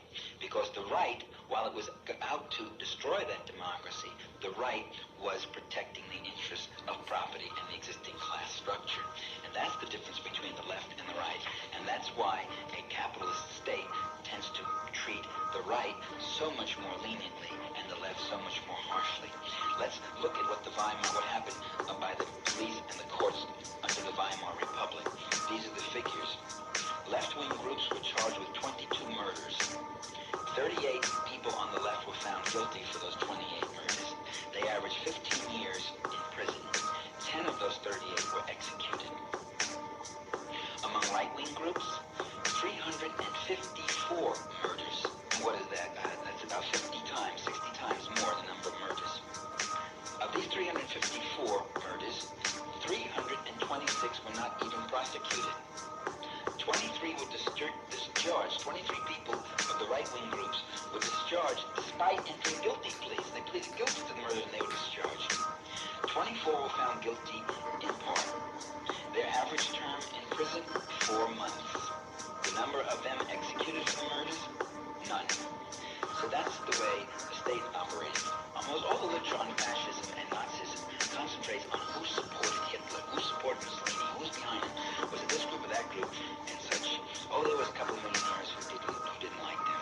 Oh, there were some workers who did vote for them. So you can't really say it's one class or another. Well, I think you could pretty well say which class gave them the money, that gave them the visibility of the organization and the numbers to some degree. But there's something else. Besides talking about who supported fascism, one thing these historians and political scientists never talk about is who did fascism support when fascism came into power. Who did the fascists support? Well, in Italy and Germany, when they they came into power, they began implementing the stern measures that were needed to rescue the capitalist economy. Labor unions were dissolved. Strikes were outlawed. Union contracts were nullified. Prominent union leaders and other labor activists were imprisoned or murdered. Union property was confiscated. Worker publications were banned. Opposition political parties were outlawed. Their leaders jailed. Civil liberties were suspended. Fascist-sponsored unions, quote, unions were set up, and their function was to speed up production, prevent wildcat strikes, and apply punitive regulations, including fines, dismissals, and imprisonments against workers who agitated or complained of shop conditions. I mean, even a Nazi Labor Front newspaper had to admit, quote, some shop regulations are reminiscent of penal codes. Workers no longer had the right to change jobs. They could be shifted from one employment to another regardless of their wishes. They could be conscripted for any work assumed useful to the nation's economy without guarantee of wages equal to previous earnings. In both Italy and Germany, the government exercised compulsory arbitration and regulation of work and wages. By the way, any worker who contested that would be contesting the laws of the state and therefore would be declared an enemy of the state, not just in conflict with management, but an enemy of the state. So, in effect, what you got was a perfect wedding of the interests of the state and the interests of the capitalist class in this particular capitalist state. And by the way, these measures had their effect, according to figures supplied by the Italian press itself. The already meager wages, the wages weren't all that good to begin with, for Italian workers in 1927 were cut in half by 1932. By 1939, the cost of living had risen 30%, and this constituted an additional decrease in real wages. Taxes on wages were introduced. Regulations were instated against minimum wages. Minimum wage law was abolished, in other words. There was no more increased pay for overtime. In some regions, sanitary and safety regulations were dropped. Occupational safety regulations were eliminated in factories. In many areas, child labor was reintroduced. In other words, all the old abuses and old evils that the Italians thought were dead, that belonged to a generation ago, had returned under fascism. In Germany, the same story. Between 1933 and 1935, wages were lowered anywhere from 25 to 40%. That's a tremendous cut if you're an ordinary worker just trying to make ends meet. Wage taxes were instituted. Municipal poll taxes were doubled. Payroll deductions helped finance the Nazi-controlled Labor Front. And the Nazi Labor Front controlled the party organizations and the health and unemployment insurances, all of which, by the way, lowered wages up to 20 and 30%. That is, the things that were taken out of your pay for that. And the non-profit mutual assistance and insurance associations that had existed before the Nazis came to power and the free labor unions were abolished. Their funds were taken over by private insurance companies that charged more while paying out smaller benefits. So, and in Italy, in Germany, just like in Italy, inflation substantially added to the German workers' hardship. There's something else both of these fascist leaders did. In both Italy and Germany, the process of privatization. Does that sound familiar? Ronald Reagan's dream. State-owned enterprises such as power plants, steel mills, banks, railways, insurance firms, steamship companies, and shipyards were handed over to private ownership for a song, like gifts. Corporate taxes were reduced by half in both Italy and Germany. Does that sound familiar? Another Reagan achievement. Taxes on luxury items for the rich were cut. And inheritance taxes were either drastically lowered or abolished, just as they've been in the last 10 years in America. In Germany, between 1934 and 1940, the average net income of corporate businessmen rose by 46%. Enterprises that were floundering were refloated with state bonds. They were recapitalized out of the state treasury, and they were returned to private control and solvent. So you see, these are people who say socialism doesn't work, but when capitalist businesses start to fail, they go socialist. They take the money out of the public treasure and refloat these businesses. Does that sound familiar to you people who are worrying about the S&L bailout? When workers' enterprises, the state guaranteed a return on the capital invested. They guaranteed a return and assumed all the risk of investment losses. So the investors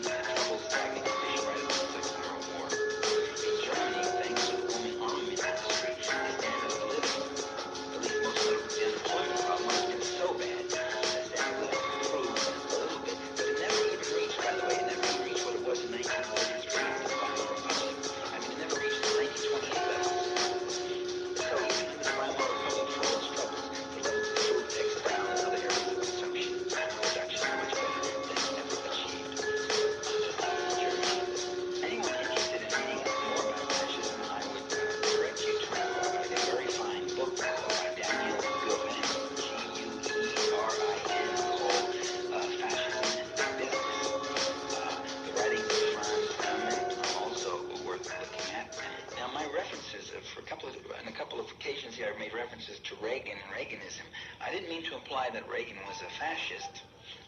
In fact, quite the opposite. I meant to point out that in the American context, Reaganism meant the same crises that was going on, a similar crisis. It wasn't quite the same, but accomplished the same things within the existing framework of the political framework of the existing political system. He broke unions, but he didn't use death squads and terror squads. He broke them using consultation corporations, advisory corporations, spending hundreds of millions of dollars showing companies how to break unions. They broke unions by instituting one of the most restrictive and prohibitive and difficult laws, the Taft-Hartley law that goes back to 1940s, which make union organizing in America so very difficult. They've tried a number of times to limit our constitutional rights, the rights of free speech, the right of government accountability. They've cut inheritance taxes.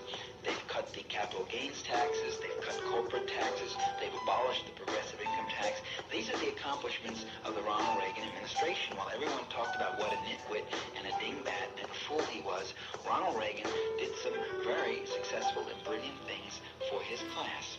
He rolled back the social democracy that had been developing in the late 60s and through the 70s. He cut back undermined human services. He staffed agencies and courts with people in government who do not believe in government and do not even carry out the programs that Congress voted in. So within the American context, he's done quite a few things, short of what Hitler and Mussolini did as a final solution. And today I would also point out that in capitalist democracies in Western Europe and in the United States, the security forces have that same double standard that we discovered in Italy and in the Weimar Republic in Germany. Namely, they look the other way toward violence from the right, or seem to do very little, or seem so seldom able to capture the perpetrators, unless the perpetrators are so crazy as to attack and kill police themselves, then they go after them. But on the left, there's a constant surveillance, harassment, and in fact, sometimes outright murder. One can think of the systematic murder of the Black Panther Party, something like 30 of them killed in coordinated police attacks in cities throughout America. Or one can think of what's going on in West Germany, Italy, Belgium, Portugal today, where people on the left are being thrown in jail for astronomical sentences, while the terrorists on the right seem to get by and get away with murder. Well, this is what we have to look at, and we have to understand that fascism is not just another ism out there. It's not just an aberration. It has a very rational side to it. It's a rational, functional form, and it can take diluted forms, and its propensities, its proclivities can exist even in the democratic state. That is, within that state, those police powers and those state powers can manifest some of the very same symptoms and all the worst attributes that you might find in a Nazi Germany or fascist Italy. Don't take my word for it, just ask the CIA. Thank you. This is Michael Parenti with some real history.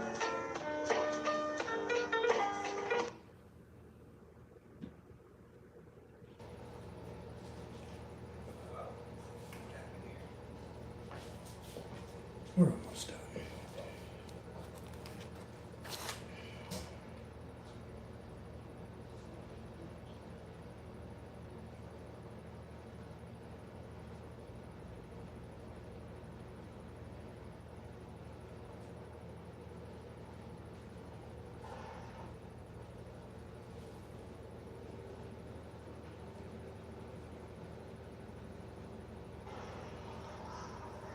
Do you really trust U.S. leaders and the corporate-owned U.S. news media?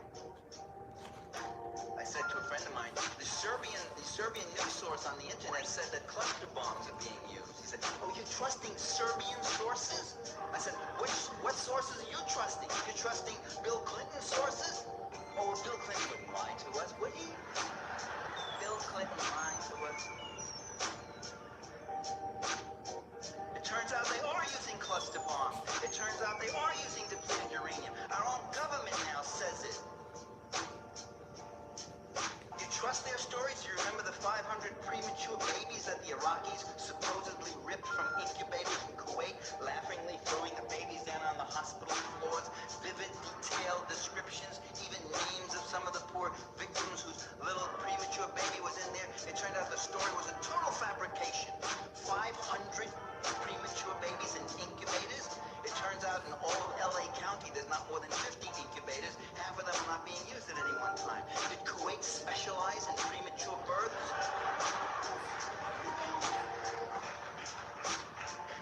Instead of saying, we should have been saying, wait a minute, what is this story about? What's going on here? It was repeated again and again.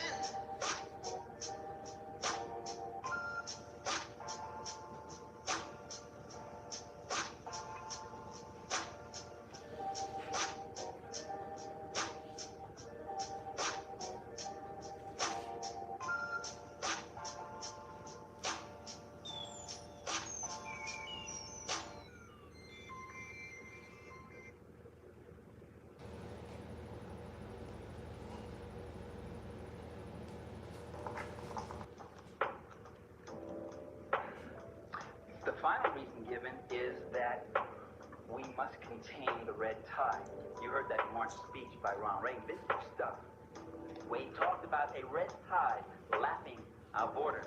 If we allowed Nicaragua to sustain the kind of government that its people have chosen in free, open elections, if we allow that, our own security is at risk.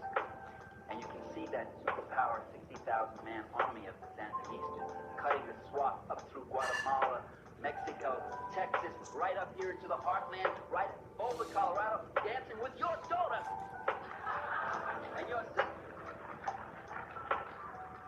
Do we want that?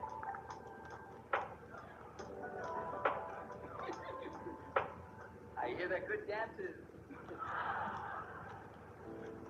The image of that tiny nation of 3 million being a threat to us, you know? Reminds me of the Vietnam War. We used to hear that same stuff. We said, if we don't fight them in the jungles of Vietnam, we'll have to be fighting them on the shores of California. And Walter Lippmann said, the image of the Vietnamese getting into their little PT boats and coming across the Pacific and taking California is an insult to the U.S. Navy.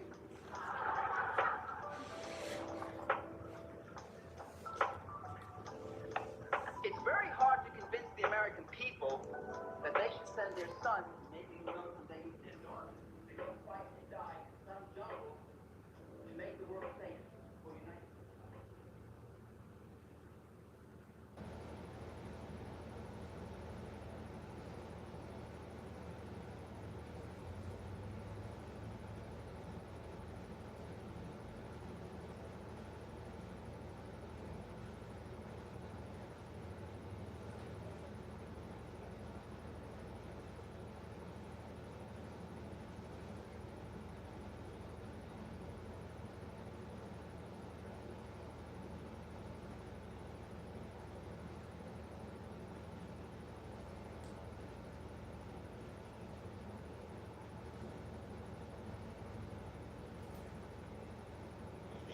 Well done.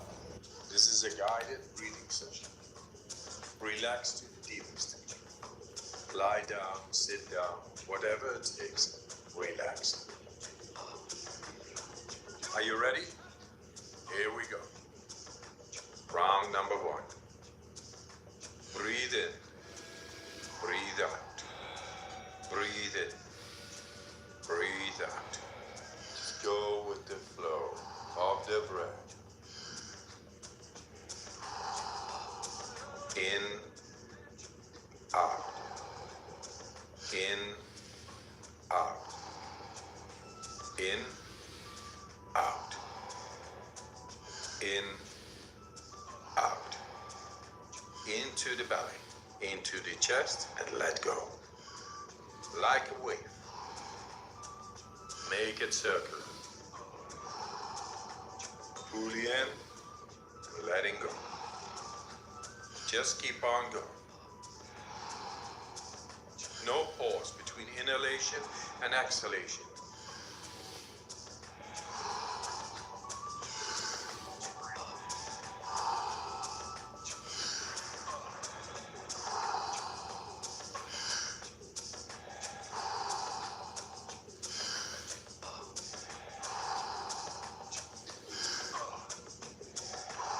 10 more. Fully in. Let it go.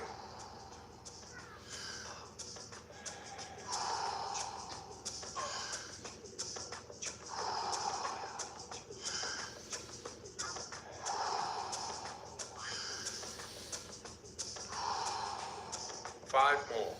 Let's give it all we got.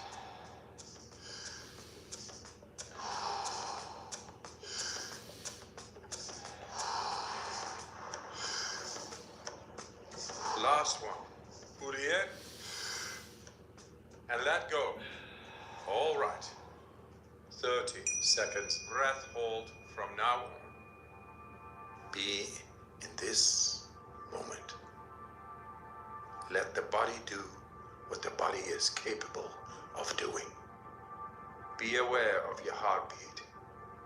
Slow it down and just be in this moment.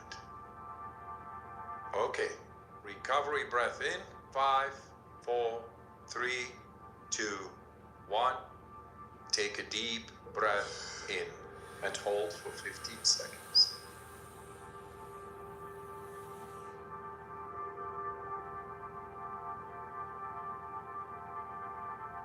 Exhale in 3, 2, 1. Let it go. Round number 2. Breathe in, breathe out. Breathe in, breathe out.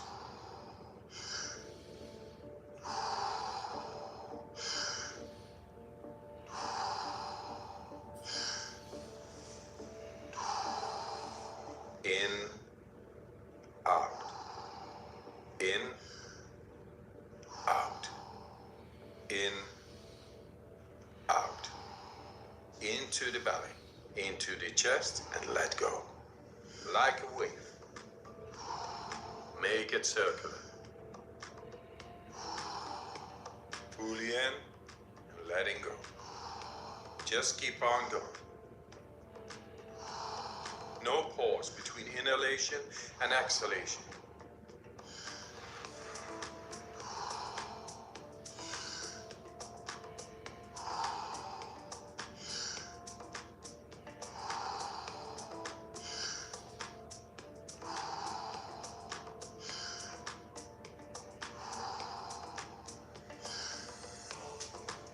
Ten more. Fully in, let it go. Nice, deep, circular breaths.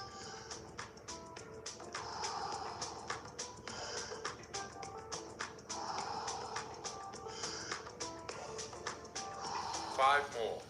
Let's give it all we got.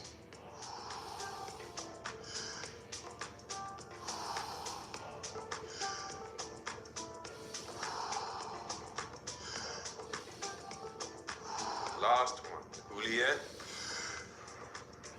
And on the exhale, stop. 1 minute breath hold from now on. Feel. Become aware of your body. If your hands and feet are tingling, or you feel your body temperature is changing, that's okay. You're doing fantastic. If you need to breathe before I give the cue, that's okay.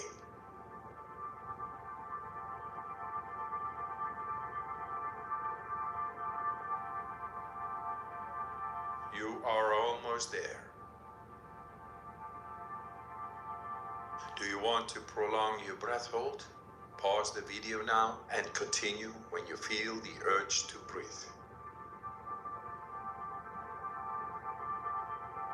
When you're ready, fully in and hold for 15 seconds.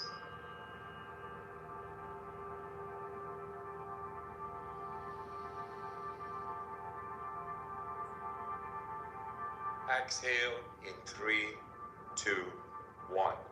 Let it go. Round number 3. Back into that rhythm. Breathe in. Breathe out. Breathe in. Breathe out.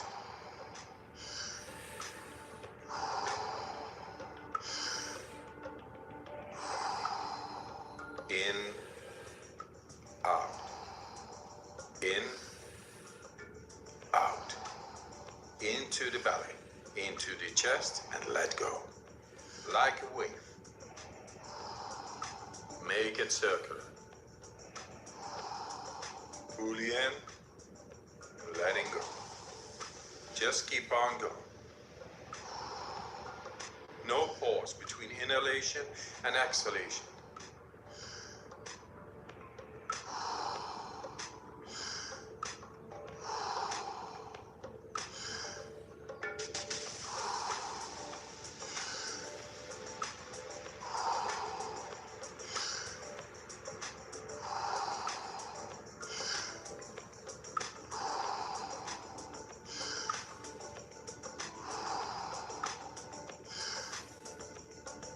Ten more. Fully in, let it go.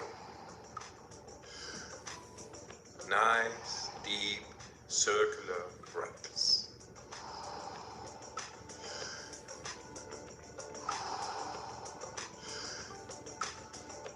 Five more. Let's give it all we got.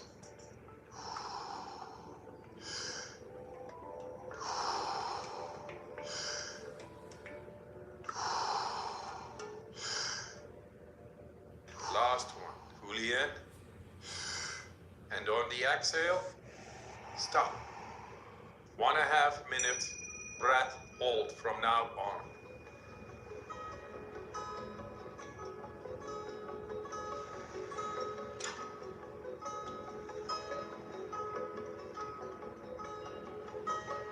Become aware of the blood running through your veins, your heart beating. Feel.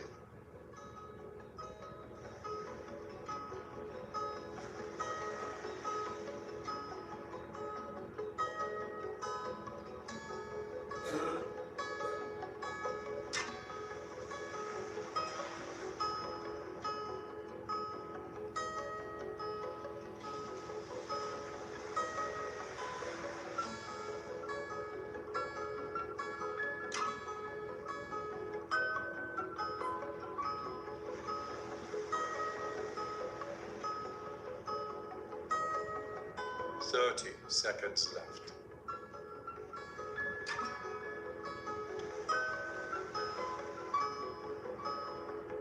You are almost there.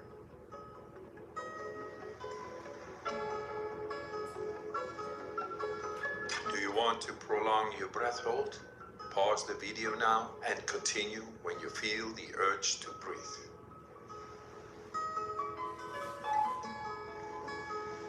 All right. Breathe in and hold for 15 seconds.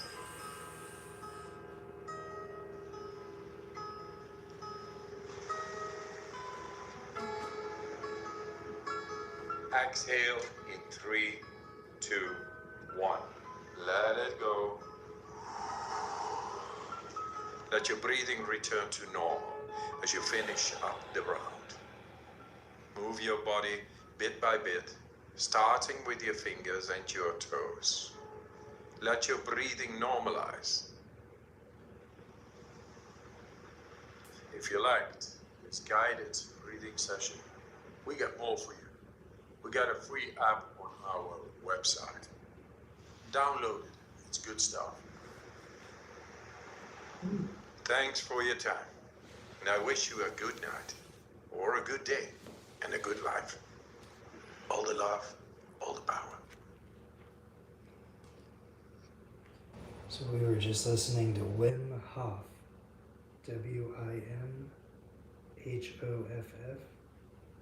and he was giving us some breathing exercise guidance. But what I just did was my daily routine, and that involves reading, and then meditation, then martial arts, and exercise, and then yoga.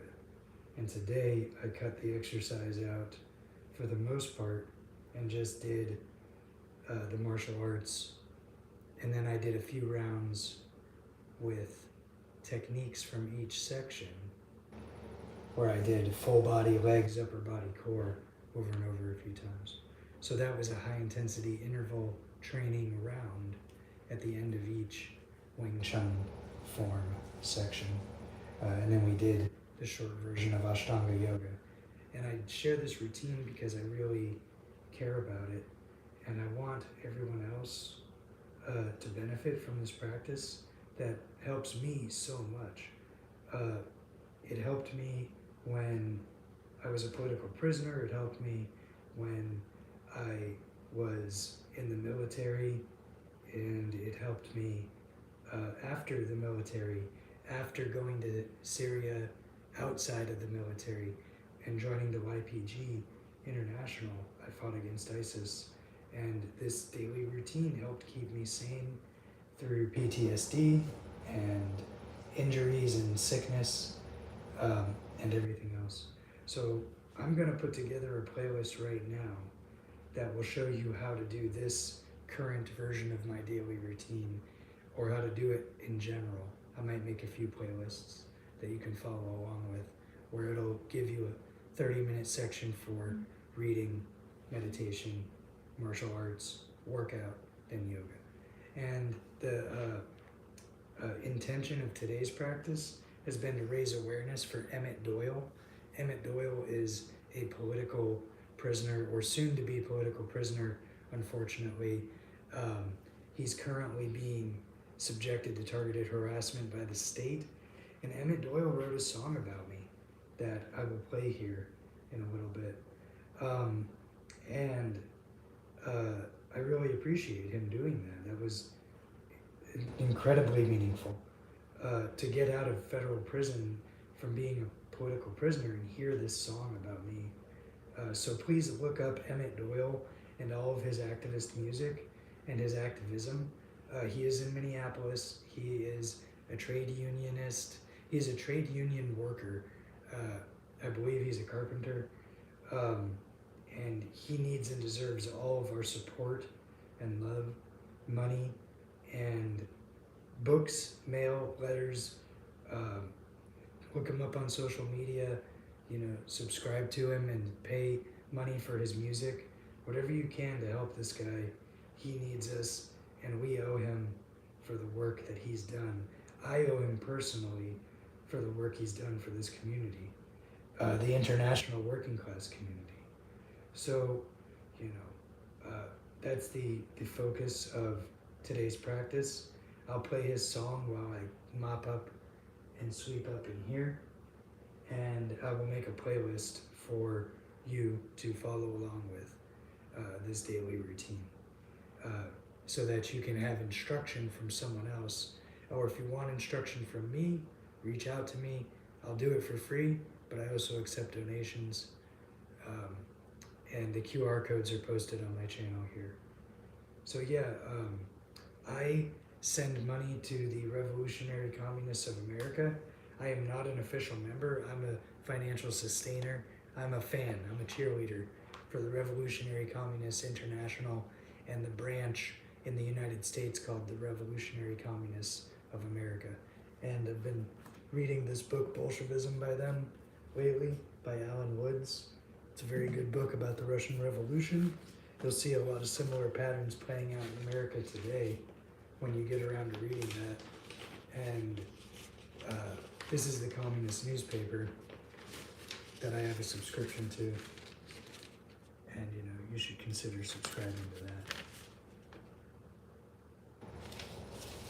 So there's an article in the most recent edition of the communist newspaper, which is almost monthly, and it's about Emmett Doyle. The Minneapolis 15 Speaks to the Communist by Kevin Nance in New York, New York. On June 16th, Homeland Security arrested 15 Minnesota activists involved in the anti-ICE movement. They now face up to 36 years in federal prison. The communists spoke with one outside agitator, quote unquote, ironically, sarcastically, because he is a Minneapolis resident. Emmett Doyle, who has called Minnesota home his entire life. I think I've been saying Minneapolis this whole time, and I've been meaning to say Minnesota. Kevin, tell us about yourself. Emmett, my name is Emmett Doyle. I'm born and raised in Minnesota. I've worked blue-collar jobs throughout my life. I'm now a union carpenter.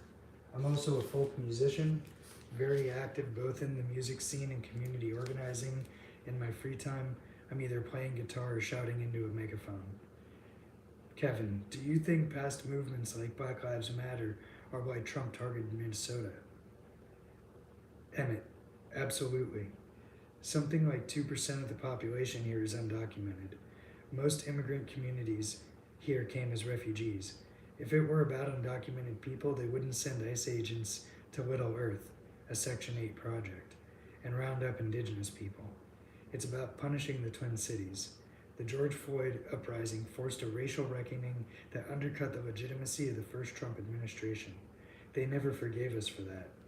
It seems like, this is Kevin, it seems like the community networks were a logical next step. Why do you think people are keener to get organized now? Emmett, you couldn't go anywhere in town without seeing armed patrols. You regularly encountered quote-unquote ghost cars. Windows smashed in, seatbelts cut, nobody inside. You had to search the glove box to inform abductees' families. They shot 2 of our neighbors to death in the streets. It was fight or flight, and we chose fight. It's our city. Kevin, tell us what you saw during the movement in January. Emmett, the level of involvement from everyday people was head and shoulders above anything I'd seen before. Outside of daycare and school, people stood in brutal freezing temperatures for hours with whistles in case ICE came for a raid. As you're commuting, you sometimes get a call.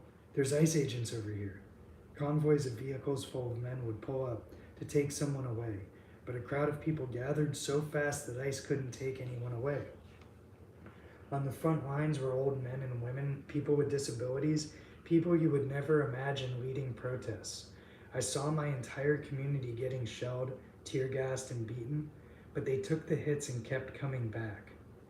People brought all sorts of resources to the table. Tow truck drivers returned abductees' vehicles to their families. Carpenters went around fixing people's doors after ICE raided their homes.